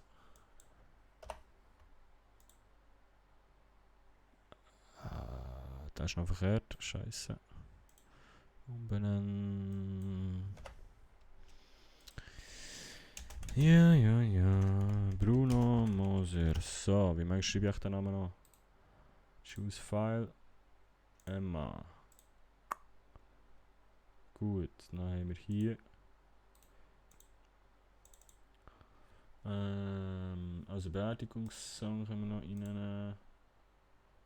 Dann haben wir hier.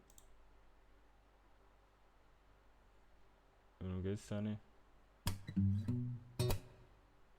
Okay, da geht es wieder. Ja, egal. Nein, also. Emma, Beerdigungssong.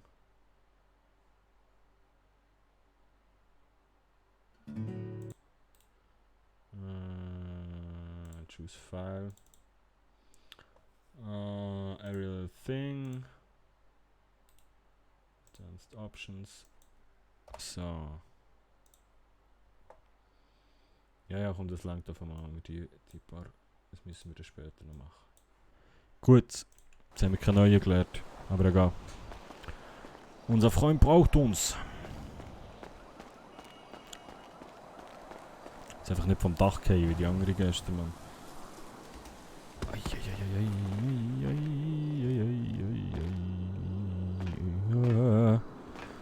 Es ist aber so mühsam, da runterzukommen, ohne runterzufallen.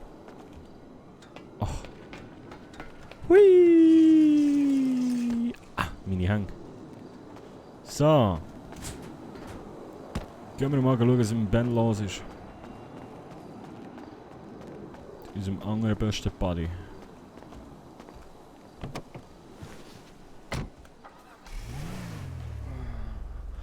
Schnell das Navi anlassen.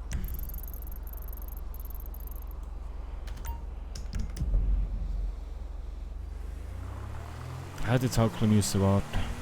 Kann es geben.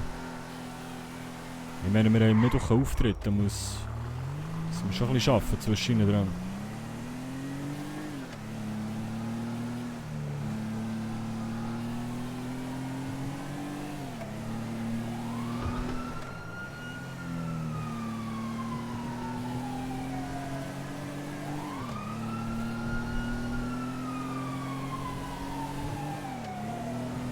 Irgendwie Action in dieser Stadt.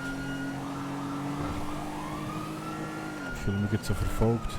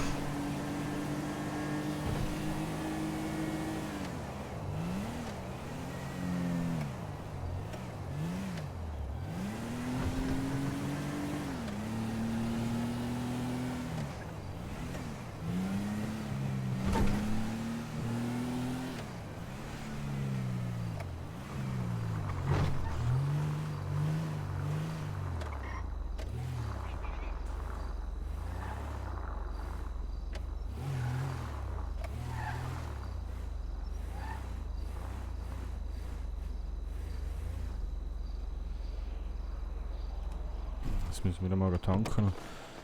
So, Gitarre nehmen wir mal mit. Ist das nicht? Vielleicht können wir ihn ein bisschen aufmuntern mit der Gitarre, weil er ja wirklich nicht so glücklich tönt.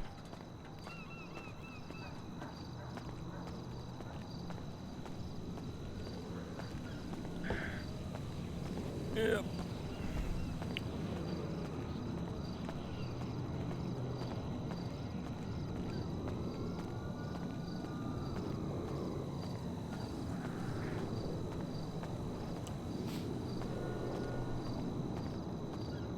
Ich bin echt auf die Fresse.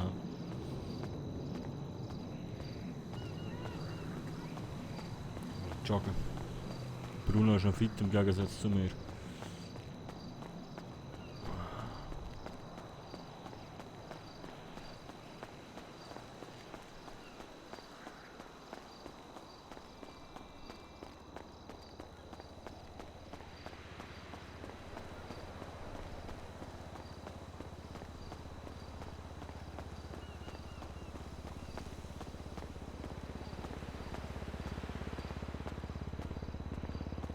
Was ist das?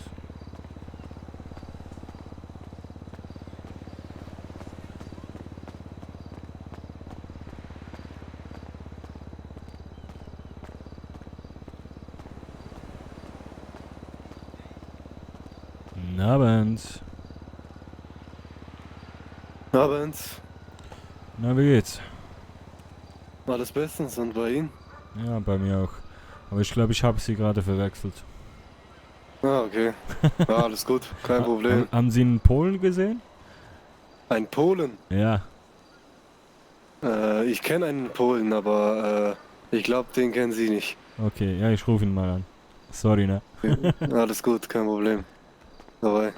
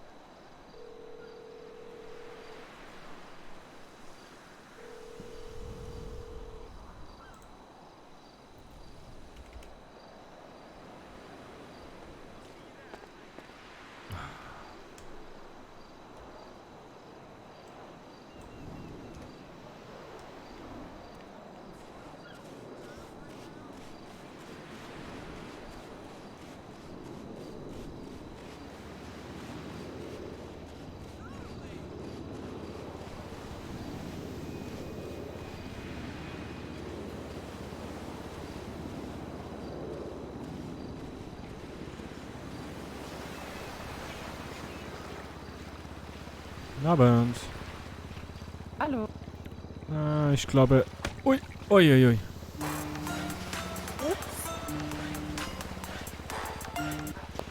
Ja, wo bist du denn? Jo, ich komme jetzt. Ich hatte vorhin gerade einen Termin im Weinbus. Okay. Bin jetzt auf dem Weg. Ich bin in 2 Minuten da. Okay. Ja, ich sitze da am Lagerfeuer unten am Strand, ne? Okay. Okay, Alles gut. ciao. Ciao.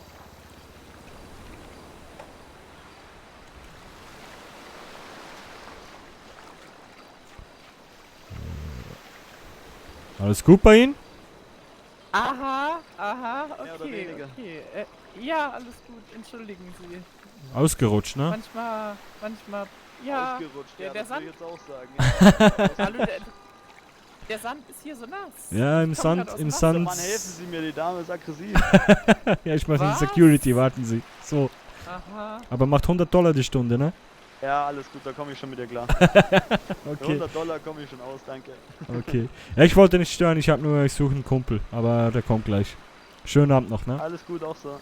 Ciao.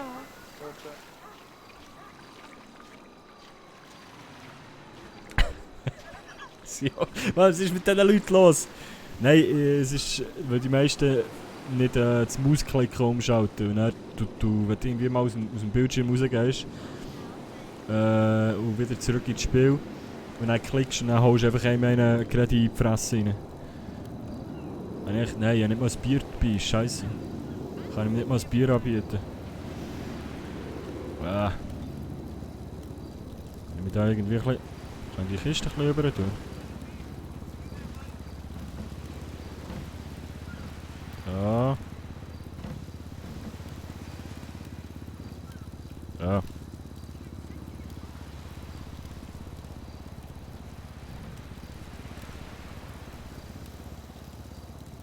Ah, herrlich. Ja, bis der kommt, kann ich noch ein bisschen meine Songs schaffen, oder? Schnell klüsseln. Also, jetzt haben wir hier. Warte, ich mache das mal so. Wenn das da laufen, aber dran. Ich sehe nicht, wie er kommt.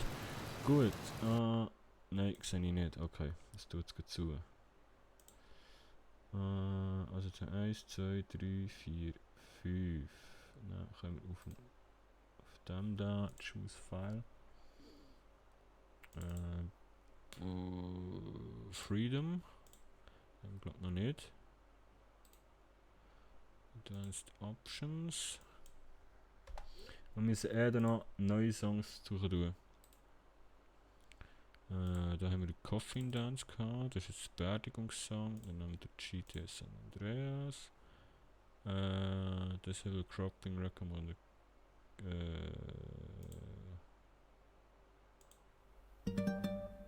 Okay. So, dann haben wir hier Happy Birthday Someday. Advanced Options. So, Someday. Bruno? Ja. Also, hast du so gute Muskeln? Also ich sitze auf einer Getränkekiste. Siehst du die nicht? Die Getränkekiste ist hier vorne. Die steht ja so bis, Ja, kann passieren. So, Leute, wie geht's euch? ja, geht's Sophie, noch. besser? Entschuldigung, ich bin gestern eingepennt. Ja, hey, kein Leid. Problem. Da waren auch bestimmt die Medikamente, ne? Ja, bestimmt.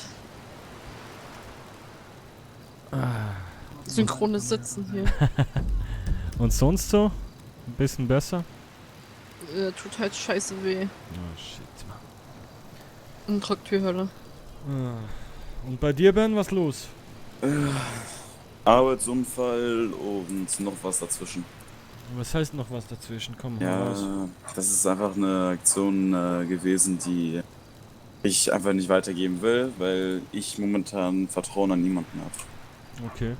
Also tut mir wirklich echt Ja, leid, aber kein ich habe Problem. gerade Leute erzählt, haben gerade vorhin irgendeine Scheiße über mich erzählt und weißt du? Okay, ja, verstehe ich. Ja, ich sag nur, wenn was, wenn du drüber sprechen willst, ne, gib's Bescheid. Ja. Und wenn du irgendwie Hilfe brauchst oder so, ich bin da, ne? Ja. Ja gut. Aber was hast du für einen Unfall gemacht? Was ist passiert? Ja, ich war am Arbeitstag war ich halt eben poröses Gestein fertig machen und ein Kollege wollte natürlich näher ran an die Maschinen mit seinem Auto und ist dann richtig mit Wucht mit der Anhängerkupplung vom Fahrzeug an mein Oberbein geknallt. Ah. Ja, und ich bin dann richtig, ja, ich bin nicht geflogen, ich bin auch nicht gerutscht, ich bin einfach nur hingefallen von dem ganzen Druck, den ich halt natürlich abbekommen habe. Zusammengesackt, ne? Ja, genau, mit der Fresse an der Heckschuhstange. Ah. Ja. Schon übel. Ey, was macht ihr nur immer, Leute? Du hast auch keinen Job, deswegen kann ja nichts passieren. Ey, hallo? Ich spiele Gitarre in der ganzen Stadt, also. Ja. Ich bin auch dauernd Bist du eigentlich unterwegs. freiberuflich? Inoffiziell. Warum eigentlich nicht offiziell? Wie? Inoffiziell ist er. Inoffiziell. Warum nicht offiziell? Ja, weil du dann keine Sozialhilfe kriegst. Doch, natürlich. Keine- Bekomme ich doch auch noch. Keine Ahnung, ob ich das anmelden muss oder nicht, oder hat mir niemand gesagt bis jetzt. Also ich habe auch nicht nachgefragt, ne? Ja, er wartet so lange, bis er so viele Schulden hat, dass er den Washington abgeben muss. Ja, nee, ich weiß halt nicht, ob ich dann irgendwie Steuern bezahlen muss oder ob ich... Nein, wie das nein, so- gar nicht. Also was bringt mir das denn, wenn ich mich anmelde? Das ist die andere Sache. Dass das offiziell ist und nicht illegal. Ja, genau. Aber du bist mit den Polen unterwegs. Das heißt, Also alles, gut. alles, was du mit mir machst, ist eh nicht legal. Ja, was ist denn los? Ja, aber sag mal, wie heißt du nochmal mit Nachnamen, Bruno? Mossad. Wie? Mossad. Warte, ich zeig dir meinen Ausweis. Ja. Hier. Ich hoffe, du weißt warum. Ich melde mich dann mal die Tage. Ah, Moser. Sag doch Moser. Ja, Mossad. Sag Nee. ja. Moser. Ist das Moser? Ja, ist ein Oh, Schweizer okay. Name, also weiß ich wohl, wie man den ausspricht, ne? Ja, du hast einen Ausweis wieder zurück. Danke. So. Ja, nee, aber wie gesagt, also ich habe das Gesetz durchgelesen, ne? Und da steht eigentlich nirgends, dass ich das nicht machen darf. Also dass ich, Sicher? ja. Also ich habe den Punkt, dass ich eingereist bin, habe ich dann nicht gefunden, dass ich nicht, dass ich mich anmelden muss oder irgend sowas. Weil ich habe ja komisch. keinen fixen Lohn oder so. Hab ich auch nicht, ich bin trotzdem freiberuflich offiziell. Und ja, aber du verlangst ja Geld für eine Dienstleistung. Ja, du bekommst Geld für eine Ich bekomme Dienstleistung. Spenden. Ja, Das im Tequilala ist auch eine Spende. ja, oder das ist was? dann wieder was anderes. Ja, genau. Aber im Tequilala machen wir es jetzt auch mit einer Kollekte. Ja, aber das ist ja schon ein bisschen schwierig, ne? So, Das ist ein bisschen Bruno. Graubereich. Bruno. Ja. Ich habe viel telefoniert. Ja, erzähl. So. Also, das mit dem Theater, das musst du Start fragen. Okay, also wenn ich es selber machen will. Ja, genau. Musst du den Start fragen, wie viel das kostet, weil Paradise hat zwar die Lizenzen, ohne den Staat zu fragen, das zu machen. Aber wir haben die Lizenz nicht, also müssen wir extra nachfragen. Das heißt eigentlich, die Lizenz von Paradise, was die haben, ist eigentlich relativ unnötig. Weil die Sache ist eigentlich in 30 Minuten so vom Quatschen her geregelt. Da musst du 1-2 Tage warten, ne? Also für eine Lizenz zu bekommen, meinst du? Ja, nee, das... Oder einfach für eine Veranstaltung bewilligen zu lassen? Ja, genau. Okay, okay. So, Also und denkst du, würdest du besser, machen wir das komplett selber? ja, würde ich persönlich besser finden, weil Paradise, bei denen ist das so, dass die sagen, die wollen halt durch einen großen Lass mal ein bisschen Anteil leise haben. sprechen, ne? Ja, so. Paradise hat gesagt, dass die natürlich auch einen großen Anteil haben wollen, weil das halt deren Lizenz ist und die das Ganze organisieren. Mhm. Die wollen dafür irgendwie kein Geld haben, die wollen einfach nur Anteile. Ja, genau. Und Okay. die Prozente kann natürlich dann auch für die ein Plus oder auch Ja, klar, Minus klar. sein, ne? Also, aber was würden sie denn leisten außer der Lizenz? Ja, einfach nur noch den Security-Dienst. Ne? Ja, das ist halt ein großer Kostenpunkt, ne?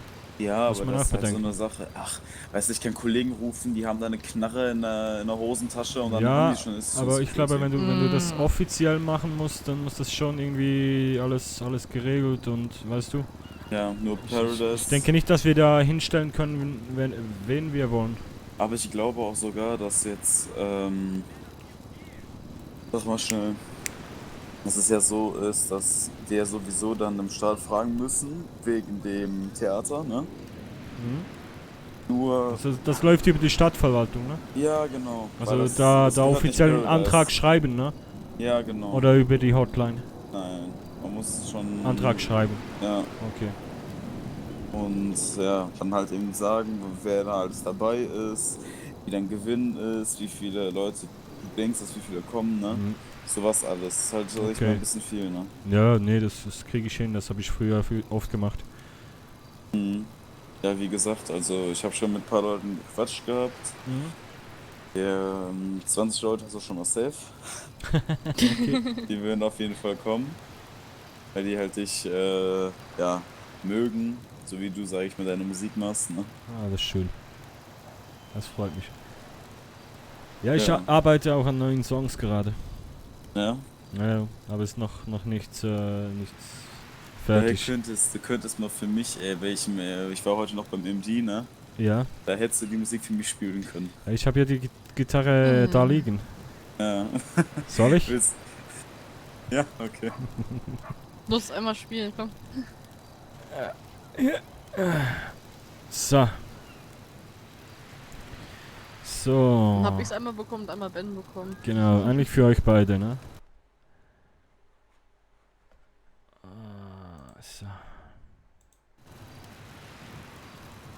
So. Ein bisschen Stimmen immer noch. So.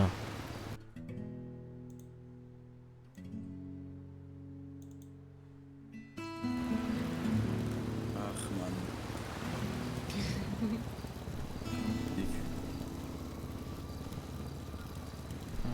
Hallo? Abend. Ja. Abend. Hört sich aber schön an. Dankeschön. Hätte vielleicht jemand Interesse an etwas asiatischer Küche? Wie zum Beispiel Ramen oder Sushi? Oder bratender Lachs? Gar nicht meine Welt. Ne? So. Was willst du für Sushi haben? Naja, also wenn wir von einer Portion reden, ist ungefähr wirklich eine Portion sind $30. $30 eine Portion. Ja, ich weiß. Ich habe auch gefragt. Ich kann Ihnen eher mehr Rahmen auch empfehlen. Muss aber kurz zur Das Seite. kostet nämlich $20. Ja. Danke. Das habe ich ja nicht vor.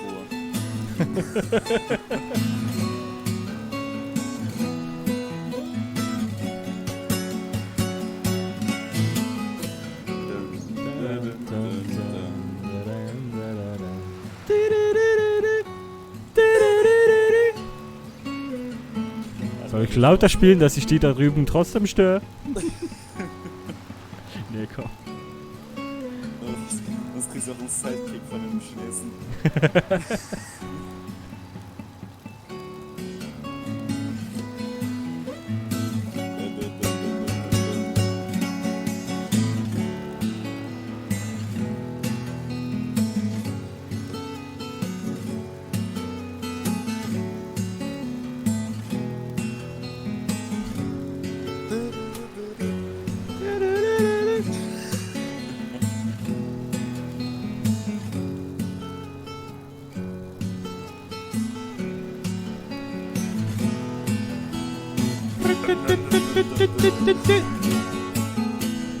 Oh, wie ich es vermisst habe.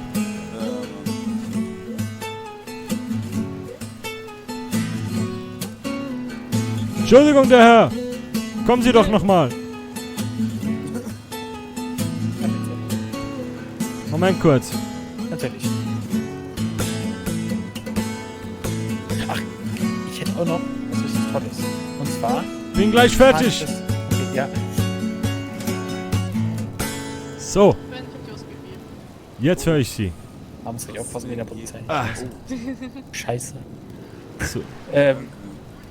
Ich hätte nämlich noch was für Sie. Ja. Oh, bitte fahr vorbei. Scheiße. Ich komm gleich wieder.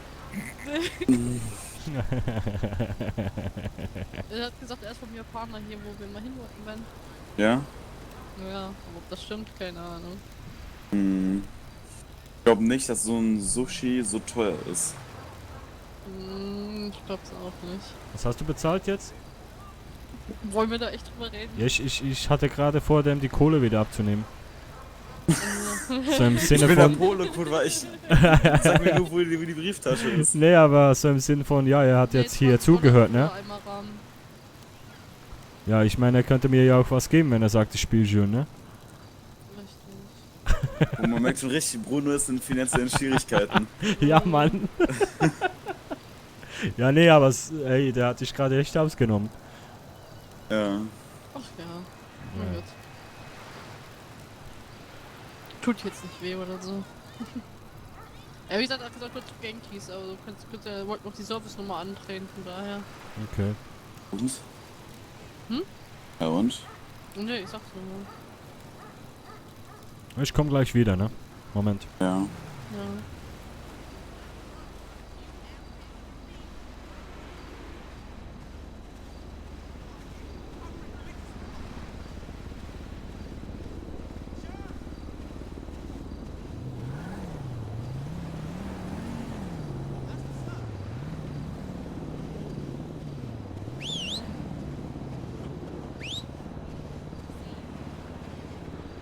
Mist.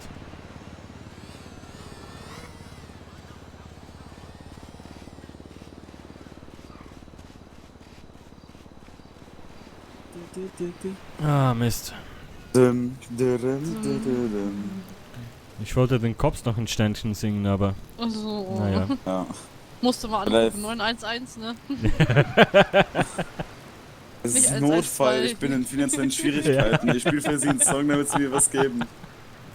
Rufen Sie mich doch bitte mal zurück auf 0900. Oh no. Ja? Du musst das Lied nochmal spielen, ich hab's nicht komplett gehört. Oh. Nee, no. Nein, Spaß. Ja, gegen eine kleine Spende gern, ne? Nee, wann wird's kommen? Für dich doch immer so Ich hab viel. dich schon mal gespendet, ja, ja? Und ich fühle mich immer noch schuldig für dein Bein, ne?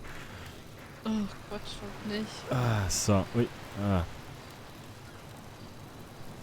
Ja, jetzt kommt er wieder, warte. Ja. Der ist von der Puls abgehauen, ey, ohne Scheiß hier nichts. Ben, dein Einsatz. Guten Abend. So, hallo. Warum sind Sie von der Puls abgehauen? Bin ich abgehauen von dir. Die Polizei hat mich kurz gebeten, den Roller kurz mal ein bisschen woanders hinzustellen. Krasse! Habe ich natürlich sofort gemacht. Ja. Wenn ich von der Polizei abhauen würde, dann würden die mich da angehen und dann würde ich mir was anderes einfallen lassen. Aber nein. Aber der Herr... Was von deinem Gesichtsausdruck gerade gesehen. Ich habe mal eine Frage, der Herr. Natürlich. Kann ich einen Song für Sie spielen? Sie haben eben gesagt, es gefällt Ihnen. Achso, ja, das war ganz gut, der Song, ja. Dann spiele ich doch noch einen extra für Sie, ne? Natürlich. Was spielst du? Ja, was wollen wir spielen? Ein Schweizer? Echt jetzt? Der Bruder hat heute absolut keinen Bock zu singen, glaube ich. Nee. Das ist sein Job, er kriegt Geld dafür. Was gemütlich ist am Lagerfeuer hier am Strand, ne? Und nur zur Info, ich spiele am Mittwoch um 21 Uhr im Tequilala. Ah, sehr gut.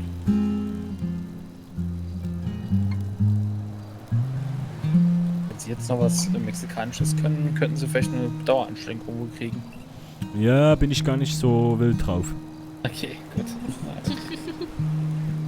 Oh, wenn ein Schwarzer Mann, nein.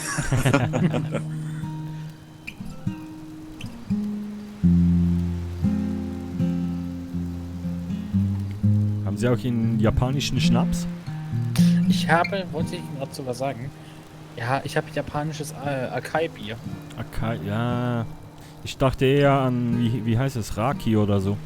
Nee, Akai-Bier leider. Ah, nee. Aber auch nicht allzu, ist eigentlich recht günstig, finde ich. Mhm, kostet nur 2000 $. Nö, $7. $7. Ja, da muss $7 ich glaube, da muss ich noch ein paar Songs spielen, ne? Problem ist dabei, dass ich leider auch mit dem Preis nicht runtergehen darf. Ja, nee, aber Sie können mir ja was spenden für den Song. Na, dann habe ich Geld, um was zu kaufen. Geschäft. Ich würde Ihnen gerne was spenden, aber ich habe leider kein Eigengeld dabei. Eieieiei. Ja, das ist... Problem ist dabei, ich gehe mit einer leeren Brieftasche los und, ne? Okay. Wollt ihr ein Bier haben? Bitte? Nee, ich frag die an, ob sie ein Bier haben wollen. Yeah. Sag ich eigentlich nie. Ich nein, hab Ibuprofen 800 bekommen. Ich glaube, wenn ich da noch ein Bier hole, ne, dann kann es richtig. Hallo. Was geht, Jungs? Haben Sie vielleicht Interesse an etwas asiatisches? Leon, danke vielmals für dein Follow.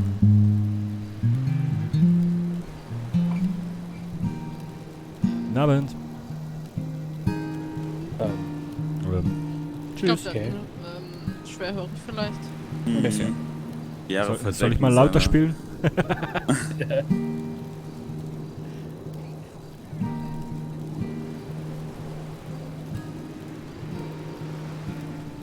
Ja. Ach, Bruno. Wie sich das anhört. Ach, Bruno. Ach, Ben. Ach, Bruno. Spür ich da Funken zwischen euch? Auf jeden Fall, ne, Bruno? Immer doch. Er spielt ja gerne Flöte. Nee, ich spiele keine Flöte. Du versuchst ja immer zu lernen, ne? Ich? Ja. Ja, nee. Nee? Nee. Soll ich dir mal meine Flöte ausleihen? Nee, passt gut. Dankeschön. So. Wunderschön. Vielen, vielen Dank. Ja, wenn Sie kein Okay. Geld bei haben, dann höre ich auf zu spielen, ne? Ich habe Geld, aber es ist nicht meins. Ja, umso besser, ne? Ja, lieber nicht. Nee, alles gut, alles Lieber gut. nicht. Nee, Ist immer, ich wer, hätte gern kann, was wer kann und geben will, der darf und alles andere ist Sache doch auch okay. Ich würde ihm gerne was geben, aber der nächste Bankautomat ist echt noch ein bisschen weit entfernt. Und ich, Ja, hey, kein Problem. Nächstes Mal. Ja, klar, natürlich. Nächstes Mal kein Problem. Zum Beispiel Mittwoch um 50 $ oder 21 Uhr.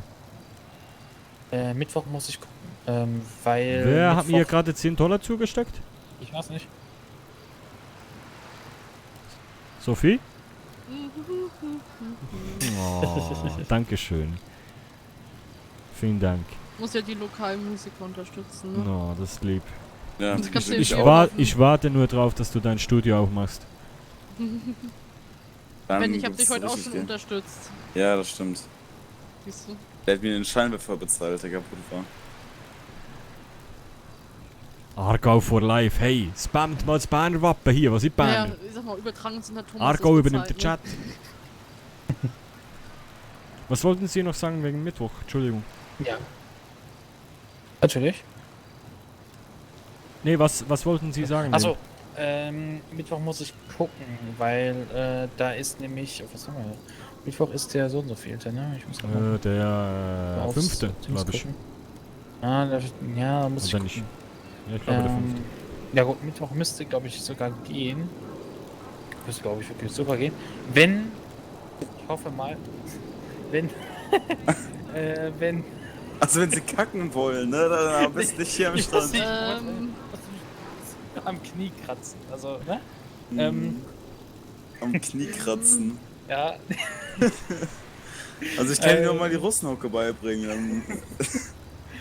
Nee, es geht eigentlich nur darum, dass ich da gucken muss, wegen der Zeit auch. Aber es müsste normalerweise eigentlich gehen. Okay. Ja, siehst du. Normalerweise müsste es eigentlich gehen. Ja, Aber es kann- ich glaube ab 8:30 öffnen die und so um 9 spiele Ja. ich da ein paar Songs. Ja, das muss man schon, glaube ich, hinkriegen. Bruno, Ja, für würd Eintritt mich freuen. verlangen die dann eigentlich? 20 $, ne, oder? Wie viel? $? 520 $, ich weiß es nicht. Nee, ist 27, glaube ich. Aber es geht ja eigentlich Okay. noch. Es geht Ja. eigentlich. Ja, ja.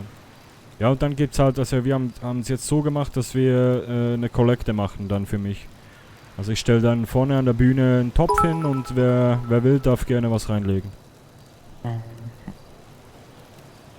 Merci Kastel für 8-Bit. Liebe geht hat immer noch irgendwie gerade Interesse an dem Alkai-Bier, weil ich da gerade was rausgehört habe. Nee, ich hätte lieber ein Pisswasser. Ich kann dir ruhig in den Mund pissen, Nee, ey. passt, Junge. Wann.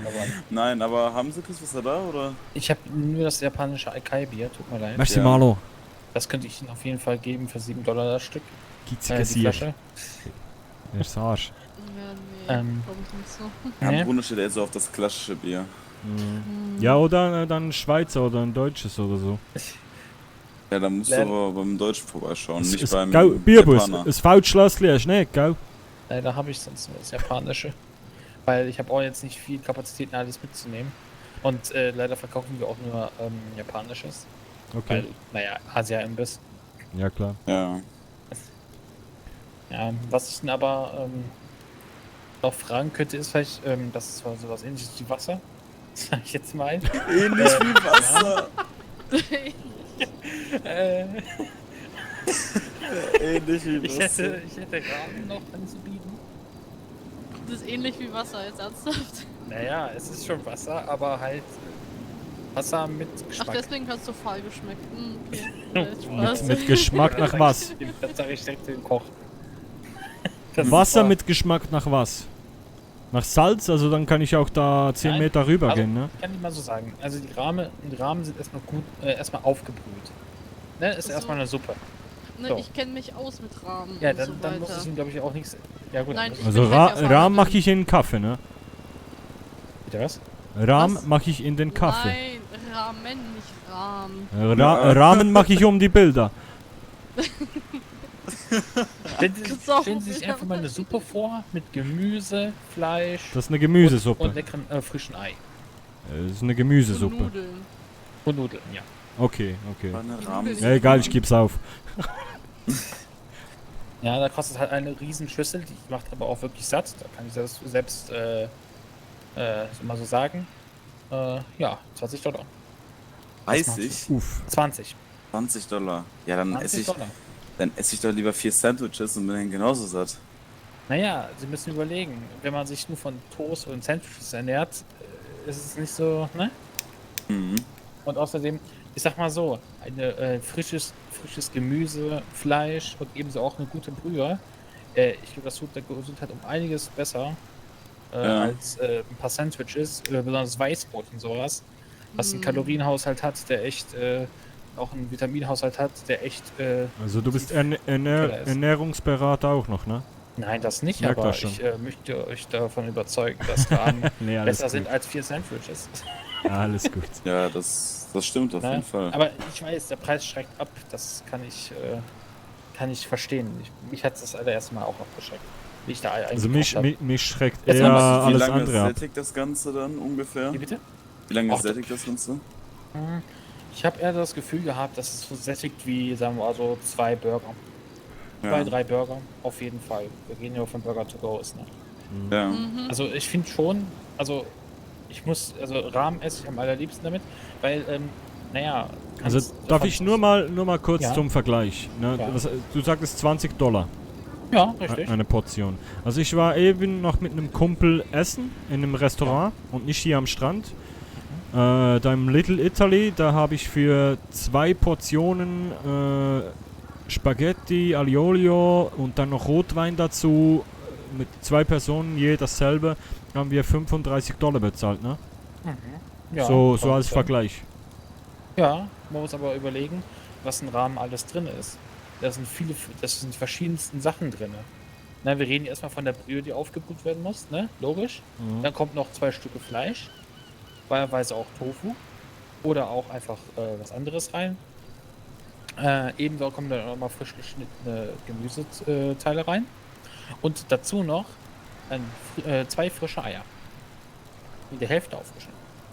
Ja, Also das das ist halt keine mehr Ahnung. Mühe, ne? Ja, Das ist mehr Mühe. Ja gut, Da also muss viel eine bestimmt Aglio werden. Olio hast du jetzt auch nicht so... Ja, Das egal. Ist, ja, also ich kann Dafür schmeckt die dann, ne? Ja, natürlich, also schmecken tut's glaube ich überall, ne? Aber Ja, die nee, Sache ist halt, nee. ob man ein Fan halt davon ist. Ja, klar. Und ob man es nicht einfach mal probieren möchte. Ne? Und wenn halt nicht, dann hat man halt einmal $20 ausgegeben. Ich sag mal so, wir machen das so. Ich Ja? bin nicht so, ich bin da ein bisschen vorsichtig mit meinem Magen und asiatisch okay. und so. Aber wir machen es so, wenn wir uns das nächste Mal sehen, da haben Sie was bei für meine Mütze und ich, Mütze? ja, Achso, ja. wenn ich Gitarre spiele und ich kaufe dann was bei Ihnen und trau mich mal irgendwas Neues. Was Neues. Ja, ich Okay. Ich habe das noch nie gehabt, das keine Ja. Ahnung. Ja, ich kann nicht verstehen. Ja gut, Bin ich da sag mal so. eher kritisch. Ja. Also ist nicht böse bei gemeint, Rahmen ne? muss man natürlich immer gucken, weil natürlich kann Rahmen auch scharf sein, ne?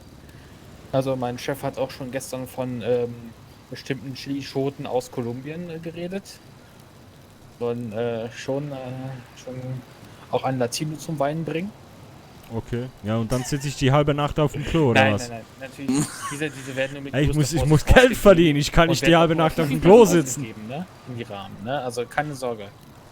Okay. Die kommen gar nicht erst in die Rahmen rein, ne? Erstmal. Nur wenn halt extra auf Anfrage, wenn wir Okay. Florenz extra scharf haben. Dann kommen halt so gesehen der Darmvernichter. Okay. Der Darmvernichter. Ihr haltet alle nichts aus. Ja, ich mag scharf, aber bei Japanisch bin ich vorsichtig. Alternativ kann ich natürlich auch auch eigentlich eher ein bisschen, sag mal, herkömmlicher ist, ist natürlich auch gebratener Lachs, ne? Hier gefangen.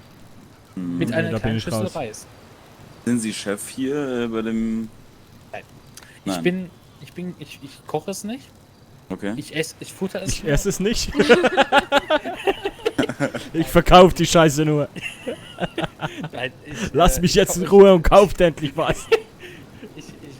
Ich koche das Essen nicht, Ja. weil denn ich esse es nur Ja. und ich arbeite ja auch im gleichen Laden, darum vertreibe ich es natürlich auch. Macht ihr auch Events und so? Also wenn ich jetzt ein Event plane, könnte man euch auch anrufen, um da Essen zu liefern? Wahrscheinlich reden wir von Großbestellungen, ne? Ja, so ein... Sagen wir mal, ich würde ein Konzert machen. Ja, gut, dann wird es wahrscheinlich auf jeden Fall eine Großbestellung. Ja, also Großbestellungen sind möglich, absolut. Es wäre dann nicht eine Bestellung, sondern eher, dass ich euch eine Plattform biete mit vielen Leuten, wo ihr verkaufen könnt. Da würde ich dir auf jeden Fall raten, da mal mit dem Chef zu reden. Okay. Weil der kann jetzt am allerbesten beantworten, weil der Chef ist gleichzeitig auch Chefkoch und kann dir ganz genau sagen und dir auch mit dir alles absprechen. Okay. Weil ich bin leider auch nur der Lieferant und auch... Es hat mich nur interessiert, ob ihr das grundsätzlich... grundsätzlich würde das funktionieren. Okay. Also ich sag mal so, ein Bauunternehmen von hier, das kommt auch öfters vorbei. Zum Beispiel heute mit 10 Mann. Gibt es eine 10er Bestellung. So, wir reden von 10 Mal so gesehen das Essen, was wir alles haben. Das ist viel. Ne? Und wenn man das vorher anruft und das kurz abklärt, ob das geht und der Chef sagt ja, na, dann gutes Mampfen. Also wenn Sie wollen, kann ich Ihnen ganz gerne diese Leitstellennummer geben. Gerne, ja. Und dann können Sie einfach mit dem Chef persönlich reden. Sehr also gerne. das kann ich Ihnen am besten empfehlen. Wie heißt Ihr Laden? Genkies. Genkies? Genkies Imbiss am besten. Wie schreibe ich das? Mit G? G-E-N. G-E-N? K-I-S. K-I-S. Genkies Genau, Imbiss. Genkies. Imbiss, genau. Okay. So, genau. Das ist die Nummer, also ohne Vorwahl bitte, ja. Das ist eine letzte Nummer. 147 147. 147. Genau, okay. also wenn Sie da mal eine große Bestellung haben wollen oder das irgendwie vielleicht planen, dann können Sie auf jeden Fall den Chef fragen. Ja, ich sammle gerade mal so ein bisschen die ganzen Möglichkeiten, sag ich mal. Ja, absolut kein Problem. Gerne. Hey, also ich bin immer froh, wenn ich auch, weil ich finde, der Laden leider, der wird viel zu wenig beachtet, finde ich. Okay. Es ist natürlich asiatisch, ne? Nicht jedermanns Geschmack. Aber ich finde persönlich, dass der Laden auf jeden Fall, sag mal, der Laden hat es für mich persönlich verdient, größer zu sein. Okay. Ja? Also der Laden hat auf jeden Fall ein großes Potenzial. Ich finde es persönlich ja. Also, wenn man überlegt, jetzt der Laden ist ja noch im Aufbau auch noch. Die reden davon, dass sie zwar ihre eigene Küche so gesehen haben, aber die noch längst nicht ausgebaut ist. Wenn die Küche erstmal ihren großen Kühlschrank richtig hat, diesen wirklich großen, und dann auch mehr Zutaten gelagert werden können, dann kann man auf jeden Fall einiges öfters wirklich von Großbestellungen und sowas halt leben, sag ich jetzt mal. Ja, klar. Ne, weil aktuell zurzeit hat man eher einen kleinen Kühlschrank leider. Die Verwaltung braucht halt noch ein bisschen. Und in der Zeit muss man halt mit etwas Kleinerem auskommen. Aber trotzdem schaffen wir es mit einem kleinen Kühlschrank es so zu managen, dass wir auch Großbestellungen, halt wirklich richtige Großbestellungen annehmen können. Auch wenn wir gerade überlegen, dass die schwankt, also es schwankt ohne wirklich Punkte gerade kommen wir heute nicht mehr auf. Essen und Rohstoffen, die es so gibt. Ne? Möhren, allgemein halt Karotten, ne? Dann braucht man auch Reis und sowas. Das ist schwierig zu kriegen und auch nur, sagen wir mal, in bestimmten Phasen zu bekommen. Da muss man richtig planen. Und das auch sich von Cyprus Logistics auch liefern lassen. Hört sich ultra kompliziert an. Es hört sich sehr kompliziert an und man muss wirklich ein bisschen denken dabei. Aber der Laden, also ich finde persönlich aber, dass Genkies wirklich sehr gut andere Leute beliefern kann. Für mich so. Also ich habe immer gegessen, ich habe immer alles das gekriegt, was ich wollte. Sind wir über den Knopf hat. Sie arbeiten ja auch dort. Ja, nee, ich arbeite erst seit heute. Seit ein paar Stunden erst. Bist du aber ein motivierter Mitarbeiter, ne? Ich sehe das. Ja, natürlich, weil das halt ein Laden ist. Ich mag den Besitzer, auch die Mitarbeiter dort und das Essen ist, finde ich, auch super. Okay. Ja, und, ja gut, okay. Ja. Arbeitet auch der Mitarbeiter, bitte? Arbeitet auch der Mitarbeiter, der so einen komischen japanischen Akzent hat, der immer anstatt Reis sagt oder so?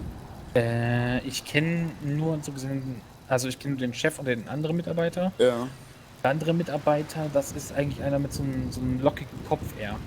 Okay. Nee, der war so ein Blonder, der hat ja. Blonder Asiate? Ja. Das ist selten. Der hat eine blond gefärbte Haare und einen Bart, der halt dann normal dunkel, ne? Halt Okay. dunkelblond, also- schätze ich dann. Nee, das sagt mir jetzt nichts, ehrlich gesagt. Okay, weil er hat aber früher gearbeitet. Kann gut sein, ja, dass er vielleicht mit da gearbeitet hat. Ja, und der hat, ja. sag ich mal, im Stadtpark keinen guten Ruf. Hm. Ja. Die Handy, also kann gut sein, dass er vielleicht mit da gearbeitet hat. Oder vielleicht auch alleine. Ich weiß es ehrlich gesagt nicht. Ja. Aber ich kann mal den Chef fragen, vielleicht weiß er was darüber. Ja, okay. Wollte ich Ja, ihm weil nur dann bekannt geben.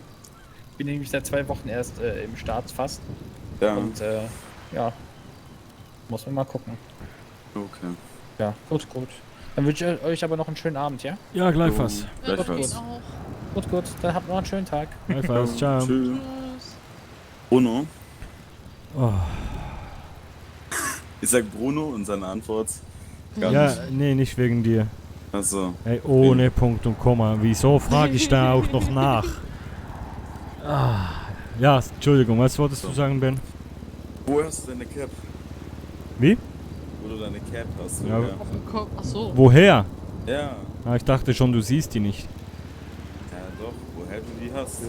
Die habe ich ursprünglich ist die von hier, aber ich habe die schon vor Jahren, waren Verwandte von mir hier im Urlaub und haben die mir hier mitgebracht. Oh, ja. Also diese Cap ist eigentlich der Grund, warum ich hier hinausgewandert bin. Okay. Ja. Nee, nicht schlecht, sieht gut aus. Dankeschön. Also ich habe auch gehört, dass man die hier gar nirgends mehr kriegt, ne? Ja.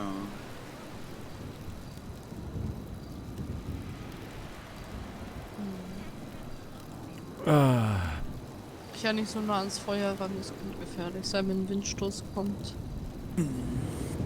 Ich würde es mal sagen. Also du jetzt oder wir? Ich. Wir alle. Also Vor allem ich. Ja, du bist am nächsten, oder nicht? Oder Ben, ja, mit den Schuhen da. Ich glaube, Ben ist näher. Mhm. Alles ist gut.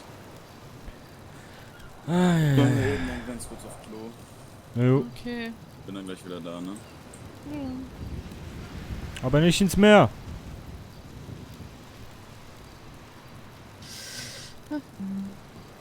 Und du hast schon Echt? Neuigkeiten wegen deinem Studio? Nee, das dauert, wie gesagt, noch. Okay. Wie es alles immer so ein bisschen dauert, ne? Ja, ja. Was wolltest du sagen? Eben. Bitte? Du wolltest Was? eben was anfangen? Keine Ahnung. Keine Ahnung, okay, dann egal. Ach nee, ich dachte erst, dass Ben hier einfach stehen bleibt und einfach in den so. Strand pinkelt. Eieiei. Wie war dein Tag so? Ja, geht so. Ich war noch wach bis irgendwie 7, 8, 9 Uhr. Heute Morgen. Oh, okay. Und dann, ja, hab ich gepennt und bin dann erst so ich weiß gar nicht, 5, 6 Uhr wieder aufgestanden. Langschläfer. Ja, geht. Ich war auch lange wach, ne? Ja. Ich hatte eine wilde Nacht mit euch. Es tut mir leid. Ja, nee, mir tut es leid. Nein. Aber kennst du dich so ein bisschen mit Medizin aus? Geht so. Wieso? Ist das normal, wenn das so wahnsinnig drückt und so, man die Fußzehen nicht so richtig spürt? Ja, ich sag mal so, ein bisschen Druck ist sicher normal, aber Es tut halt wie Hölle weh. ja, dann will ich vielleicht gleich nochmal zeigen gehen. Ich will aber nicht. Das kostet wieder Geld. Ja, Okay, aber vielleicht ist es ja auch normal. Ich habe noch nie einen Gips, deswegen. Ich weiß nicht, wie das ist. ja, es drückt schon ein bisschen manchmal, ne? Also es Schmerzen. drückt die ganze Hast du noch Zeit und so. Medikamente? Nee. Ja gut, dann So bei 1 bis 10 Schmerzen wahrscheinlich so 6 bis 7. ja gut, dann würde ich aber schon echt mal vorbeigehen. Kannst ja auch nur irgendwie noch Schmerzmittel einfach nur holen. Ich hasse Schmerzmittel. Ja, dann holen wir halt eine Flasche Bier und gut ist, ne? Ob das so hilft, nicht, dass ich den wieder irgendwo lang mache. Ja, nee, wir bleiben einfach am Boden heute. Ja, davon ist Feuer. Ich habe Ja, mir gut. schon mal die Beine und Füße verbrannt, ne? Ah. Hab alles schon durch. Ja, so eine Flasche Whisky und dann ins Bett, ne? Mhm. Aber dann darf besser Ben ist- kein Whisky trinken. Ja, wieso? Der muss mich einfahren. Ah, stimmt. Ja gut, ich kann dich auch fahren, kein Problem. Ja, wenn du was trinkst, kannst du auch nicht fahren. Ja gut. Dann fahren wir erst und dann trinken wir. Ich hatte eben einen Kumpel da noch, also einen Kumpel, ich habe den eben erst heute kennengelernt. Okay. Aber habe mich echt gut verstanden mit ihm. Und dann waren wir essen und der hatte, also wir hatten ein Bier und dann noch ein Glas Rotwein und der war hackedicht, ne? Was? Okay. Ein Bier, ein Glas Rotwein und der war hackedicht. Oha. Der hat draußen beim Little Italy, also wir sind dann zum Auto gelaufen und dann beim Tequilala um die Ecke hat er hingekotzt. Oh. Und dann sind wir nach Hause gefahren und dann muss ich auch noch zweimal, glaube ich, anhalten, damit er aussteigen kann und kotzen kann. Ja. Hey, keine Ahnung, was mit dem los war. Keine Ahnung. Ich muss mal kurz telefonieren. Jo. Ja, wir Aargauer machen nicht verlieren. Ah, so gut.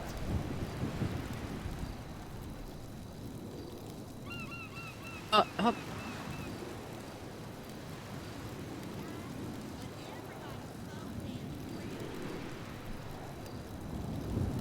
Ja, lass mich auch allein, ist gut. Ist okay. Lass mich auch allein, dann steht mein MacBook ab. So, wie geht's euch? Malo, geht's dir gut? Bist du jetzt in Frankreich oder was? Zirpo, wie geht's? Wer ist noch alles da überhaupt? Spammt mal ein bisschen den Chat zu, komm. Ich will mal schauen, wer alles da ist.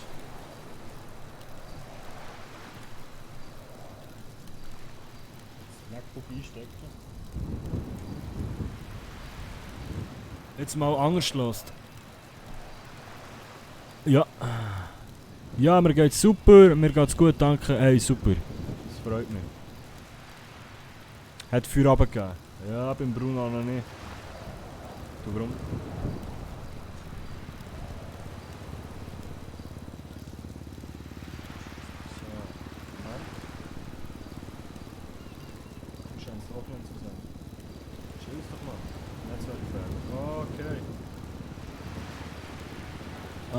Wie hast du? Ja gut. Ein bisschen müde von gestern. Ja, lasst, weil du alleine glaube ich. Ja, nein, sie ist ja noch da.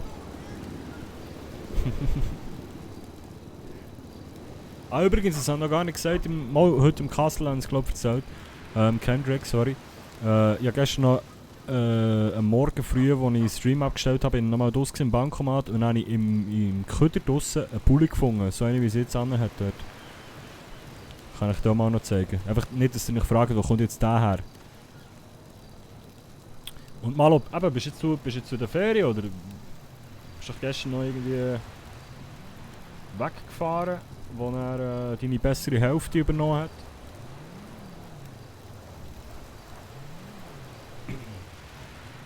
Gestohlen? Nein, ich habe ihn nicht gestohlen. Aus dem Köder... Nein, ich dachte, ich muss ein bisschen mehr in die Köderkübel schauen, aber die Leute schießen alles Mögliche weg. Und jetzt hier... Du kannst etwas rausfischen. Nee, das will ich nicht. Ja, ich mal gucken. Bin wieder da. Ja. Moin. Bin bei der Gotte. Okay, nice. Ich sag dir Bescheid, okay? Wo denn? Also, eben Frankreich habe ich etwas gelesen oder habe ich gesponnen? Gruß, Jamina, sympathischen Eindruck gemacht. Ja, absolut. Hey. Merci für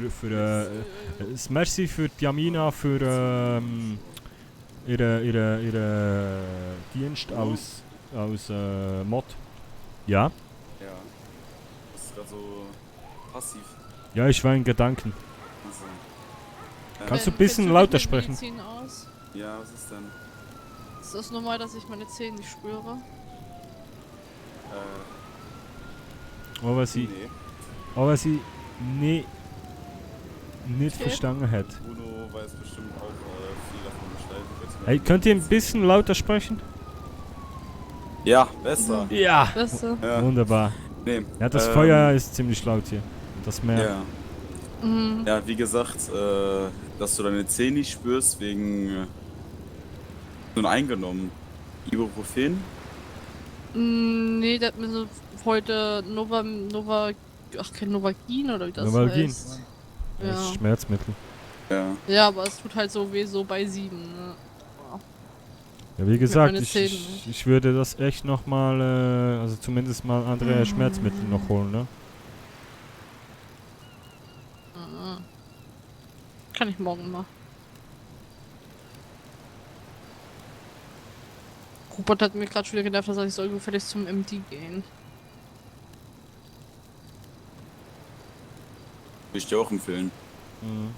Same.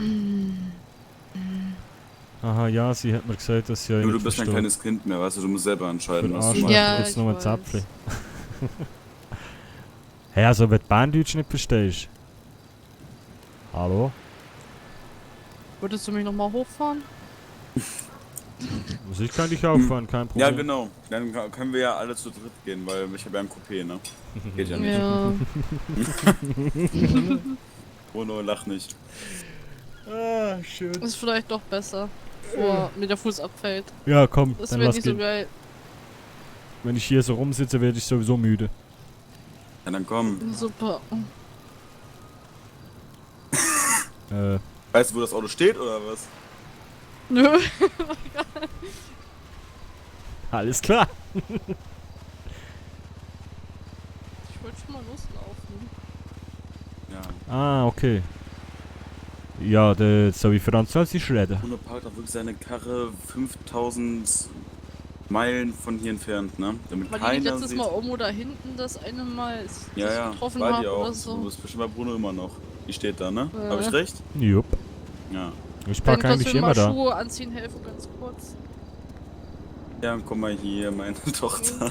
Was? Also, Nein. Danke so. sehr. Tochter, ey, das wäre jetzt ein bisschen sehr Wow. komisch. Ja, wäre auch komisch. Willst du keine Schuhe anziehen? Nee. Dann treten wir Ah, rein. die Nico... Aha. Ja, okay, warte. Ich bin verwirrt. So. Danke.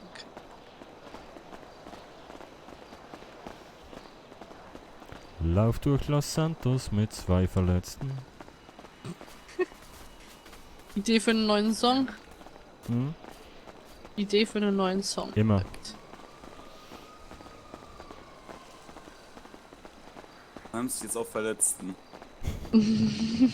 Ja, ich brauche noch Ideen für Mittwoch, ne? Also, wie willst du jetzt deinen Schweizer Song bearbeiten?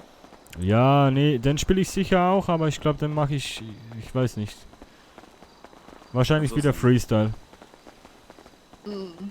Aber ich brauch Inspiration für neue Songs. Ich muss so sagen, jetzt habe ich was.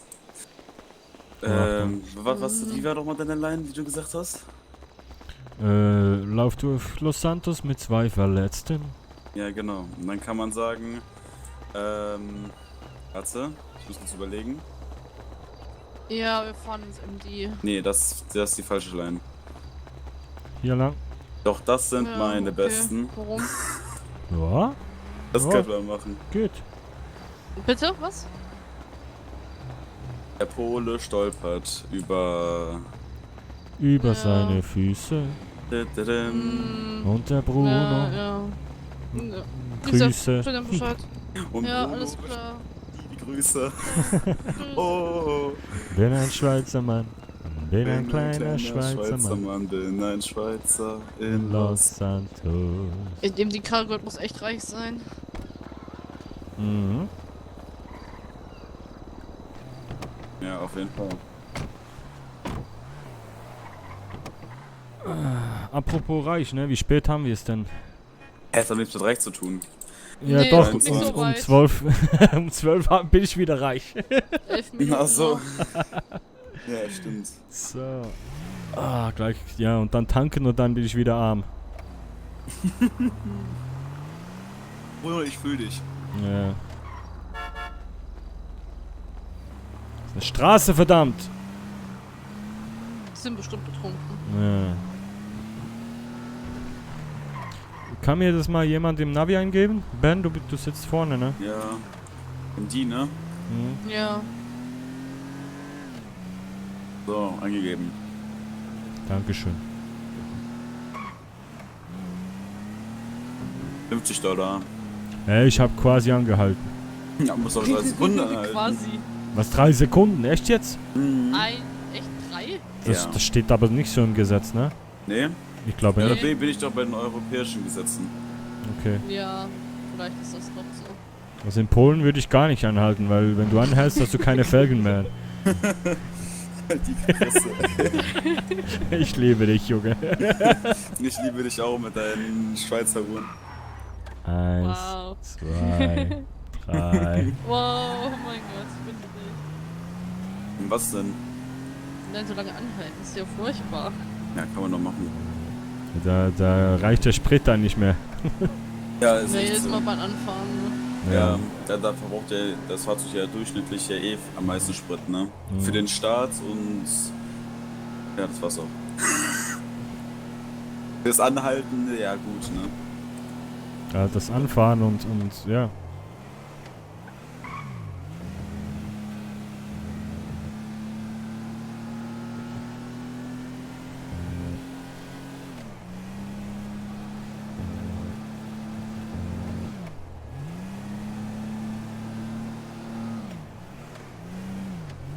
Ach ja, Hans und Rupert kommen auch irgendwie vorbei, warum auch immer, keine Ahnung. Ja. Ohne hält sich auf jeden Fall schon an die an das Tempolimit. Ja. Mhm. Merk ich. So, Pannenblinker und stehen lassen, ne? Du darfst nicht stehen. Ja, ich fahr weg.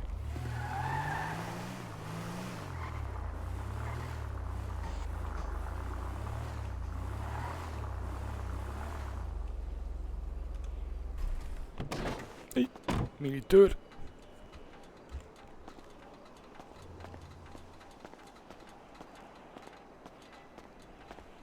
Kassel, ist die Stream eigentlich heute sauber gelaufen und das Spiel und alles? Also wirklich komplett durch, ohne Ruckler und alles?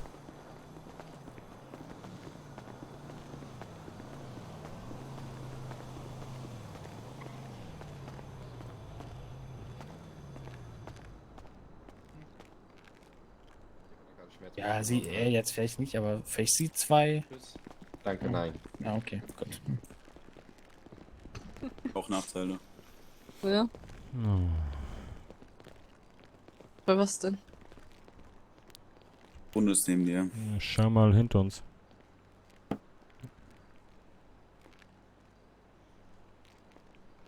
Ach, der Typ von eben. Mhm. Achso. Oh, der macht mir schon langsam Angst, ja. Mhm. Gut, ich habe ja gesagt, wenn wir uns das nächste Mal sehen, kriege ich Kohle, ne? Moment. Hier ist ja ein Automaten, ne? Ah, nice. Wie spät haben wir es denn? Warte. Ich habe noch keine 52. Rolex. Ah, Mist. Ich gehe noch eine rauchen. Ja, jetzt 7. Ja, ich rauch mal Genau. eine. Viel Spaß. Bis gleich. Guten Abend, ihr zwei. Moin.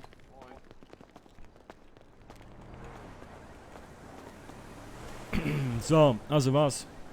Schnell lesen. Stream ist gut gegangen, bis auf, als er ein Zeit lang ein bisschen komisch geredet hat. Props gehen raus ab Bierkappe.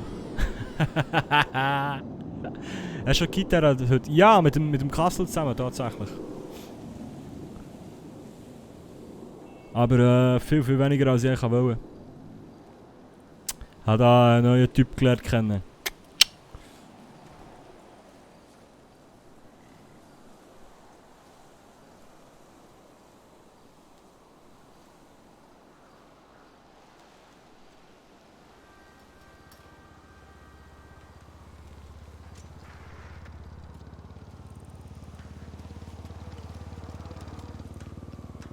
Entschuldigung. Ja. Wo ist denn hier der nächste 24-7 von hier aus? Boah, hey, keine Ahnung. Hast du ja auch nicht, okay. Sorry. Hast du vielleicht ein bisschen Wasser dabei oder sowas zum Trinken? Ein Energy Drink hätte ich. Okay, ich bin ziemlich aus der Puste, vielleicht... Ja, komm. Gebe ich dir. Ist mein letzter. Was willst du denn dafür haben? Ja, komm, machen wir es so. Wenn du mich mal mit der Gitarre siehst, am Stadtpark oder so. Ja? Dann schmeißt du dir ein bisschen mehr in den Hut. Genau. Perfekt. Wunderbar. Und sonst Mittwoch um 21 Uhr spiele ich ein kleines Konzert im Tequilala. Am Mittwoch? Okay, perfekt. Genau. Also übermorgen, ja da. Übermorgen, Okay. genau. Kannst du das ein bisschen rumerzählen? Dann ist mir Alles auch klar. gedient. Mach ich, okay. Okay. Einen schönen Abend, ne? Ja, danke dir. Danke dir. Vielen Dank. Das tut jetzt sehr gut. Ehrlich. Danke nochmal, gell? Ja, kein Problem. Man sieht sich. Und Prost. Dankeschön. Viel verdient. Ein Kopf hat diese Honig gegeben. Nein, ist nicht mal ein Kopf, glaube ich. Irgendein Typ hat diese Honig gegeben. Sophie hat uns vorhin noch einen Zehner gegeben. Also voll easy.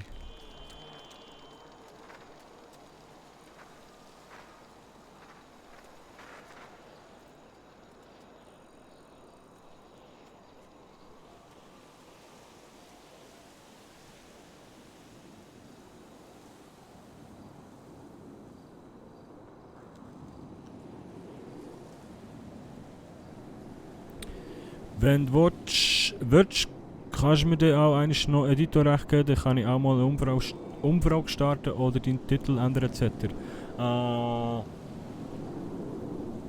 Ja.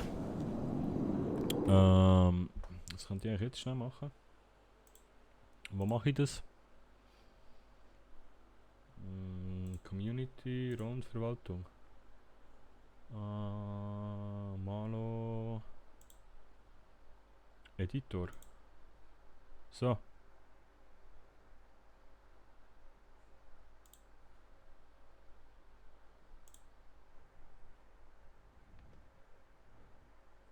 Sollte ich glaube schon haben jetzt. Wenn ich es richtig gemacht habe. Was kannst du da ausmachen, Herr? Nicht, dass wir da gleich machen, hä? Ah, nicht auch Warzone gehört? Oh nein. Ja, es ist gegangen, okay. Ja, kannst du vielleicht mal ein paar Sachen optimieren. Weil ich gesagt, wie gesagt, ich habe keine Ahnung. Also es nimmt mich jetzt einfach Wunder, aber was siehst du dann aus?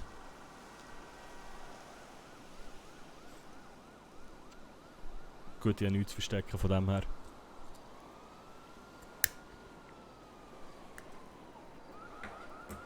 Jetzt löscht er deinen Account. Ja, ich hoffe es nicht.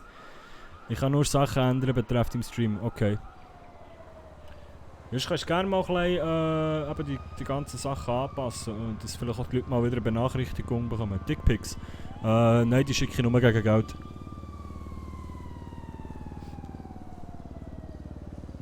Das ist auf Twitch ein bisschen schwierig. Ein Zugriff aufs Creator Dashboard. Ah, okay, nice.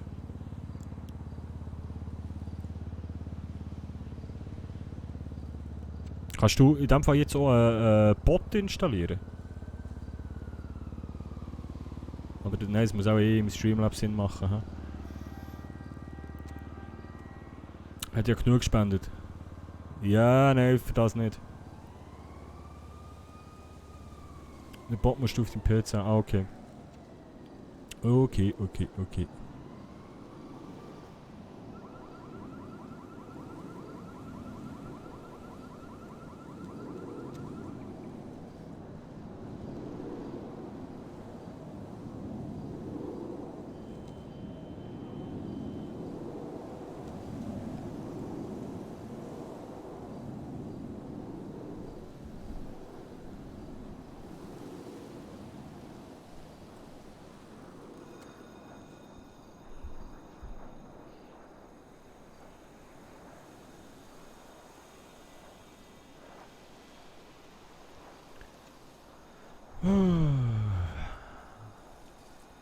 Und dachte, das ist gut mit Tequila.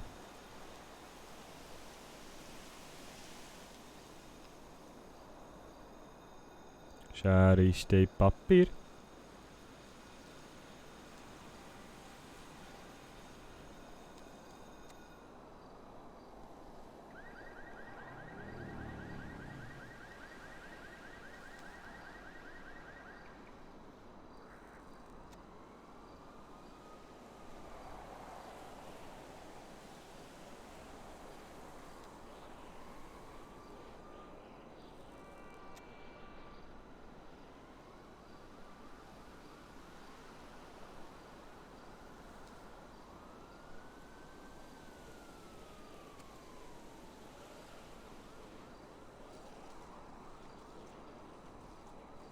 muss das dann sehen mit dem Kendrick, wie er besoffen war. Ja, unbedingt. Ich kann auch Werbung schalten für dich und so.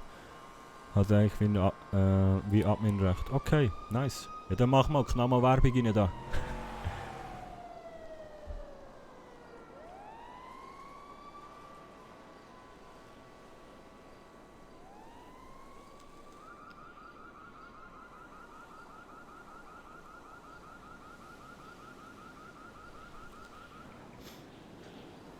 Nein, ich glaube, es bringt nichts, weil ich glaube, alle, die zuschauen, sind Abonnenten und die sehen keine Werbung.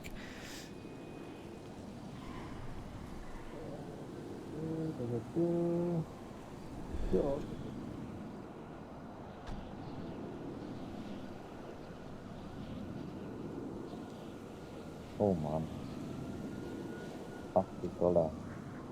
Ja, 80 $ bekommen. Nee, leider nicht.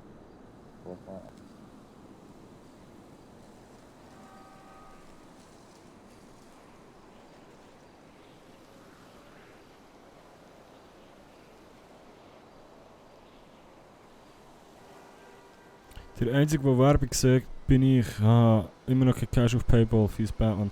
Ah was, du bist nicht Abonnent? Hat dir noch niemand ein Abo geschenkt? Was?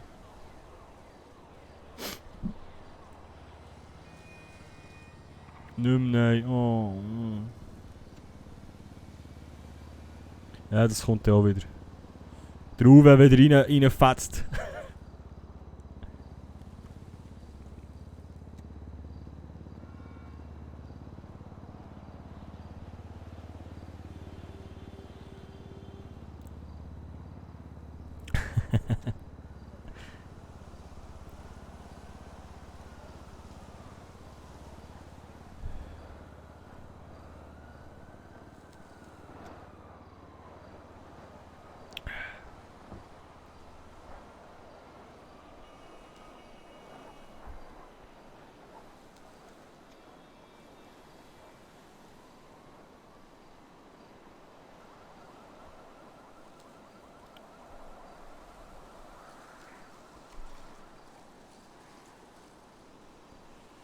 So.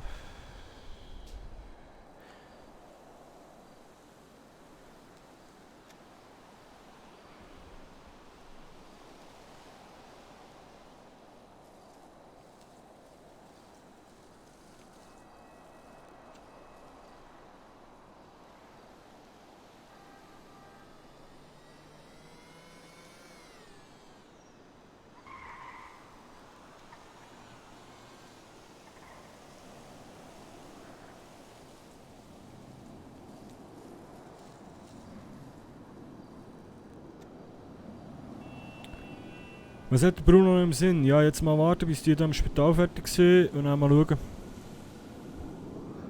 Mal wieder vom Dach gehen oder so.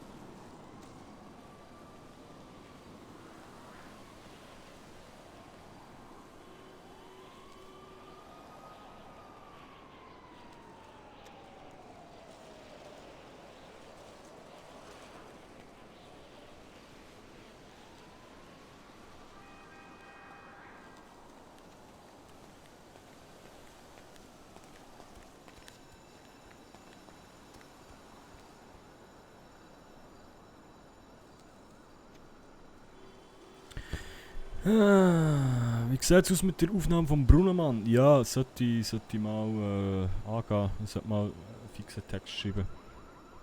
Aber ich bin im Moment nur im Schlafen oder im Streamen.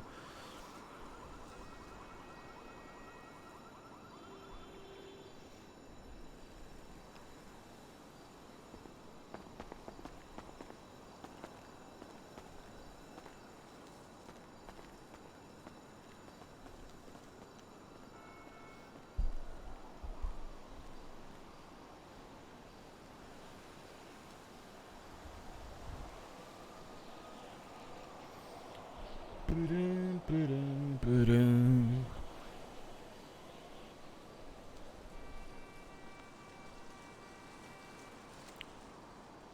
Hey, wie lange haben die noch?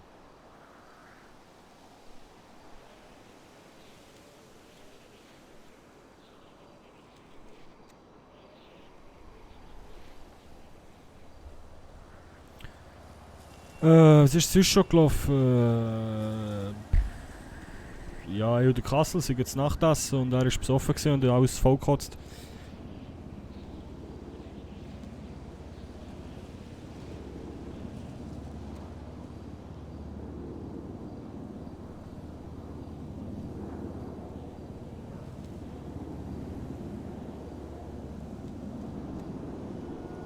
Kurzfassung.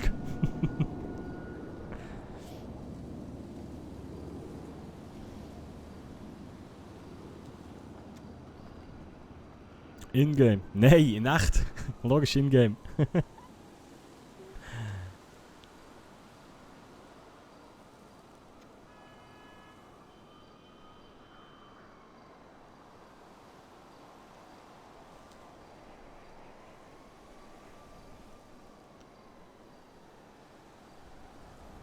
Checket the team auf Insta ab.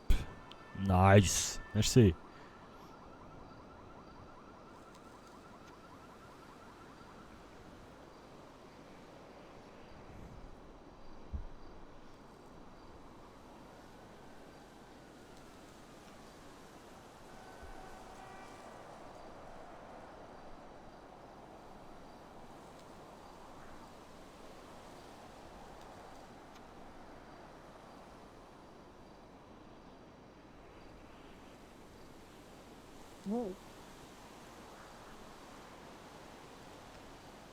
Ist er der Südafrikaner oder was ich da mitbekommen?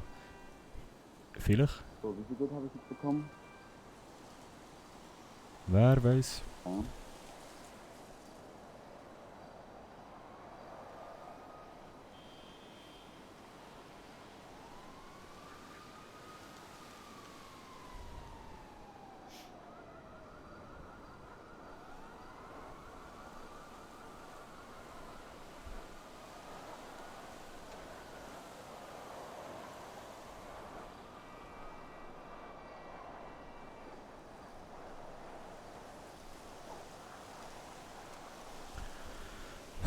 So, liebe Leute. Ja, mhm.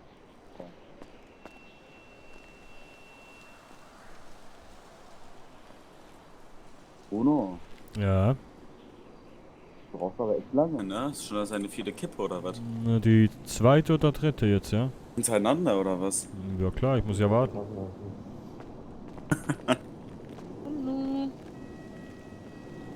Und wie sieht's aus? Ihr habt einen neuen Gips bekommen. Okay, Wenn es nicht besser ist, soll ich morgen nochmal kommen. Dann müssen nochmal andere Ärzte drüber gucken. okay. Hey, wisst ihr, ob die Getränkeautomaten da funktionieren? Nee. Ja. Ah. Du hast. Brauchst du was? Ich weiß, dass sie nicht funktionieren. Ich Ja, geb dir was, komm. Wenn du was hast, gerne. Ich hab auch. Nee, ich muss jetzt auch Weil langsam ich habe hier. eben meinen letzten Energy Drink da einem Fahrradfahrer geschenkt. Ja. Dankeschön.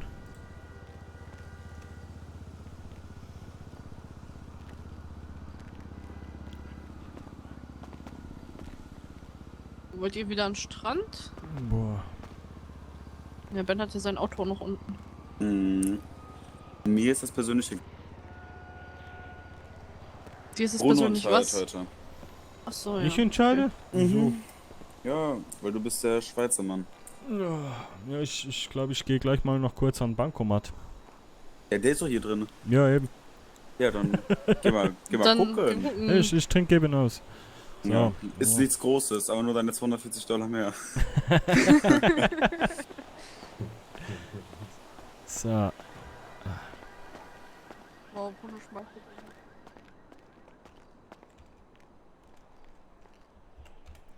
So, wenn wir mal schauen. 32, 35 haben wir noch.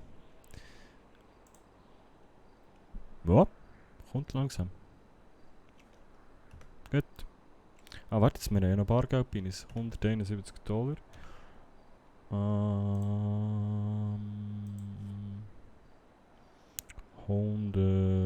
150. So. Ja, das habe ich mir auch verstanden. Also dachte ich irgendwie, Hans ist was passiert oder so. Ist das so? Wieso mir? Nur weil ich einmal einen Unfall hatte? Ja. So, okay, was ist der Plan? Hast du viel Geld bekommen? Ja, extrem. Ja? Immer auf den Kopf hauen. Ja, jetzt Party, wuh! Einmal Capri-Sonne für alle. Safari, ne?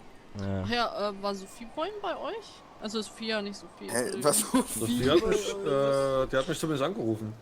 Ja, weil ich habe ihr Hans Nummer Wo wir sind. gegeben, weil ich dachte, vielleicht seid ihr alleine oder so, weil sie mich auch angerufen hatte.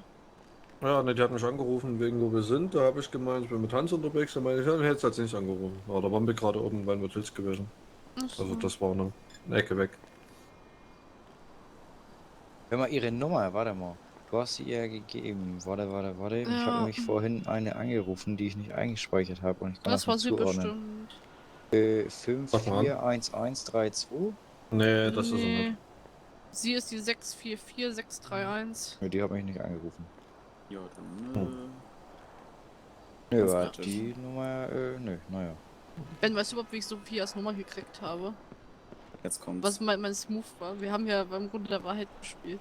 Kreis der Wahrheit. Also kann ich deine Nummer haben. Wie viele Genau, User sie jetzt fand eigentlich das so insgesamt toll. auf dem Server? Nein, was ihre Nummer ist, Keine hat Ahnung. ich weiß nicht, ob ich sie haben kann.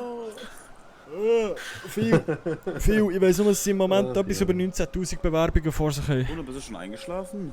Nee, ich bin da. Wieso? Ich hör zu. So, ja, weil du so komisch, ja, passiv bist. Normalerweise bist du einer, der immer sehr viel quatscht. Warte mal, ich muss mal ganz kurz Echt? telefonieren. Findest du? Ja. Okay. Lange bleibst du heute Ben? wach, Bruno. Ja? Ja, nicht mehr allzu lange. Ja. Hast du meine SMS bekommen? Deine SMS? Mhm. Nö. Rupert. Heck. Ah ja, stimmt. Hab ich voll vergessen, ich habe das gelesen. Ja, komm mit. Okay. Ja, da waren es nur noch 2, ne? Ja, das ist wie mit den Kreisen im Stadtpark immer, nicht? Ja. Und verlässt einer den Kreis, gehen alle anderen auch. Was machst du eigentlich hier so? Täglich? Hart arbeiten. Hart arbeiten. Ja, aber als was? Stütze. Wie? Stütze. Stütze. Ja, das ist ziemlich hart, ich kenne das. Nö, aber ich meine, mal da, mal hier, Okay. ein bisschen was sehen und so, nicht? Ja, klar. Aber ich meine, ich hatte mich jetzt beim Busunternehmen beworben gehabt, aber da scheint das wohl irgendwie doch nicht so ganz zu klappen. Okay. Bezüglich, also ich war zwar eingeladen gewesen zum Vorstellungsgespräch, ja, aber da das mit meinem Schlafrhythmus nicht so ganz vereinbar war, Okay, mussten die wann das jetzt solltest erst... du denn arbeiten da? Was denn? Was wollten die denn von der Zeit her, wann du arbeitest? Nee, die Zeit, also von den Arbeitszeiten her wäre das eigentlich relativ egal gewesen. Das ging halt einfach nur ums Vorstellungsgespräch, nicht, dass ich dann mit dem Busunternehmen führen sollte. Okay. Und das wäre jetzt eigentlich ja heute, also am Dienstag, Ja. um 16:30 Uhr, aber das schaffe ich gar nicht, da komme ich noch gar nicht aus dem Haus. Ah, scheiße. Da klingelt mein Wecker noch gar nicht. Und dann der Ausweichtermin wäre ja am Donnerstag gewesen, zur gleichen Zeit. Mhm. Da ist genau das gleiche Spiel und jetzt habe ich den netten Herrn vom Department gebeten gehabt, nochmal nachzufragen, ob das irgendwie möglich wäre, ob wir das nicht irgendwie aufs Wochenende oder auf nächste Woche verlegen können. Mhm. So, da hatte er sich noch nicht gemeldet gehabt. Also deswegen mag sein, dass die Nummer, die ich nicht eingespeichert hatte, dass das nicht der Herr war, aber Ja, der hat klar. angerufen gehabt, wo ich nicht da war. Mal Oh, wieder. scheiße. Ja, ist immer dasselbe. Jetzt habe ich so langsam die Befürchtung, dass sowieso nichts wird. Aber ich meine, die warten ja auch nicht immer unbedingt, ne? Ja, klar, klar. Ja, das klappt schon. Positiv bleiben, ne? Ja, sicher, sicher. Und Boah, ich meine nicht. übermorgen abends, also am Mittwochabend bist du da? Ja, aber halt spät Abend erst, nicht? 9 noch nicht, ne? Nö, leider noch nicht. Schade. Wieso? Ja, ich spiele da ein kleines Konzert im Tequilala. Ach so, ja. Ja, nee, also da schaffe ich das noch nicht, aber eine halbe Stunde später wäre ich wahrscheinlich da. Okay, ja gut, ich werde wahrscheinlich so eine Stunde oder so spielen. Im Ja, Gesamten. sicher, dann schaffe ich das ja vielleicht noch, Ja, würde vorbeizuschauen. mich freuen. Ja, sicher. Würde mich freuen. Darfst auch gerne noch weiter erzählen, ne? Ja, sicher, sicher. Weil ich, meine Gage besteht so ein bisschen auf einer Kollekte, also was die Leute dann, umso mehr Leute, umso besser. Ja, nee, das kriegen wir hin. Also ich bin dann, denke ich mal, da. Ja, sehr cool, würde mich freuen. Also auch wenn das nur für die letzten 20 Minuten sind, denn, aber ich meine, da bin ich dann auf jeden Ja, Fall. wunderbar. Ja, cool. Ja, wollen wir mal zu den anderen da rüber, oder? Ja, weiß ich nie. Also halt gerade so einen Anschein gemacht, als wollten die unter 4 Augen quatschen. Ja, aber oder keine Ahnung. kann ich halt nicht so genau sagen. Ja, ich rauche mal noch eine. Ja, sicher. Rauchst das du ist auch? eine gute Idee. Ja, sicher. Ich habe auch eigene. Hast du eigene, okay. Mach dir da keinen Kopf drum.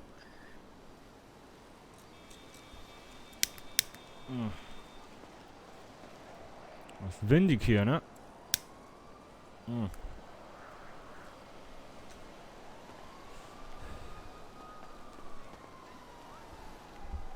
Und du kommst aus Hamburg, ne? Ja, sicher. Ja, schön. Und du, denke ich mal, aus der Schweiz, wa? Man hört's fast nicht, ne? Nö, überhaupt nicht. Aber ich meine, ich bin auch nur durchs Lied jetzt drauf gekommen. Klar. Das bleibt ja im Gedächtnis. Ja, das ist gut. Ich glaube, ich muss den echt mal aufnehmen. Ja, wäre vielleicht eine Idee.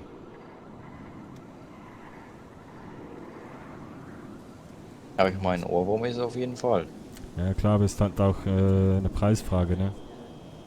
So ein Tonstudio ist ja auch nicht gratis. Mal zu Hause einfach vorm Rechner alleine und dann Ja, muss irgendwas ich dahin. erstmal einen Rechner haben, ne? Und ein Mikro und alles. Ja, sowas habe ich leider auch nicht, aber ich kenne mich damit auch nicht aus. Ich bin froh, dass ich hier mit dem Smartphone hier zurechtkomme. Anfangs war das ja auch, hör mal, das kannst du dir nicht vorstellen. Ich bin damit überhaupt nicht klargekommen. Ich wusste nicht, wo vorne und wo hinten ist. Ja, das ist halt wenn man nicht damit aufwächst, ne? Ja, dann ist das umso schwerer, da überhaupt reinzukommen. Verstehe ich. Wie alt bist du denn, wenn ich fragen darf? Ich bin 60. 60? Ja, sicher. Ja, du musst ja nicht mehr allzu lange arbeiten, ne? Nö, also ich hatte ja in der Heimat hatte ich schon Frührente bekommen, aber die wird mich hier nicht ausgezahlt, leider. Scheiße, was hast du denn in der Heimat gemacht? Ja, da war ich, sagte die Reeperbahn was? Ja, ja. Da war ich erst vor, warte mal, was sind das jetzt? Eine Woche. Ungefähr vor einer Woche war ich da.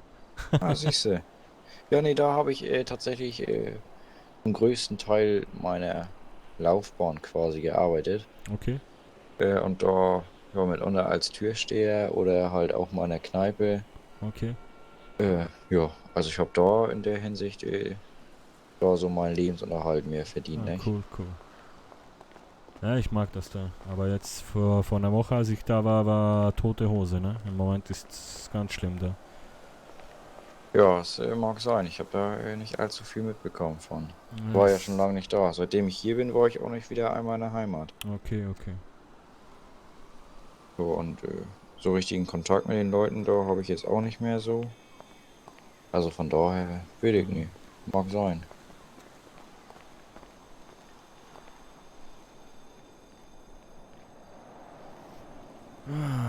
Ja, komm, lass mal rübergehen ein bisschen da. Ja, sicher.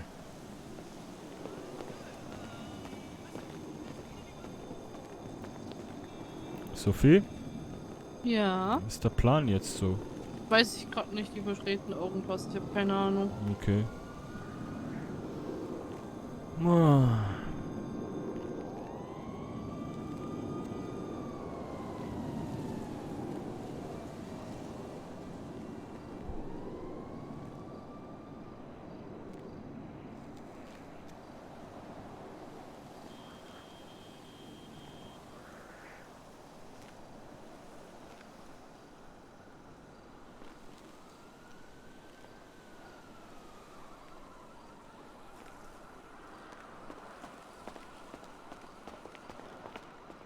Hans? Ja, sicher. Könntest du mich und den Ben dann mal kurz nach Weinwood fahren? Ja, sicher. Ja, kein Thema. Mhm. Hans kann 2 fahren? Ne, Hans hat einen Emperor jetzt. Ach so. Ich Also wenn verstehe. du willst, kannst du glaube ich auch mitkommen, Sophie, wenn du Lust hast. Oder du bleibst hier bei... Weiß ich nicht, Also weil ich wirklich sag, bloß wenn ich mal- muss hier bleiben. Mhm. Was? Okay. Was hast du Der so Hans, wird gesagt? uns, der Hans wird uns fahren können. Ja? Ja, sicher. Kannst du uns dann nochmal dann wieder hierher fahren? Also mich zumindest, wegen Ja, sicher. Bruno. Sicher. Ich möchte dich nicht alleine lassen. Was, wie, wo? Jetzt habe ich nicht aufgepasst. Ja, Ich möchte dich nicht alleine lassen. Wieso, wo? Ja, du wirst eben ganz kurz hier mit Sophie, weil ich muss kurz mit Rupert unterwegs sein und dann in 2 Minuten sind wir wieder da. Ach so, ja. Bin ich ja nicht alleine. Ja, nur ich lasse dich ja dann mehr oder weniger alleine, weil ich nicht da bin, weißt du? Ich bin ja nicht alleine, wenn Sophie da ist. Ja, aber die wird wahrscheinlich dauerhaft im MD sein. Hä? Was mache ich jetzt Hä? mit MD? Ach, egal. Okay. Ach, alles gut. Ja, ihr geht weg und kommt gleich wieder. Okay. Ja, sicher. Ja, willkommen. Genau. Wo ist deine Karre?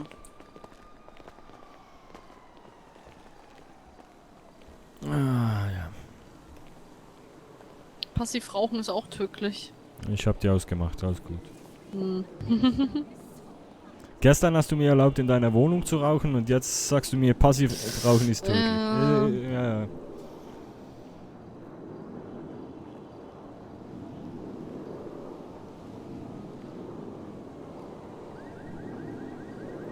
Nein, liebe Leute, ich glaube, ich gehe jetzt da langsam mal überlegen.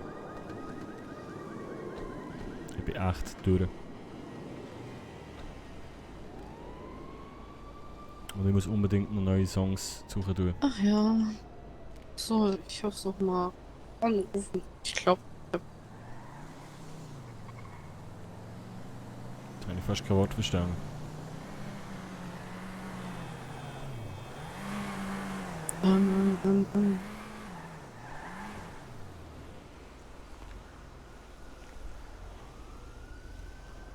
Okay. Malo, kannst du auch schauen, also kannst du ein Raid starten? Erzähl zum mir Beispiel? was. Boah, keine Ahnung. Wie nennt man das? Ein Schwank aus deiner Jugend. Ein Schwank aus meiner Jugend. Boah. Ja, Schweiz halt, ne? Wo kommst du Ja. eigentlich her? Habe ich dich da schon mal Florida. gefragt? Florida. Ja, das bin schon ich aus Lakeland, um genau zu sein. Okay. Ja, jetzt, warte mal, Florida, Lakeland. Nee, Emma kommt auch aus Florida, ne? Ja, aber genau. Orlando, aber glaube ich, die andere, ne? Ja, genau, andere Seite so ein bisschen. Okay. Und was hat dich eigentlich hierhin verschlagen? Das ist nicht so dramatisch wie bei vielen anderen. Okay, ja, bei mir auch. Nein, ich habe studiert, habe dann 1 Jahr freiberuflich halt gearbeitet schon und bin dann einfach hergekommen, weil ich von zu Hause weg wollte. Ja, goldener Käfig und so ein bisschen. Und meine Mutter hat immer geschwärmt, wie toll es hier war und sie wäre halt selber gerne hierher gekommen. Okay. Wenn ich nicht passiert wäre. Okay. Wäre sie hier geblieben, sie ist dann weg und ja, nicht wiedergekommen. Okay. Ja. Und da ich schon mal in die Großstadt wollte, dachte ich mir so, naja, warum nicht? Ja, klar. So keine dramatischen Familiengeschichten oder... Ja, es gibt sonst ganz was. viele hier, ne? Ja, hätte ich nicht gedacht. Das ist echt krass. Ich dachte schon, die schicken mich weg, weil ich nicht so viel erlebt habe, irgendwie beim Einreisegespräch. Okay. Ja, nee. Ich glaube, die sind auch froh, wenn mal jemand Normales kommt, sag ich mal, ne? Ja. Ach ja. Ach ja, Bruno, ich soll dich was fragen. Ja. Wie groß bist du? Also Körpergröße. Boah, habe ich lange nicht gemessen. Wieso? Wer fragt Ne- das? Ben hat gesagt, ich soll das fragen. Hä? Keine Ahnung, ich weiß es nicht. Ja, keine Ahnung. Also, wie groß bist du denn? Stell mal auf. Geht's mit dem Fuß? Ja, ich bin 1,74. Du bist 1,74. Ja, dann bin ich etwa 1,85 so. Ja, das könnte hinkommen. Kommt hin, ne? Ja, so Ja, ja. ungefähr. Keine Ahnung.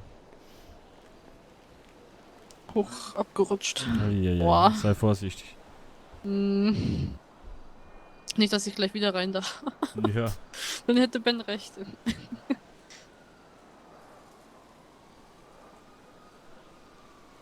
Wieso, was hat Ben gesagt? Ich hat auch was mit Sophie und MD gesagt, dass ich irgendwie dann im MD bin. Keine Ahnung, warum immer. Mengenrabatt bald, ne? Mhm. Ich glaube, ich brauche eine Krankenversicherung. Es soll es ja jetzt Weiß noch geben, nicht, wie man ne? daran kommt. Ja, ich Ja, auch ja. nicht. Sie haben mich letztens gefragt, ob ich versichert bin. Wie? Sie haben mich nur gefragt, also letztes Mal, als ich hier war, als ich auf die Laterne gefallen bin, ob ich eine Krankenversicherung habe. Okay. Ah, ja, ja. Aber wer baut auch eine Laterne genau neben der Treppe? Das ist ganz gefährlich. Ja, absolut. Ich hab's. Nee, für mich schon. Scheiße, Mann. Hast du Familie? Ja. In der Aber Schweiz. keinen hier. Nee, Also. nee, hier nicht. Und alle in der Schweiz. Geschwister? Ja, einen kleinen Bruder. Wie ist das so? Oh, Was? Moment, Telefon. Ja, mach mal. Ja, sag mal.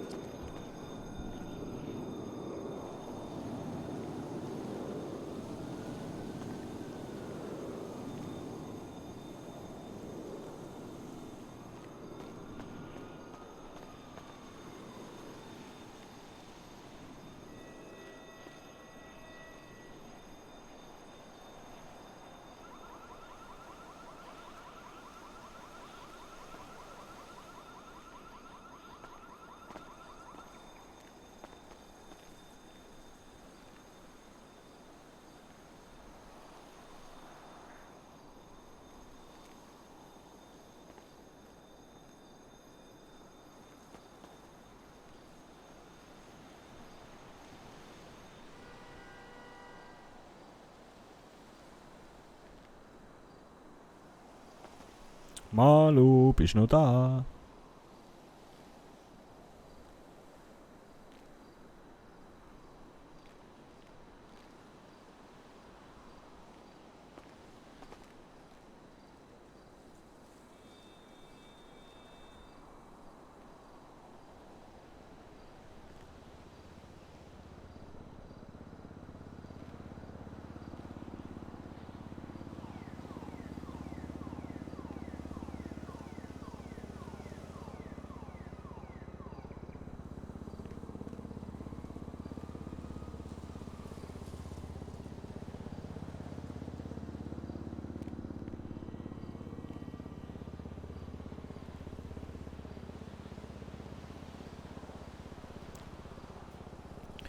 Malu, hallo Malu. Oh Mann. Kanter von mir hat mit einer Taschenlampe auf was auf den Kopf gekriegt. Ach du Scheiße. Ja, von einem ACS-Mitarbeiter, der wusste nicht, wie man damit umgeht. Oh, na toll. Ja. Ich habe ihn mich gerade eben drinnen gesehen gehabt, aber die sind schon wieder weg. Okay. Hab ich nochmal nachgefragt. Also ja, ich wollte einfach, wie ist das, wenn man so Geschwister hat? Ja. Keine Ahnung. Keine Ahnung. Geschwister halt. Ich bin Einzelkind, deswegen. Ja, es ist. Boah, wie erkläre ich das? Weiß ich nicht. Ist halt wie. Ja, ich weiß auch nicht so. Ja, du weißt ja, wie es ist, einen Vater, eine Mutter zu haben. Ja, ja. Und Ja. ein Bruder oder eine Schwester ist halt nochmal ein bisschen enger irgendwie, aber ist auch einfach Familie halt, ne? Ja. Och, wer nervt mich denn die ganze Zeit?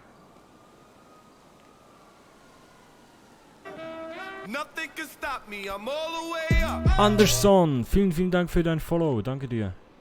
Merci. Wenn du Schweizer bist. Merci vielmals. Den ganzen Tag wird man genervt. Ja, ich glaube, ich gehe auch gleich mal pennen. Ja, mal gucken, aber wann die anderen jetzt wiederkommen. Ja, ich warte jetzt noch, dass du nicht alleine bist. Sehr freundlich. Ich komme alleine auch relativ gut zurecht. Okay. Nee, aber da verletzt und eine große Stadt und nee, du. Ja, okay. Danke. Ich habe aber meinen Krücken, mit denen kann ich mich wehren. Die tun auch weh. Kann bestimmt so richtig tolle Ninja-Moves mitmachen.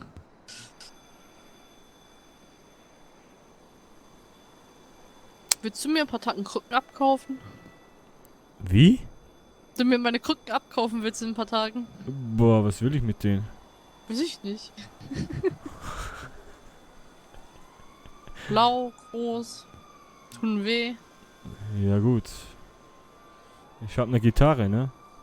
Die, Ach so, tut, ja. die tut auch ja, weh. aber ne, wenn die kaputt geht, Ja klar, aber das ist nicht so sag geil. mal so, wenn ich die für das benutze, dann nur im Notfall, ne? Ja. Und es ist das dann, auch wert. Aber im Fall der Fälle hau ich da, also das ist Feierabend, ne? Ja, das möchte ich nicht erleben. Ich warte nur auf den Tag, bis mir mal aus Versehen jemand mich bewusstlos schlägt. Ja, gestern hattest du Glück. Sag ich dir Warum? ehrlich. Ja, das Also, war verdammt ja. hoch. Ja, ich war selber überrascht, dass das so klimpflich eigentlich war und nur mein Bein gelitten hat. Ja, und dass du nicht bewusstlos warst. Ja, als ich da runtergefallen bin, ich habe mich schon im Koma gesehen. Ja. Ich auch. Hm. Hattest du echt Glück. Ja, weißt du was? Wollen wir kurz eben noch etwas einkaufen gehen? Willst du nicht lieber, was Miss Bender ist? Ja, die können ja anrufen. Würde ich jetzt lieber nicht. Ich weiß schon, was ich mir für Kommentare wieder anhören. Ja, also komm.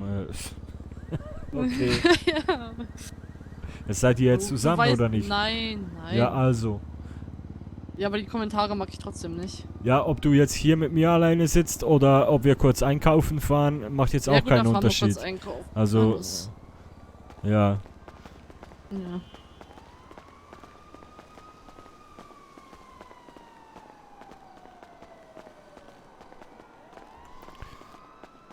Soll man jetzt tun, was jetzt für Abend machen?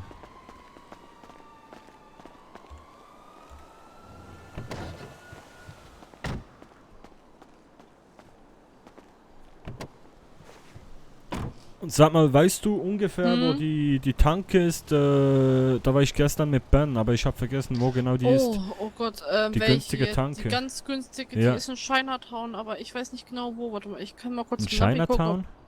gucken. Ja, das ist die, glaube ich, in Chinatown, also Nee, beim also die- Mirror Park. Mirror Park, ja? Ja. Ja, das kann sein. Oh Gott, ich weiß aber nicht, wo der ist. Das ist das Problem. Ich kenne weiß nur die bei so Unicast. ungefähr. Warte mal, ich setze mir mal da einen Punkt im Navigationssystem. Mirror Park, genau. Ja, werden es schon finden. Ist ja jetzt Ja. nicht so unauffällig.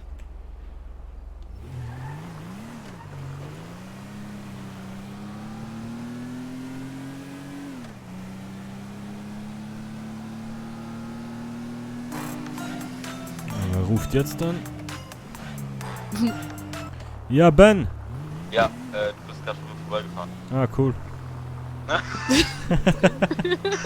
Cool. Wir wollten eben was einkaufen gehen am Mirror Park. Ja, ich wollte dann auch mit mir Kippen holen. Ich hab mich echt wieder nicht verarscht. Wo stehst du denn jetzt gerade? Ja, genau, hier rechts jetzt. Ja, dann Ja, steig, ich komm hüpf rein. jetzt. Das siehst du, so schnell geht's, ne? Ja.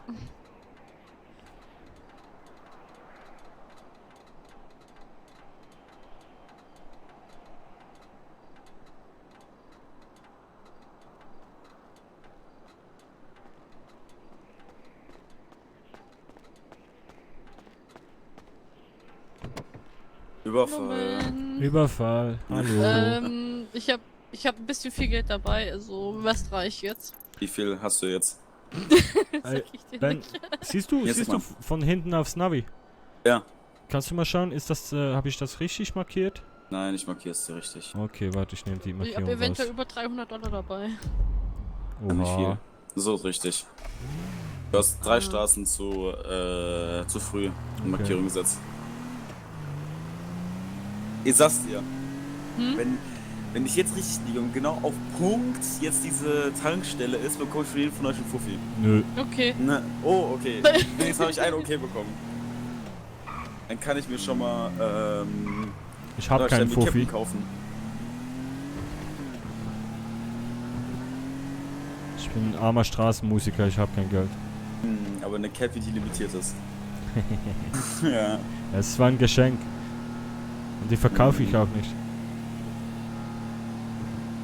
Auch nicht für meinen Sion Classic. Nö. Wirklich nicht? Nee, echt nicht. Die hat emotionalen Wert für mich. Ja, das ist auf jeden Fall das Wichtigste. Das ist das Einzige, was ich noch habe von meiner Familie. Das war das Wichtigste. Ja. Und die Stoppschilder, ne? 1, 2, ne. Rechts Ja, mal wieder meine nicht Cap an. schlecht gesetzt hier, ne? Mhm. So. Okay, du kriegst von mir 50.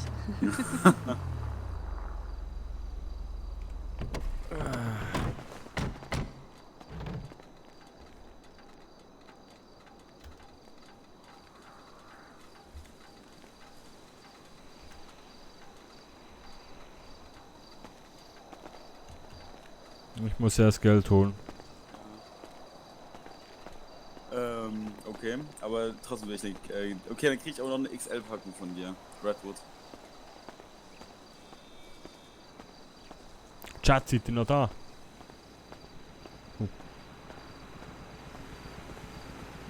Ups, nicht gemutet gewesen. Warum? Jetzt hat es Huren Verzögerung.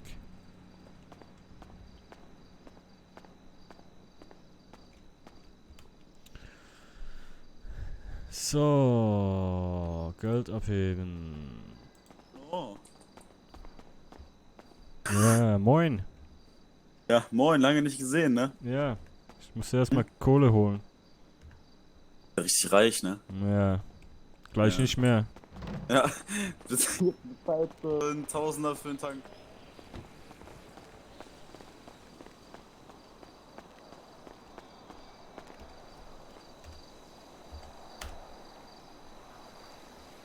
Boah, $50 fürs Tanken, ne? Verdammte Scheiße, hier. Ah, mach mal voll hier.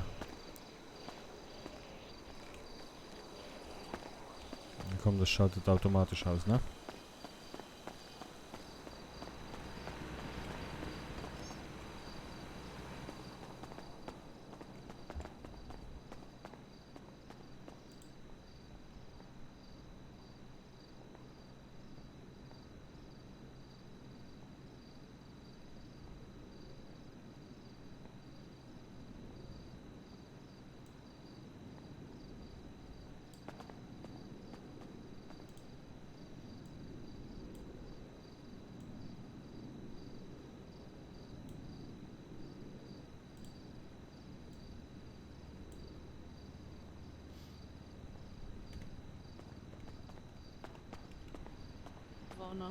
Nee, ich hatte. Ist alles gut. Ich Ja. habe halt nur gezählt, ob die Kippen jetzt in der richtigen Zahl drin sind. Ich So. wäre soweit. Ihr?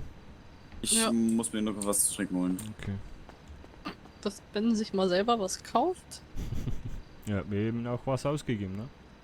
Ja, ich glaube, dass sich selber mal was kauft ist. Ne, wobei er kauft sich was, er vergisst es nur immer. Oh.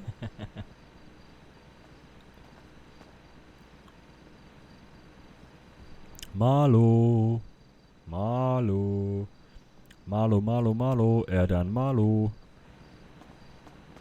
So, perfekt. Was machst du denn hier? Ja, Moment, ich brauche einen Moment. Mhm. Muss was auspacken. Also, okay. Okay.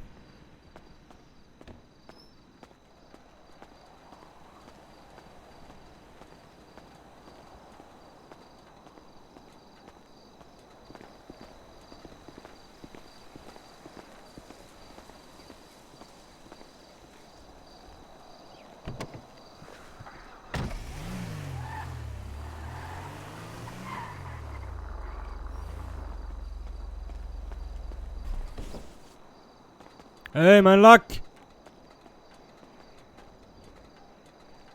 Was hast du gesagt? Ich sagte, ey, mein Lack. Was hast du gesagt? Ich sagte, ey, mein Lack, pass mal auf. Das ist Mattlackierung, ne? Siehst du schon. Ja. Das ist gefährlich mit dem Kratzer da von deiner Hose, ne? Ich habe eine Jogginghose, da habe ich keinen Reißverschluss dran. Okay. Ja, Bruder, hast du dich, glaube ich, umsonst aufgeregt, ne?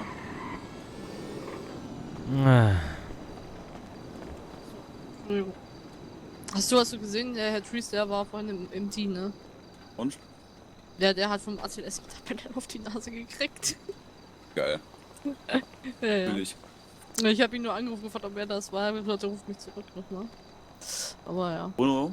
Ja. Ich würde dir empfehlen, deine Scheiben nochmal zu machen, ne? Also uns reparieren zu lassen. Ben. Hinten Ja. rechts, hinten links meinst Ich du? muss Also mal hier. langsam ins Bett. Ja. Ja. Kann Ja. Bruno nicht bringen, ne? Ja, kann ich, aber ich fahre Weil- nachher auch nach Hause, ne? Ja? Ja. Okay. Ja, dann nur eben Sophie nach Hause bringen und mich dann zum Stadtpark. Ja, gerne, der Herr. Mhm. Einsteigen. Perfekt. Taxi Mach Bruno nicht so Chat. viel Scheiße im Stadtpark, ne? Nee, was soll ich denn machen? Noch mehr verletzt. Das hat weh. Bist du kurz im Navi?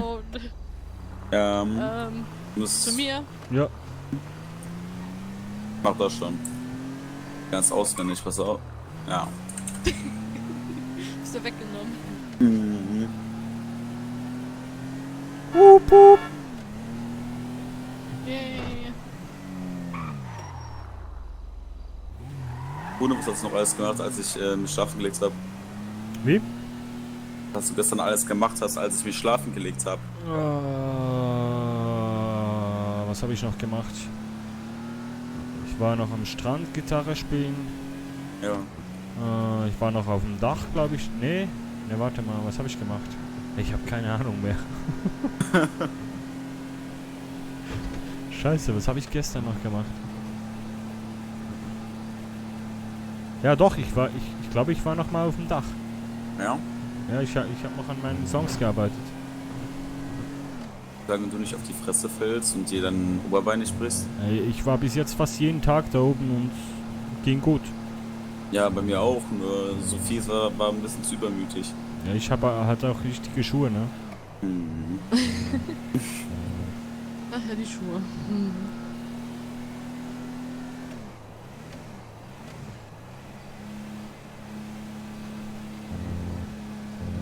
Weiß aber noch nicht, ob ich jetzt die komplette Nacht schlafe oder schon. Ja. Hab echt ganz schön Schmerzen. Naja, wenn nicht, wirst du schon merken. Ja, dann ruf mich dann dran. Hm. Mhm. Mach ich immer. Mhm. Gut. So. So, Tschüss. dann Bis gute Nacht, ne? Nacht, ne? Eventuell, ja. Ja. Danke. Verfasse jetzt nicht, dann dann nehme ich deine Gitarre und dann spiele ich den Song.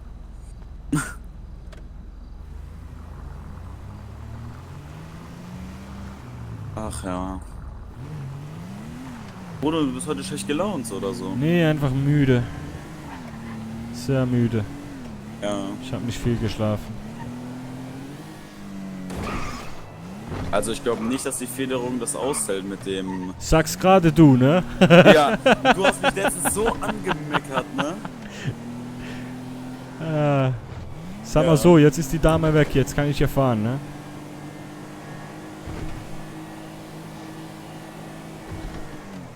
Wo muss ich überhaupt lang? Hier, ne? Ja, jetzt links. Links und dann rechts. Also irgendwie so, ne? Uhu. Ja, genau. Und dann jetzt links abbiegen und dann die ganze Zeit geradeaus.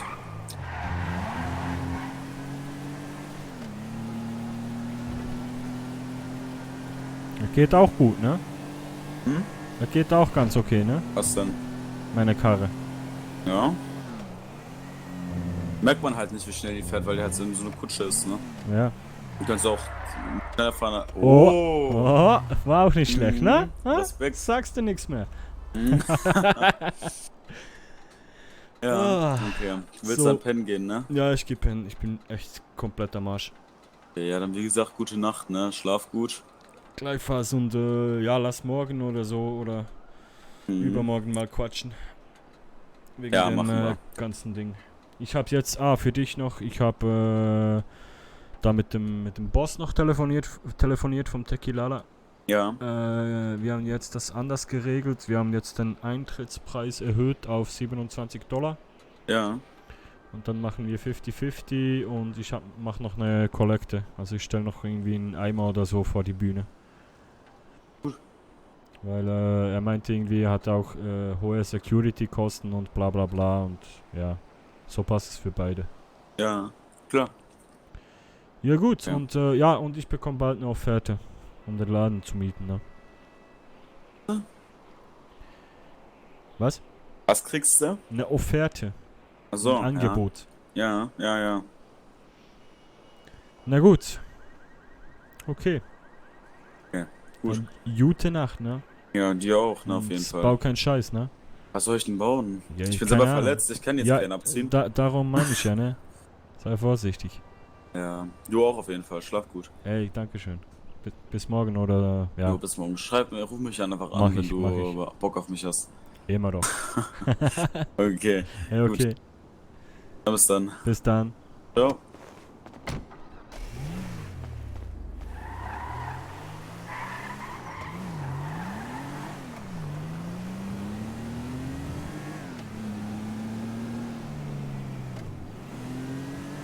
Ah, ich bin echt müde, liebe Leute.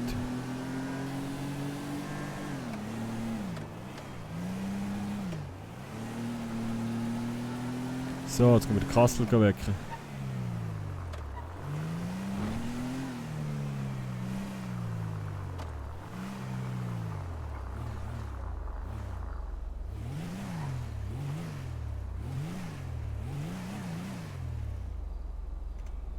So.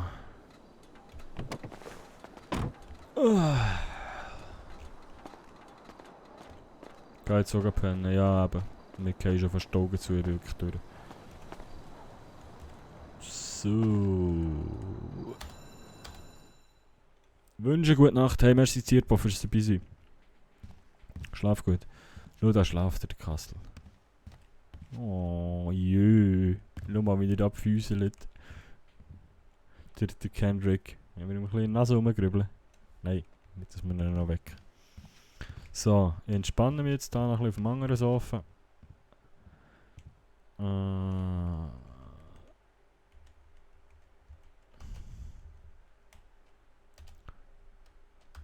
So.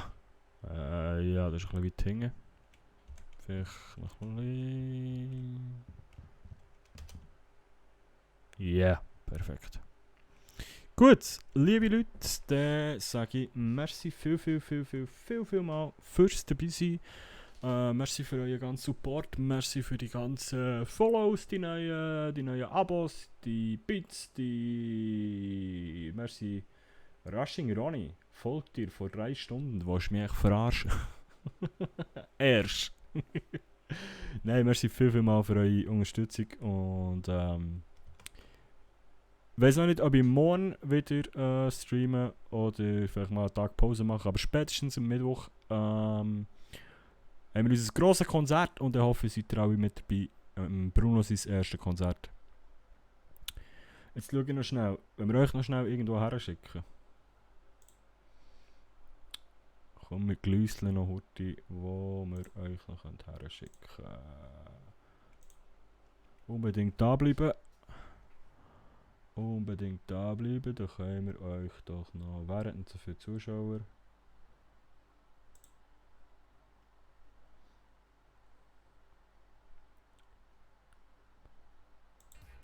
Weil es so kurzfristig war, ne? Okay, super, danke. Der Larry Perry. Ja, komm rein. So. Kopieren. Dann schicke ich euch noch Station weiter. Wo muss ich das machen? Hier. Jetzt nicht alle weggehen. Machen wir noch schnell einen Raid. Machen wir etwa noch eine kleine Freude.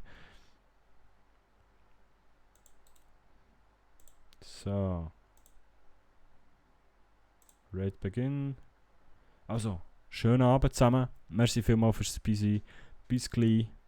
Timo G. Tschüssi.